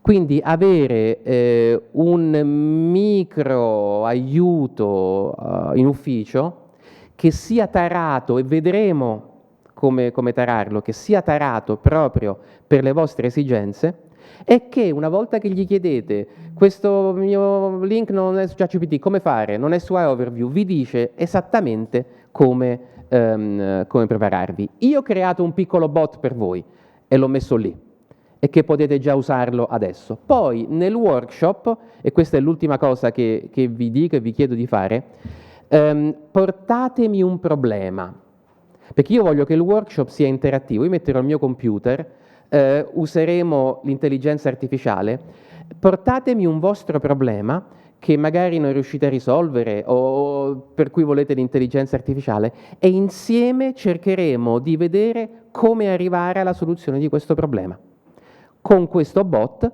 e magari con un bot che io vi istruirò su come creare per risolvere i vostri problemi. Qui mi taccio, penso di essere stato nei nuovi tempi, non so, dobbiamo andare, quindi disponibile a domande nel corso della pausa pranzo, oppure avremo un'ora e mezza di workshop, potremmo sfogarci lì. Adesso iniziamo la seconda parte. Allora, dal punto di vista dei tempi, così ci regoliamo anche, siccome ci sono persone che vengono da fuori e così via, abbiamo concordato con Alessandro e con Luca Sambucci di tararci sull'oretta di lavoro con il workshop, che quindi sarà un misto di domande, workshop, ma lascio poi a Luca la conduzione di questa parte, e poi andiamo alla chiusura finale. Non so se magari Alessandro vorrà dirci qualcosa, ma insomma chiudiamo poi in modo che al massimo per le 3:30 abbiamo finito, in modo che voi possiate partire con calma, ma che possiate godervi fino alla fine il nostro workshop, viste le tematiche che sono state così anche gettonate, insomma, durante la mattinata. Per cui vediamo se Luca è pronto, che si sta collegando, perché adesso lui si collegherà su Zoom per poter condividere con noi le sue schermate e per poter lavorare poi sul workshop. Ok, va bene.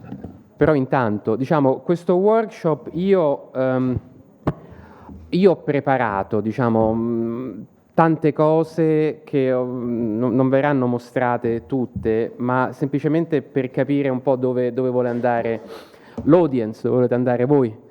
Ho preparato delle animazioni che vi fanno vedere come funziona un sistema di intelligenza artificiale, ho preparato altre spiegazioni, ho preparato il bot che andremo a vedere, ma penso che la cosa più importante adesso per me sia capire voi cosa volete sapere, come volete mettere a terra queste eventuali soluzioni. Prima di andare a pranzo ho detto: pensate a un vostro problema che magari vorreste vedere risolto con l'intelligenza artificiale, lo vediamo insieme. E, forse la prima cosa che possiamo affrontare, proprio è arrivata durante una discussione dopo pranzo, è la questione delle report, dei PDF. Quindi chi ha fatto le report che oggi abbiamo utilizzato come esempio mi dice però qui le informazioni vengono messe in PDF, come facciamo? Non so, vuoi formulare la domanda magari per capire bene? Vieni qua che così posso ascoltare. Allora, piacere, lavoro in Veneto Agricoltura, quindi il report che ha mostrato poc'anzi l'abbiamo realizzato noi, quindi non a caso siamo usciti fuori con una tematica a noi molto, diciamo, cara. Non ci siamo messi d'accordo, No, non ci conoscevamo. Quindi allora, per noi è molto interessante questo concetto di rendere il contenuto del report facilmente riprendibile, cioè nel senso tutti i nostri, cioè il nostro bacino d'utenza, tutti gli stakeholders con cui ci confrontiamo, perché comunque la nostra mission è quella di divulgare e quindi di dare informazione, è appunto quella di lavorare anche molto con i dati. Quindi il nostro report, credo che anche i vari colleghi della Regione possano dirlo, è un report che viene molto letto dalle persone del settore. Quindi diciamo che tutte le volte che noi pubblichiamo questo report, a parte i vari canali legati appunto magari alla diffusione tramite i giornalisti o tramite i conoscenti, il nostro canale principale è, a parte segnalare l'uscita del report sui social, però è il nostro sito. Quindi a noi interessa molto questa cosa. Il PDF fino ad ora è stato un formato utilizzato perché essendo 100 pagine è anche il formato più facilmente esportabile per tutti coloro che vogliono prenderselo e tenerselo magari sul computer, stamparselo, portarselo in giro, anche semplicemente lavorarlo come dati. È molto facile avere un formato che poi il PDF è un formato universale. Però invece in termini di ricerca, come facciamo poi a riportarlo sul sito? Questa è un po' la domanda, spero di averla fatta. Quindi, allora, diciamo, partiamo grazie per la domanda, partiamo da quello che vogliamo. Noi vogliamo che i nostri dati, le informazioni, le comunicazioni vengano viste. E ci sono essenzialmente due modi in cui lo facciamo. Lo facciamo in modo push e in modo pull. Il push è quando io sto spingendo la mia informazione verso di voi, perché voglio che in quel momento voi smettiate di fare quello che state facendo e leggiate quello che vi sto mandando. O adesso, magari tra 5 minuti, però sono io che sto spingendo. E poi c'è il modo pull. Il pull sono io utente che mi serve vedere i vostri dati e allora me li vado a cercare. Può anche essere un mese dopo, 2 mesi dopo, un anno dopo che li avete pubblicati, però mi serve qualcosa e vado a cercarli.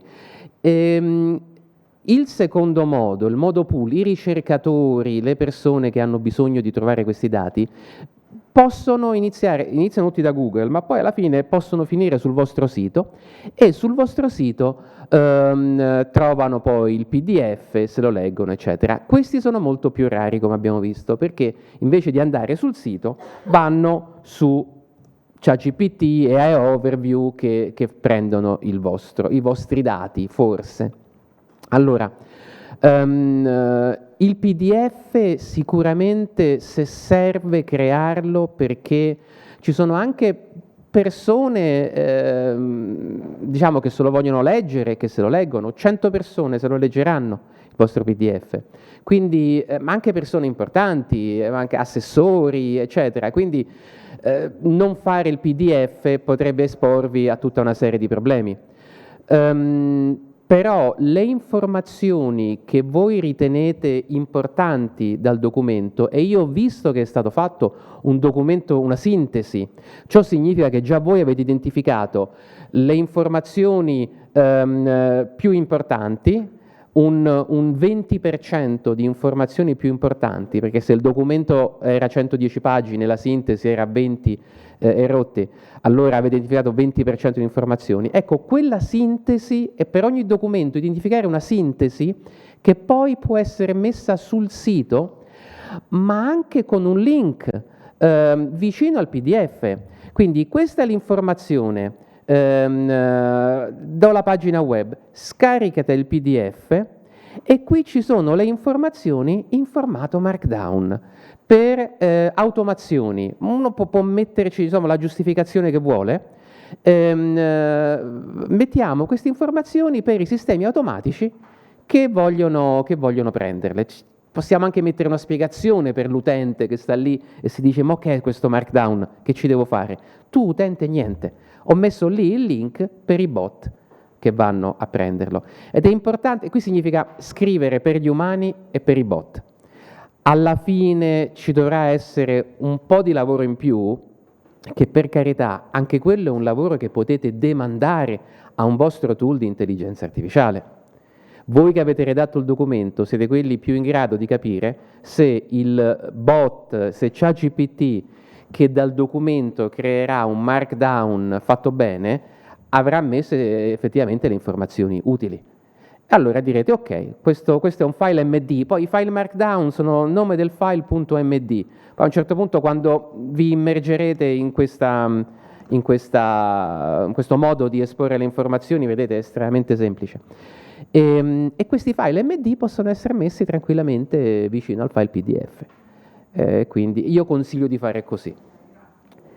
Allora, ho dovuto purtroppo cambiare da Ubuntu a Windows perché non mi si caricava Zoom, e quindi adesso scarico di nuovo il link e mi collego e andiamo a vedere un attimo che cos'era il QR code che vi ho fatto vedere prima.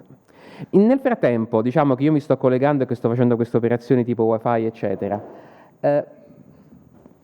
Avete domande anzitutto? Perché quello che faccio io, adesso arrivo, io vi riempio di informazioni, anche perché ho tante cose da dire e generalmente poco tempo, e l'emozione che trovo più spesso dalle persone è: sono frastornato. Nel senso, così tante cose a cui pensare, non ho avuto tempo di pensare a una cosa che già stai alla terza cosa, quindi sono frastornato. E quindi magari dopo un po' vengono domande. Siamo fortunati oggi che ho avuto la possibilità di avere questo workshop, così posso iniziare a raccogliere domande che magari avete avuto. Ce n'era una lì? Sì, condivido quest'ultima dinamica che ha spiegato perfettamente del frastornamento. No, è uguale, la stessa cosa, perché adesso le mie domande in realtà sono un po' il risultato di una sedimentazione di pensieri che è iniziata col professore di filosofia teoretica di stamattina, al quale mi dispiace non averlo incrociato, però considerazioni da fare ce n'erano tante. Tra l'altro, proprio per questo disordine di pensieri, nel senso che so cosa voglio chiedere, però ho paura di creare troppa entropia, stavo provando a farlo con ChatGPT, chiedendo di sintetizzare un intervento, ma e non c'è stato il tempo perché volevo prendere, già avevo chiesto, mi ero messo in... Quindi ci provo a usare quella umana intelligenza, che sicuramente è diversa, speriamo che sia all'altezza, no? Intanto una cosa, a parte dire grazie a tutta l'organizzazione anche per gli argomenti e per gli stimoli proprio mentali, psicologici che ci sono dietro. Io mi presento, sono Davide Longhitano, lavoro per il CREA, sono un ricercatore, sono un consumatore ormai... Scusi, lavora per? Il CREA sarebbe il Consiglio Nazionale delle Ricerche in Economia Agraria, mi occupo di politica e bioeconomia e sono ormai si può dire un tossicodipendente di IA, nel senso che ormai per me è diventata una cosa importante. Non delego il pensiero, ma mi aiuta a pensare, nel senso che molto spesso quello che sta succedendo adesso, la dinamica è quella, hai tante idee, cerchi di fare ordine, l'IA ti aiuta a fare questo ordine. La domanda iniziale è un po' una domanda da regista, da filosofia, non so come definirla, no? Quanto tempo ci vuole per avere gli umanoidi? Perché finora abbiamo visto sul virtuale quanto tempo ci vuole per avere anche l'hardware dell'intelligenza artificiale. Adesso abbiamo il software, quanto tempo ci vuole per avere l'hardware? Questa è una domanda, non lo so, non dico il soldato che va a combattere al nostro posto, però diciamo quella realizzazione marxista di ritrovare quella situazione in cui in teoria il lavoro non dovrebbe più esistere perché c'è qualcuno, c'è la macchina che lo fa al nostro posto. Secondo me stiamo andando verso quelle vie, non so quanto sia buono o meno. Andiamo a qualcosa di più concreto, così arrivo... No, mi fa molto interessante questa cosa di scrivere, oggi dobbiamo scrivere più non solo per gli umani ma anche per i bot. Questo immagino che sia anche reale ed evidente nel caso della ricerca applicata, secondo me, e oggi... Stavo pensando questo, mi occupo per esempio dell'indagine sul mercato fondiario, Noi come CREA facciamo ogni anno un'indagine che racconta un po' l'andamento del mercato fondiario, quanto vale, quanto non vale la terra. Abbiamo anche un problema di comunicazione da questo punto di vista. Abbiamo un sito anche fatto bene, però tutto quello che noi abbiamo come dati sono o cartelle PDF piuttosto che XLS, quindi Excel. Oggi lei mi ha illuminato, perché ovviamente se riguardiamo l'architettura del nostro sito e cominciamo a fare una pubblicazione del dato, proprio di mettere, utilizzando quell'algoritmo a cui ha fatto riferimento, probabilmente è anche più semplice che se uno vuole un dato scientificamente validato possiamo pubblicarlo in quel senso. Vabbè, lasciamo stare qua, arrivo subito al dunque e anticipo un po', spoiler, il problema che vorrei presentare, se poi se ne vuole parlare al workshop, no? Come faccio con l'IA a rendere più competitivo un territorio, quando il territorio è marginale? Lei poco fa, lei all'inizio ha parlato di mettere in competizione il Veneto con la Liguria per quanto riguarda la questione turistica.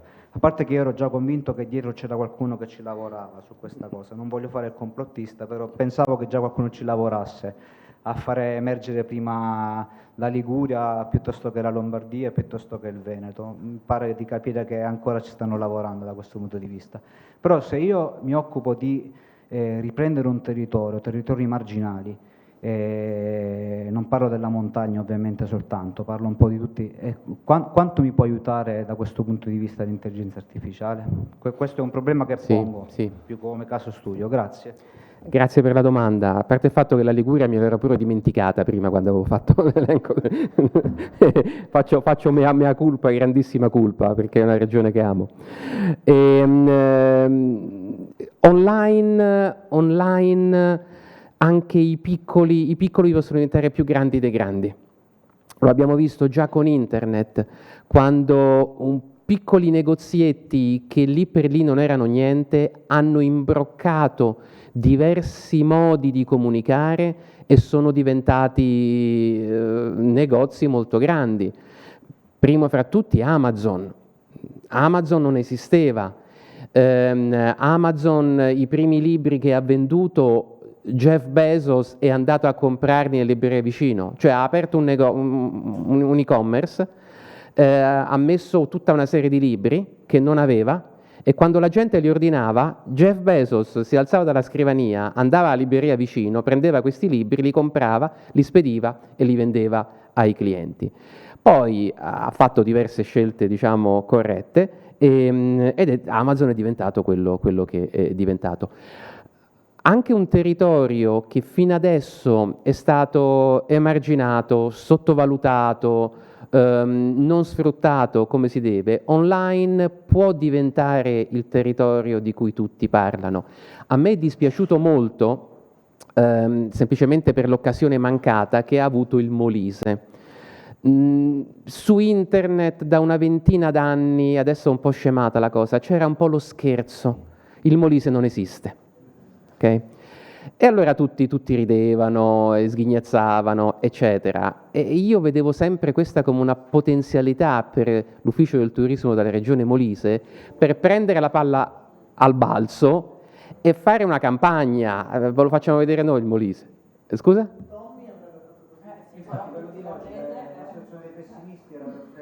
Esatto. Si rideva, adesso un pochettino di meno, però c'era l'occasione. Quindi si possono imbroccare certi modi e certe cose. Quello che non ha funzionato nel mondo fisico, non voglio chiamarlo il mondo reale, il mondo virtuale, perché virtuale sembra che non esiste il mondo digitale, allora io faccio distinzione mondo fisico e mondo digitale.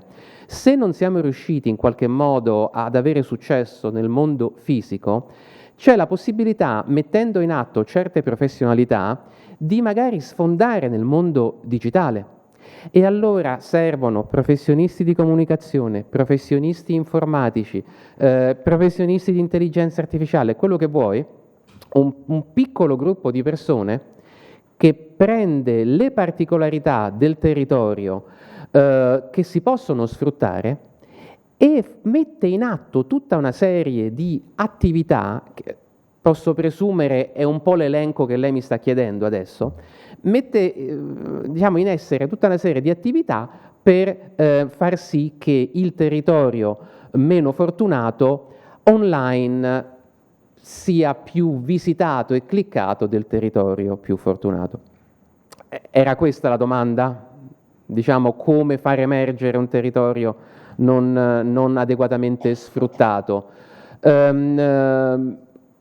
La risposta, diciamo, concisa è che oggi, visto che si sta cambiando un po' tutto, c'è la possibilità per molti territori, molte aziende, di un po' ripartire tutti da zero. Su ChatGPT abbiamo visto che una grande regione come il Veneto non viene menzionata quando c'è da chiedere a dove andare in vacanza, eppure avrebbe tutte le carte in regola, e magari regioni che potrebbero sembrare la scelta meno ideale secondo certi parametri vengono menzionate. Mettere in atto attività affinché la regione, il territorio non sfruttato possa essere più visibile online. Il che vuol dire, esempio, abbiamo visto che ChatGPT prende i risultati di Reddit, prende i risultati di Wikipedia, ma la pagina Wikipedia di questo territorio esiste? Per dirne una. Immagino non sia una regione, immagino sia magari un territorio o un qualcosa.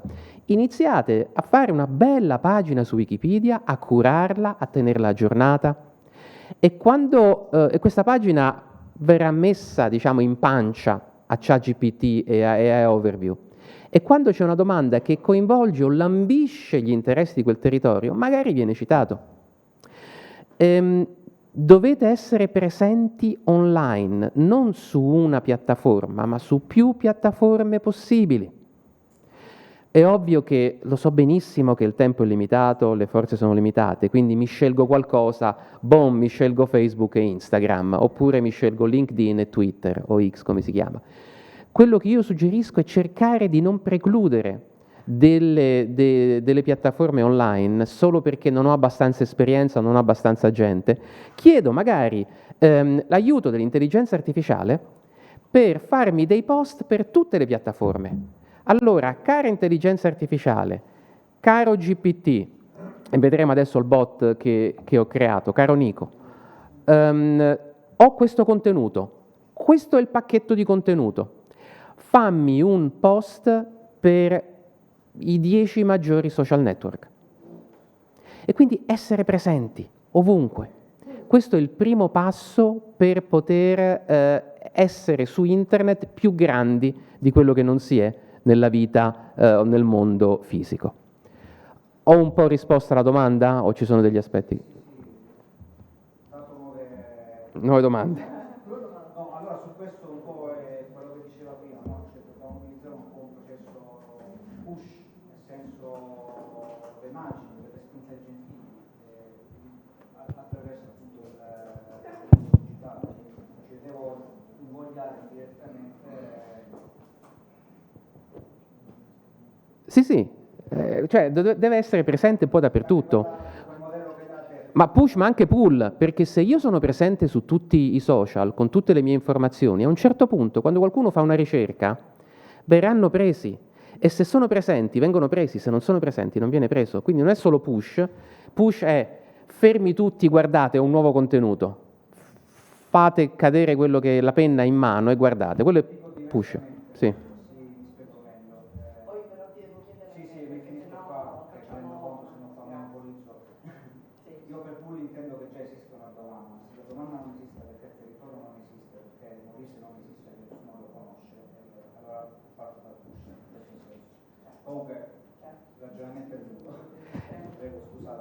Allora, io sto condividendo lo schermo adesso su Zoom perché c'era una parte sulla robotica, volevo farvi vedere. Poi faccio un video sulla robotica e poi andiamo alla domanda, perché vogliamo l'intelligenza artificiale nei robot. Non so se avete visto questo. Questa è una fabbrica in Cina dove fanno dei robot che sono abbastanza conosciuti. E questo è un video vero, non è stato fatto con l'intelligenza artificiale, dove vediamo due tecnici che lavorano al robot. Mi dispiace per il lag che vedo, però c'è il robot che a un certo punto inizia ad agitarsi, a dimenarsi e a dare le botte E loro scappano, altrimenti avrebbe venate. Purtroppo non è fluido il video, sì, va molto a scatti, però magari allora ve lo rendo disponibile dopo. Però c'è il problema dell'intelligenza artificiale dentro i robot è che i robot, le macchine fisiche, occupano lo stesso spazio fisico che occupiamo noi. Di conseguenza una mossa può ferirci.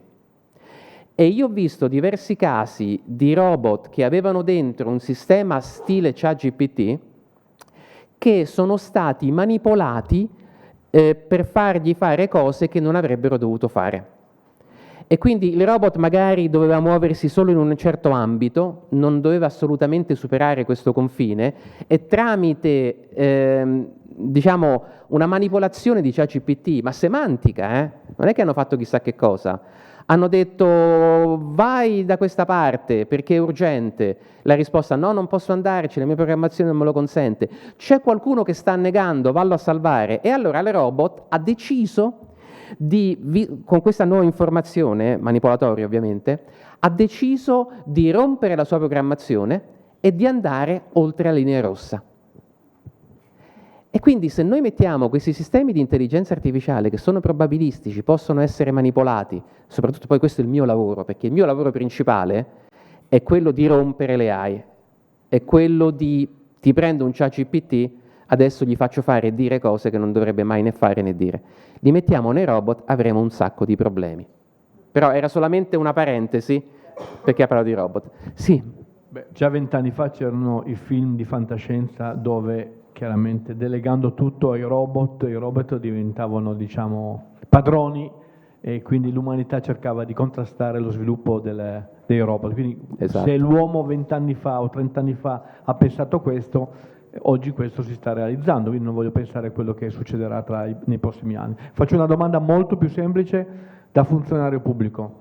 Noi stiamo già utilizzando l'intelligenza artificiale applicata alla valutazione di alcuni nostri bandi e per generare una serie di, diciamo, di attività e di ricerche.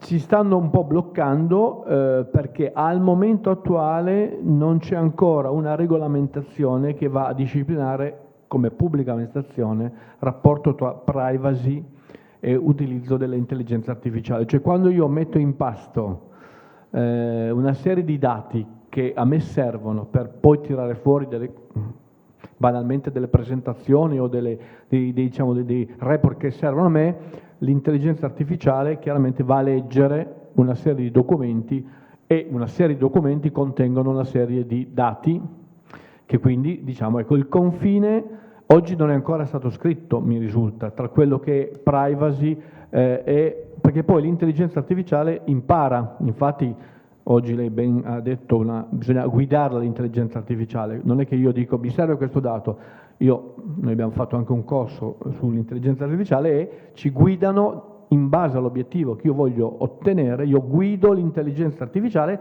mettendo all'intelligenza artificiale dei paletti, dando delle informazioni, limitando il campo di azione dell'intelligenza artificiale. È chiaro che questo però lo facciamo perché lo sappiamo, ma il limite con la normativa probabilmente non è ancora stato definito.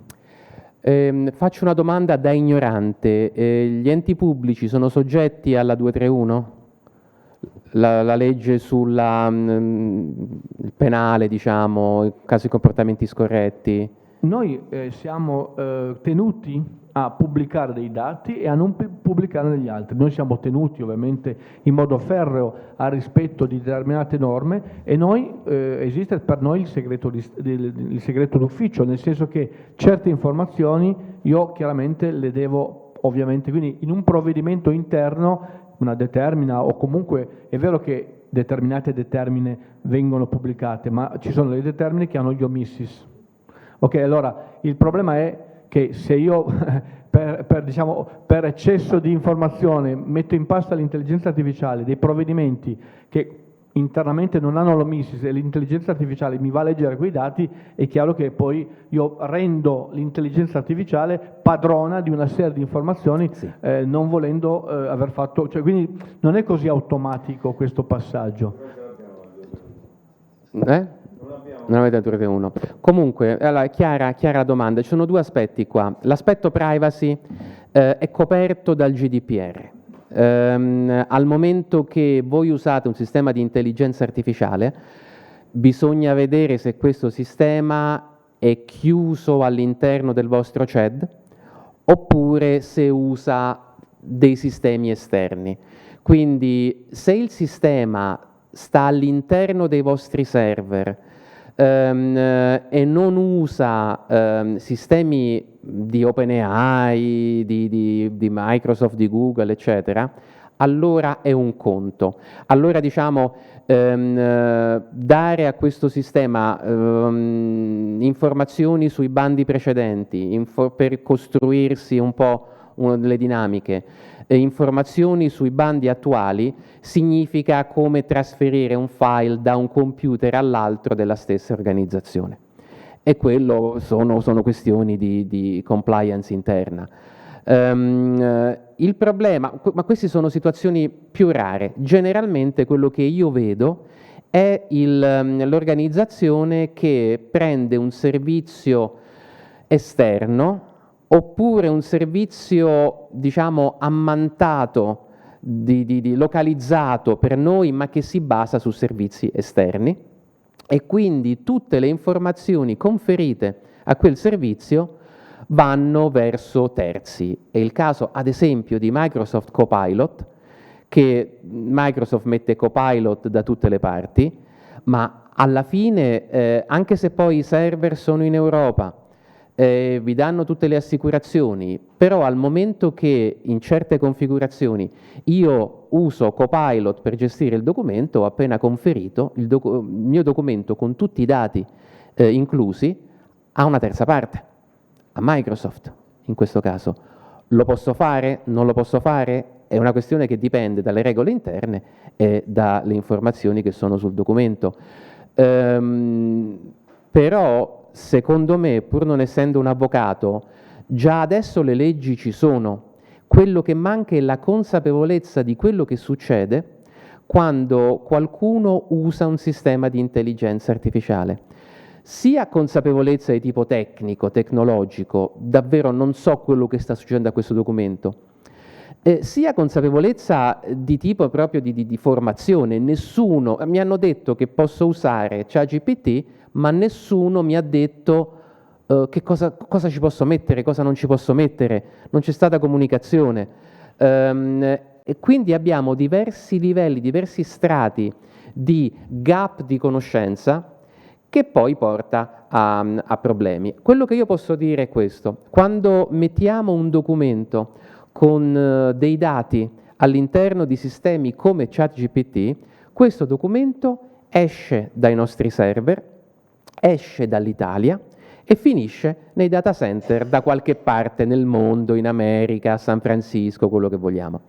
Quindi se io ad esempio sono un dipendente dell'ufficio tributi di Fiumicino, la mia città, ok? E ho ricevuto un grande foglio Excel con un sacco di cittadini, con un sacco di numeri, una tabella, e mi è stato chiesto velocemente, rapidamente, di capire quali sono quelli che ancora non hanno pagato la tassa sui rifiuti. Io decido di mettere questo file su ChatGPT.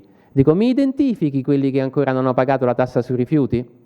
E visto che ci sei, mi fai anche un messaggino dove gli dico di pagarla. ChatGPT da quel momento, OpenAI da quel momento avrà tutto questo elenco di nominativi, di indirizzi, con l'informazione se pagano o no le loro tasse.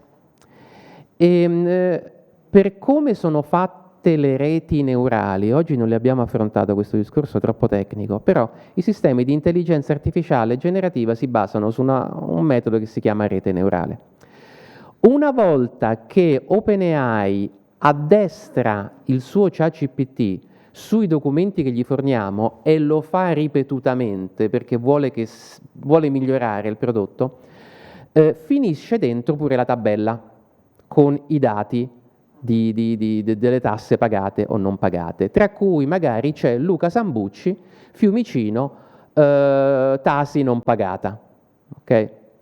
che sia vero o che non sia vero, finisce all'interno della rete neurale. È impossibile da togliere. I dati dalle reti neurali, mi tengo a livello molto semplice, ci sono degli studi, delle prove che cercano di fare, però oggi come oggi è impossibile togliere dei dati da una rete neurale mantenendone l'accuratezza. Di conseguenza nessuno toglie questi dati, non saprebbero neanche come farlo bene. Quindi OpenAI sa che Luca Sambucci non ha pagato la Tasi nel 2024 e quando tra magari un paio d'anni qualcuno fa una ricerca, qualcuno da un'altra parte, in America, in Germania, in Sicilia, fa una ricerca su Luca Sambucci, ChatGPT potrebbe ridargli l'informazione: ah, Luca Sambucci abita a Fiumicino, fa l'informatico, nel 2023 non ha pagato la Tasi. E tu come lo sai? Perché qualcuno qualche anno prima ha conferito a ChatGPT una tabella che non doveva conferire. Quindi è una risposta lunga, però spero di aver risposto.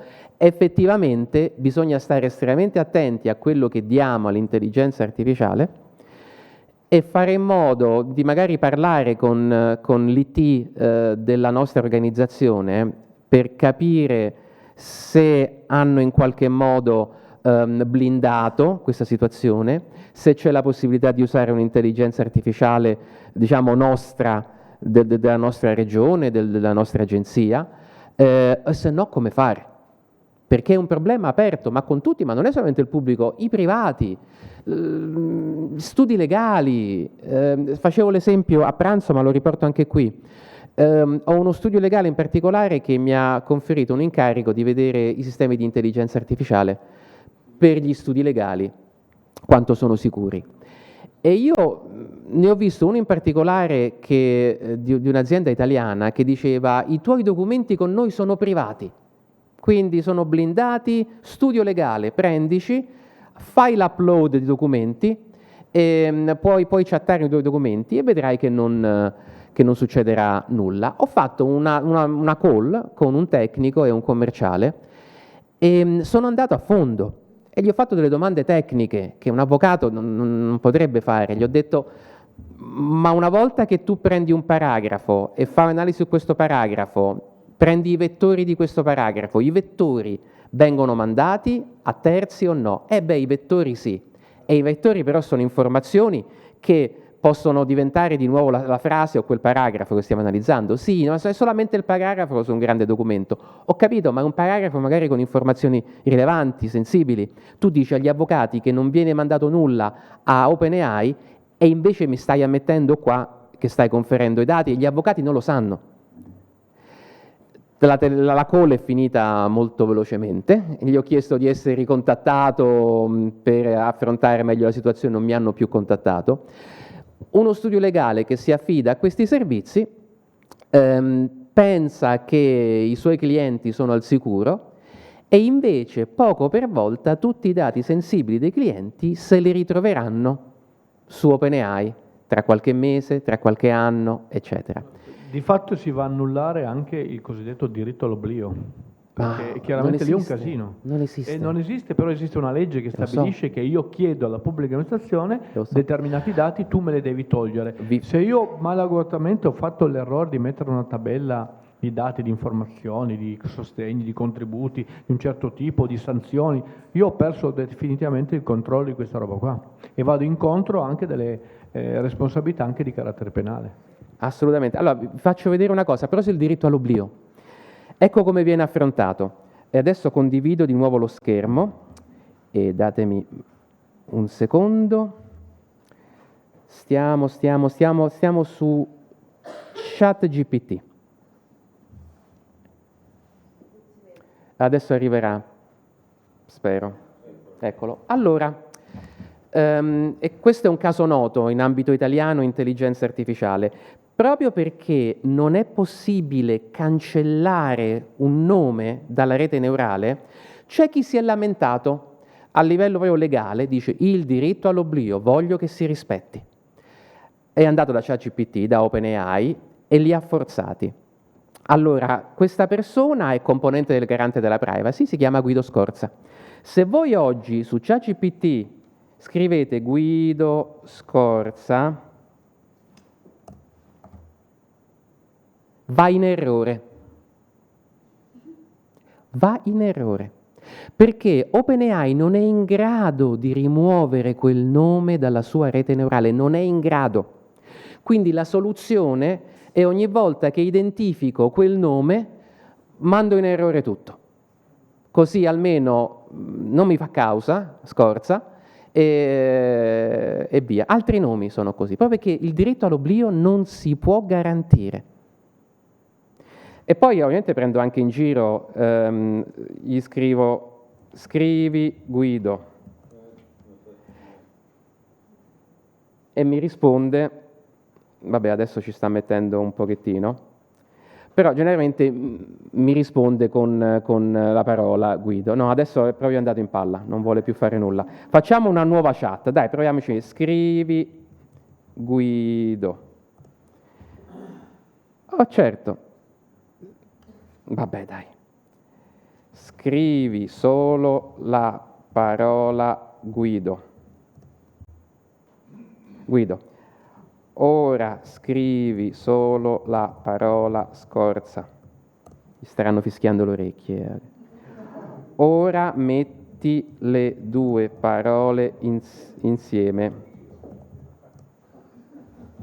Boom! Guido score, boom! È arrivato l'errore. È un modo molto pacchiano da parte di OpenAI di risolvere la situazione perché non riesce a rispettare il diritto all'oblio. Quindi ha messo dei filtri che bloccano quando ci sono certe parole. Quindi sì. Altre domande? Perché comunque dalle vostre domande poi si riesce a sviscerare. Scusa? Vuoi vedere Nico? Allora, se avete visto il QR code, sarete arrivati a Nico. Nico è un GPT. Allora, ChatGPT consente di personalizzare certe cose e consente anche di creare dei bot personalizzati per voi, per fare certe cose.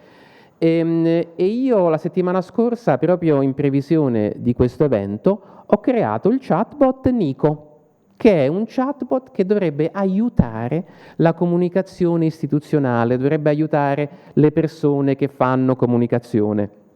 Ed è generico, perché ovviamente non si adatta ai vostri uffici e voi, anche se avete esigenze simili, ma sono anche esigenze diverse. L'ho fatto e vi incoraggio poi anche a giocarci, avete visto il QR code, se volete dopo ve lo rimetto a schermo. L'ho fatto affinché fosse un po' preparato alle dinamiche di comunicazione e un po' preparato a quello che abbiamo discusso oggi. Ma la cosa secondo me più interessante da mostrarvi è come creare il vostro Nico.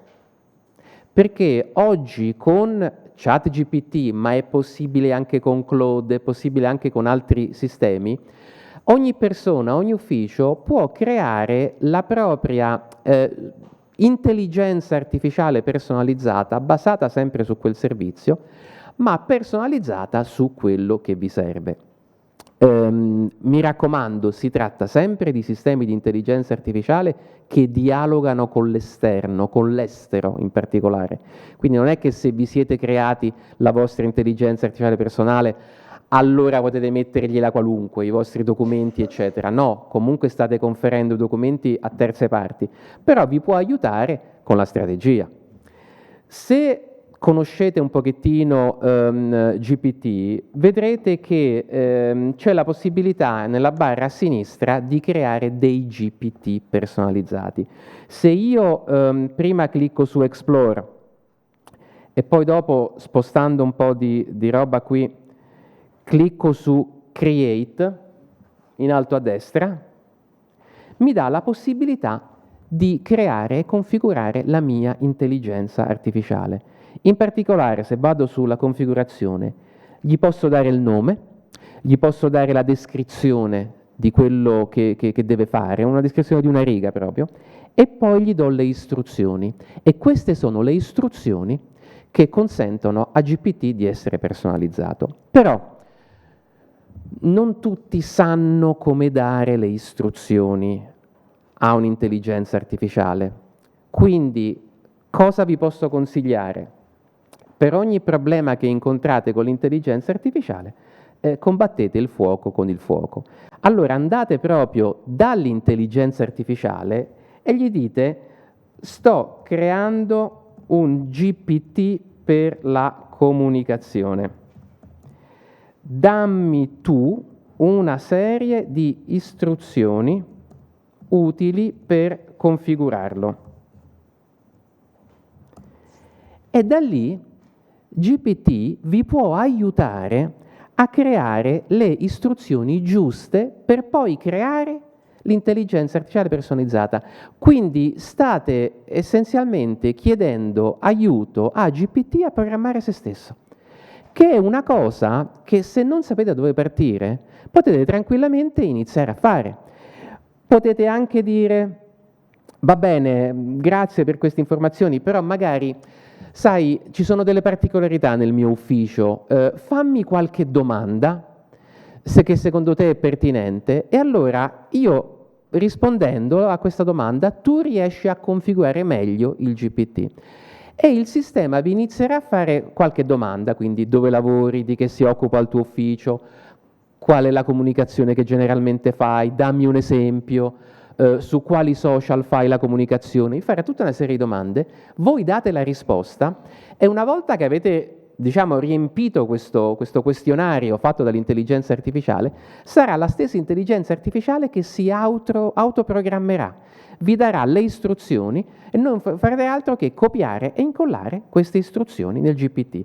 Io l'ho già fatto con Nico, quindi io non sono un comunicatore, quindi io non so come programmare un'intelligenza artificiale per aiutare i comunicatori, ma ho chiesto all'intelligenza artificiale: aiutami a programmare, e lui, o lei, diciamo, mo vediamo se Nico è maschio o femmina, però mi ha dato le informazioni pertinenti, quindi ruolo, obiettivi, sei Nico, operi solo in italiano, perché effettivamente questa è una cosa che io mi dimentico sempre, do le informazioni a un AI e l'AI mi può rispondere in italiano o in inglese, allora devo dire all'AI come voglio che mi risponda, che supporto, che tono deve avere la mia comunicazione, autorevole, istituzionale, chiara, quali sono i KPI, quindi quali sono le misurazioni che per voi sono importanti. Alla fine, comunicatore, come definisci il successo?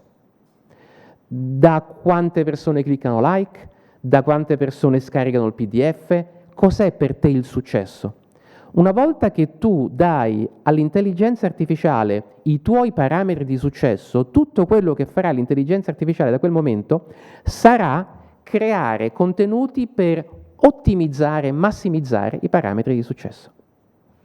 È un lavorio, ci si gioca per una mezz'oretta, per un'oretta, finché non arriva davvero al pacchetto di istruzioni solido, lo metti nel GPT e inizi a chiedere la sua collaborazione per questo o per quello. Ed è ad esempio uno strumento che può essere utilizzato per essere presenti in tutti i social. Quando prima si diceva non scegliete solo uno o due social, ma metteteli tutti, con un'intelligenza artificiale potete usarla come leva per stare da ovunque, perché un messaggio viene trasformato in 10 messaggi differenti a seconda che lo postate su X, su LinkedIn, su Facebook o che fate un comunicato istituzionale. Quindi questo, diciamo, è Nico in termini semplici. E quindi per me potete, anzi io sono contento se lo usate, ci giocate, però prendetelo come esempio per crearvi il vostro Nico, il vostro sistema di intelligenza artificiale che vi aiuta, ricordandovi di nuovo che qualsiasi documento conferite non deve avere informazioni personali o sensibili, ma per il resto sbizzarritevi.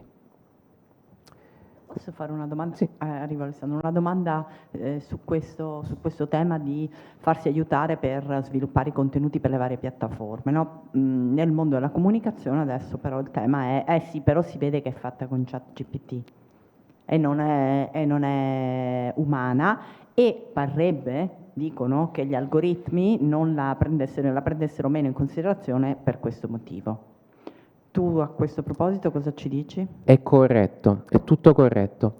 Si vede quando una cosa è scritta con ChatGPT, gli algoritmi dei social non vogliono avere l'esplosione di contenuti digitali, artificiali, e quindi quando identificano che una cosa è scritta con ChatGPT tendono ad abbassare il punteggio e viene vista da meno persone. Però questa è una battaglia che secondo me col tempo verrà superata, perché i sistemi di intelligenza artificiale saranno sempre più bravi a mascherare che il linguaggio che oggi vediamo in ChatGPT. Già oggi puoi usare questo espediente. Tu inizi con ChatGPT e gli chiedi: caro ChatGPT, quali sono tutti i modi usati da te che si vede che un messaggio è scritto da te? Ok? Elencameli.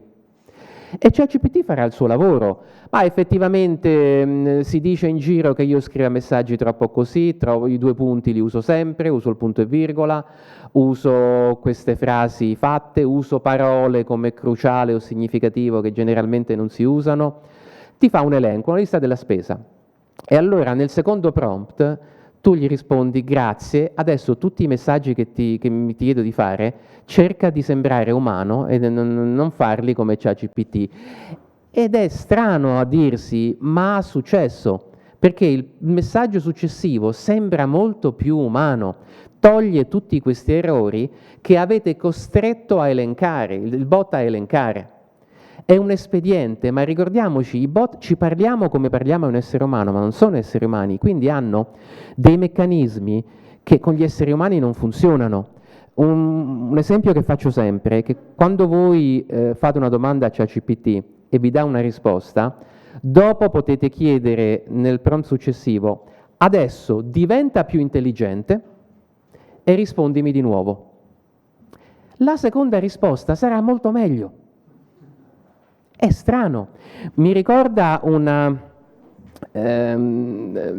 cosa che si dice su Kissinger, il politico americano. C'era un collaboratore che collaborava con lui e Kissinger gli aveva chiesto di stendere un rapporto su, non lo so, Medio Oriente.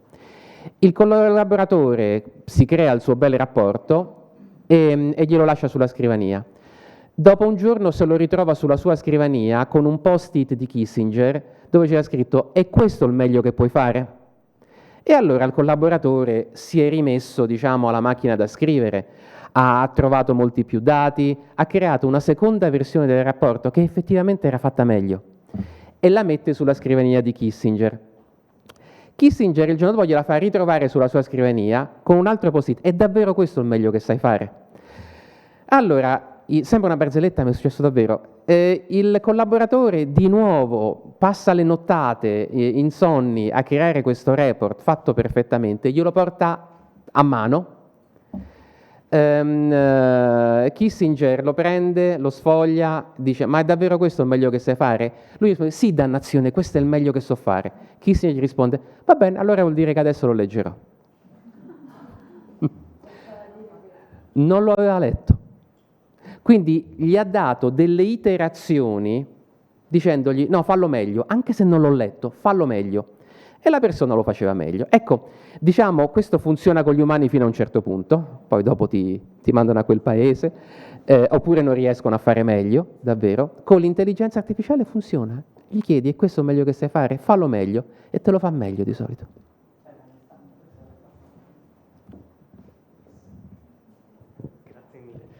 Grazie, intanto grazie davvero per tutti questi spunti.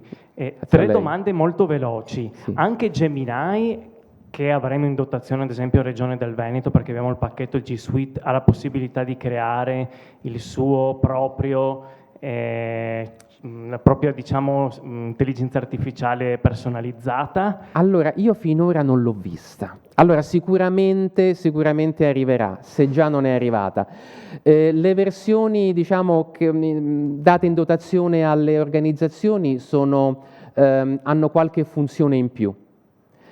Quindi io consiglio di sperimentare e di vedere se è possibile farlo. Io finora non l'ho vista.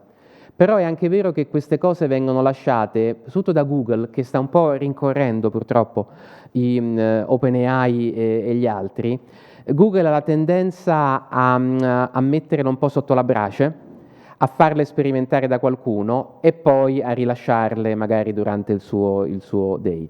Il fatto che non l'abbia visto non vuol dire che non esista, quindi consiglio di sperimentare e vedere se c'è. Comunque sta nel pannello.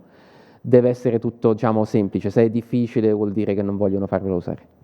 Ok, grazie. Allora, seconda domanda. Quando si ha un'intelligenza artificiale agganciata a una casella di posta, come funziona col pacchetto G Suite? Sì. Domanda, a livello di sicurezza, funziona sempre lo schema che ci diceva prima, cioè io devo stare attento a che cosa do in pasto all'intelligenza artificiale, ma l'intelligenza artificiale non mi viene a pescare robe che io ho lì dentro la casella di posta, o sì? Allora, io, senza nulla togliere alla vostra configurazione che non conosco, magari nel vostro caso non è così, ma di solito sì. Perché?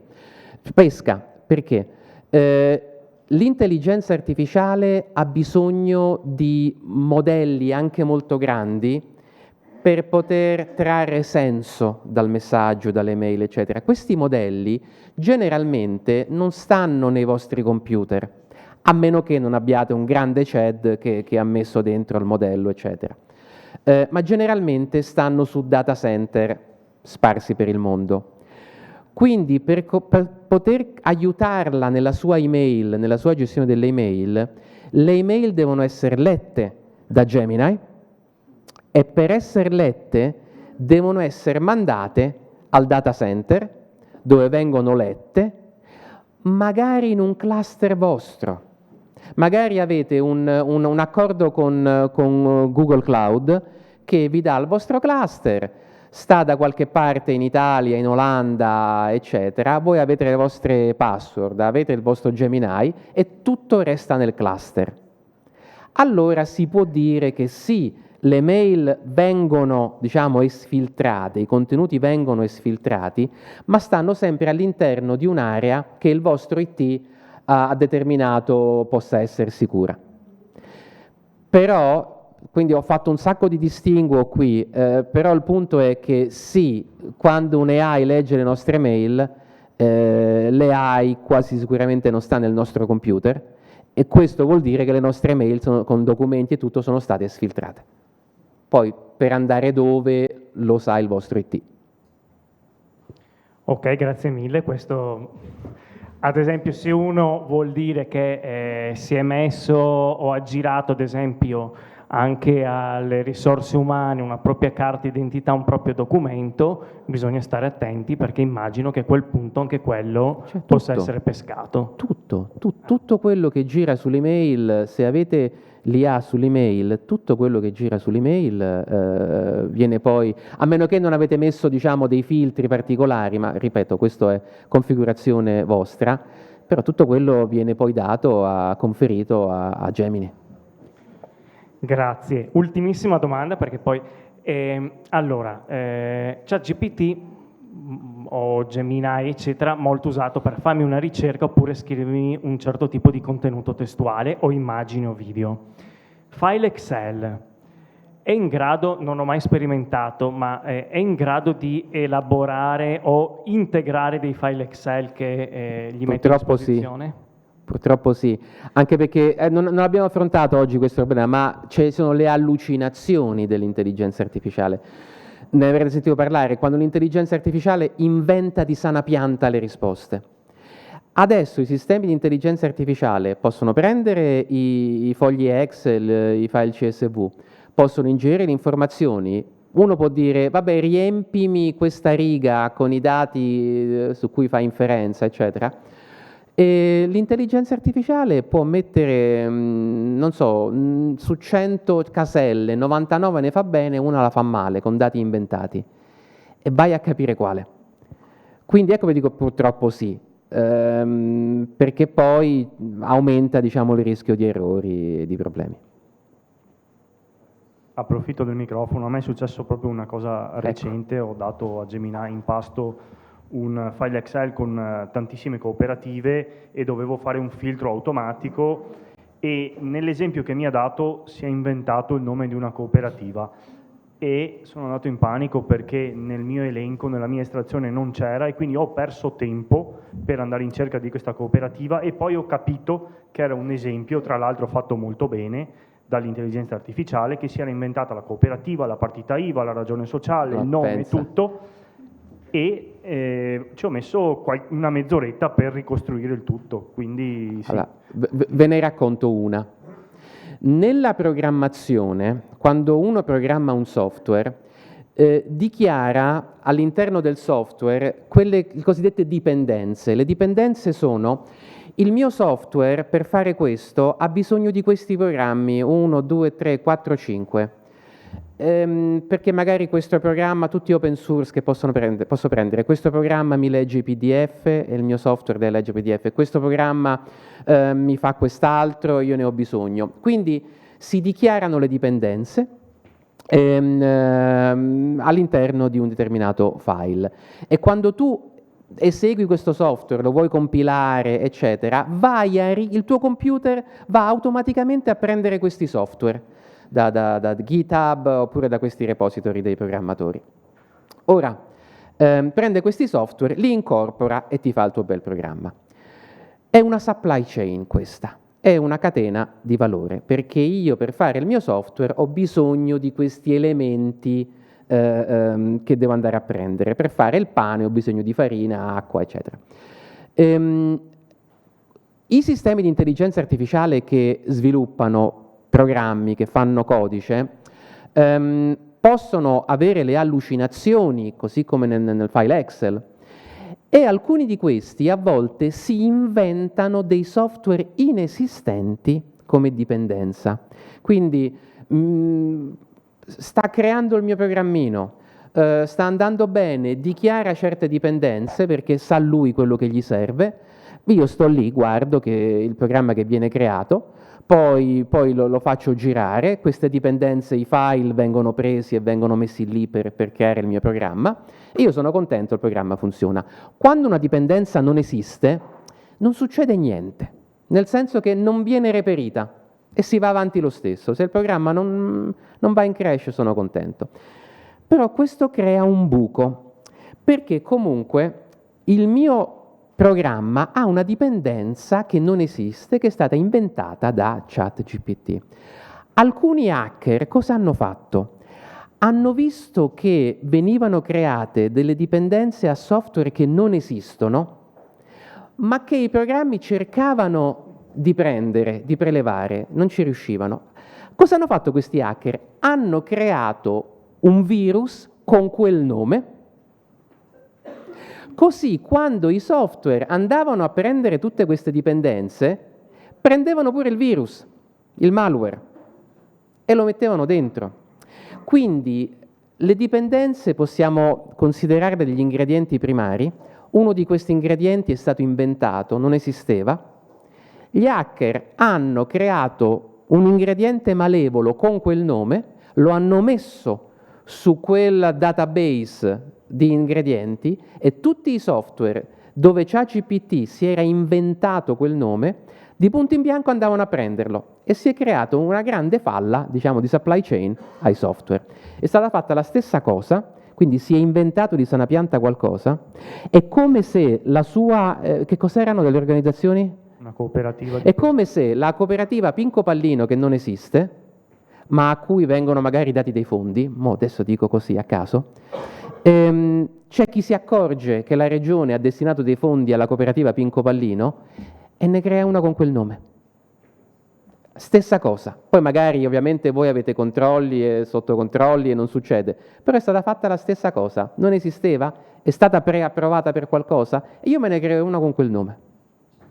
Grazie, approfitto per una domanda velocissima. Sì. E una domanda pratica. Quando noi pubblichiamo come ente pubblico un'immagine, un testo, un video creato con intelligenza artificiale, è consigliabile o abbiamo l'obbligo di mettere una dicitura particolare?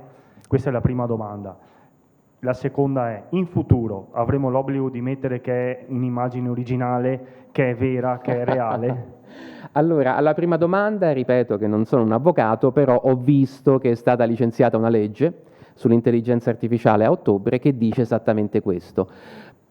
Però non so, perché poi sono particolarità che mi sfuggono, se gli enti pubblici rientrano in questo obbligo. Guardate la legge sull'intelligenza artificiale, c'è un articolo che parla proprio di questo, di dichiarare quando i contenuti sono stati redatti con l'intelligenza artificiale. Guardate se... io farei di persona, però sì, ci può provare. Scusi, mi ho dimenticato l'altra domanda? Su? Ah, sì. No, però volevo rispondere su questo. In futuro, poiché avremo, vi ricordate quel grafico, sempre più dati, testi, immagini, informazioni creati con l'intelligenza artificiale, far fare qualcosa da un essere umano sarà un bollino di qualità. Quindi non ci sarà l'obbligo di dichiarare fatto da un umano, ma chi lo dichiara, il contenuto verrà preso più seriamente, verrà preso, diciamo, ci sarà un conferimento di qualità a quel contenuto, solo perché è stato fatto da un essere umano, come i contenuti artigianali, fabbrica o artigianale. Altre domande? Tu vuoi dare qualche altro tip? Abbiamo altri 5 minuti se vuoi. Sì, sì, vai. Voglio ricollegare alle definizioni. Quando io ho sentito parlare di black box, è la stessa cosa, sono due concetti diversi? Però una è conseguenza dell'altra. La black box è essenzialmente il fatto che gli stessi sviluppatori non sanno perché l'intelligenza artificiale ha preso una decisione piuttosto che un'altra. La faccio davvero molto, molto semplice. Con l'intelligenza artificiale di qualche decennio fa c'erano i sistemi esperti, c'erano alberi decisionali, li usavano i medici per fare delle diagnosi, ti fa male il ginocchio? Sì, no. Sì, ti fa male anche il tallone? Sì, no. Alberi decisionali e a un certo punto si era a una diagnosi. Se la diagnosi era sbagliata, potevi ricostruire qual era stato l'errore in maniera molto trasparente.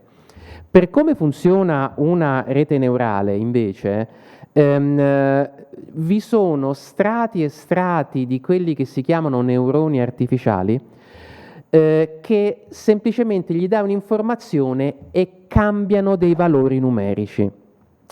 Provo a mostrarlo con una slide che dovrei avere proprio qui e che adesso vi mostro. Vediamo. Non faccio i video perché mi sembra che non vengono, diciamo, bene. No, qui adesso non la trovo. Ad ogni modo, se voi cercate online un diagramma di una rete neurale, vedrete che sono diversi strati di pallini, che sono chiamati neuroni artificiali, collegati tra di loro. Quando io addestro l'intelligenza artificiale, da una parte gli do del testo, poi la rete neurale inizia a cambiare i valori di questi pallini, di questi neuroni artificiali, fino ad arrivare a un risultato. Questi valori vengono cambiati da degli algoritmi, da dei fattori che gli stessi ricercatori, sviluppatori non sanno ricostruire. Io non so perché quel neurone artificiale ci ha scritto 1 invece di 1,5. Io non so perché quell'altro ci ha scritto 1,8 invece di 0,7. Vedo i valori, vedo che poi il risultato è giusto, ma non ho capito perché. Posso magari intuire perché, però a livello proprio deterministico io non so perché è arrivato quel risultato, non lo so con il 100% di sicurezza. E quello è sufficiente per parlare di black box, perché aumenti la complessità della rete neurale, parliamo di trilioni di parametri, aumenti la complessità anche degli addestramenti che fai, perché parliamo di miliardi di libri, pagine web, testi che vengono ingeriti. A un certo punto, quando fai una domanda all'intelligenza artificiale e ti arriva una risposta, neanche lo sviluppatore sa dire esattamente perché è arrivata quella risposta. Questo è il concetto di black box. Si collega alle allucinazioni, perché se la risposta è sbagliata, è platealmente sbagliata, la Pinco Pallino SRL, perché me l'hai creata? Lo sviluppatore, anche guardando tutta la rete neurale, non saprà perché a un certo punto ha deciso di generare la Pinco Pallino SRL, che è un'allucinazione, però viene da una black box e quindi non si può sapere. E io è lì dove ricollego l'intelligenza, cioè non mi piace antropomorfizzarla, però dico non è un software come gli altri, da questo punto di vista assomiglia più a un essere umano, perché noi esseri umani quando commettiamo un errore anche plateale, magari ci viene chiesto ma perché hai sbagliato, perché hai fatto quell'errore, perché sei andato a destra invece che a sinistra? A volte rispondiamo boh, non lo so. E non è che ci possono aprire il cervello per vedere i neuroni e capire dove abbiamo sbagliato. Anche il nostro cervello è una black box. E quindi, come diciamo, soluzione alle aziende, alle organizzazioni, mi dicono, ma allora che fare? Mi metto una black box in azienda? Io dico, quanti dipendenti hai? 1000? Ne hai già 1000. Assicurati. Quando un dipendente sbaglia e fa un errore, magari tu hai un'assicurazione e fai la stessa cosa con l'intelligenza artificiale e vai avanti.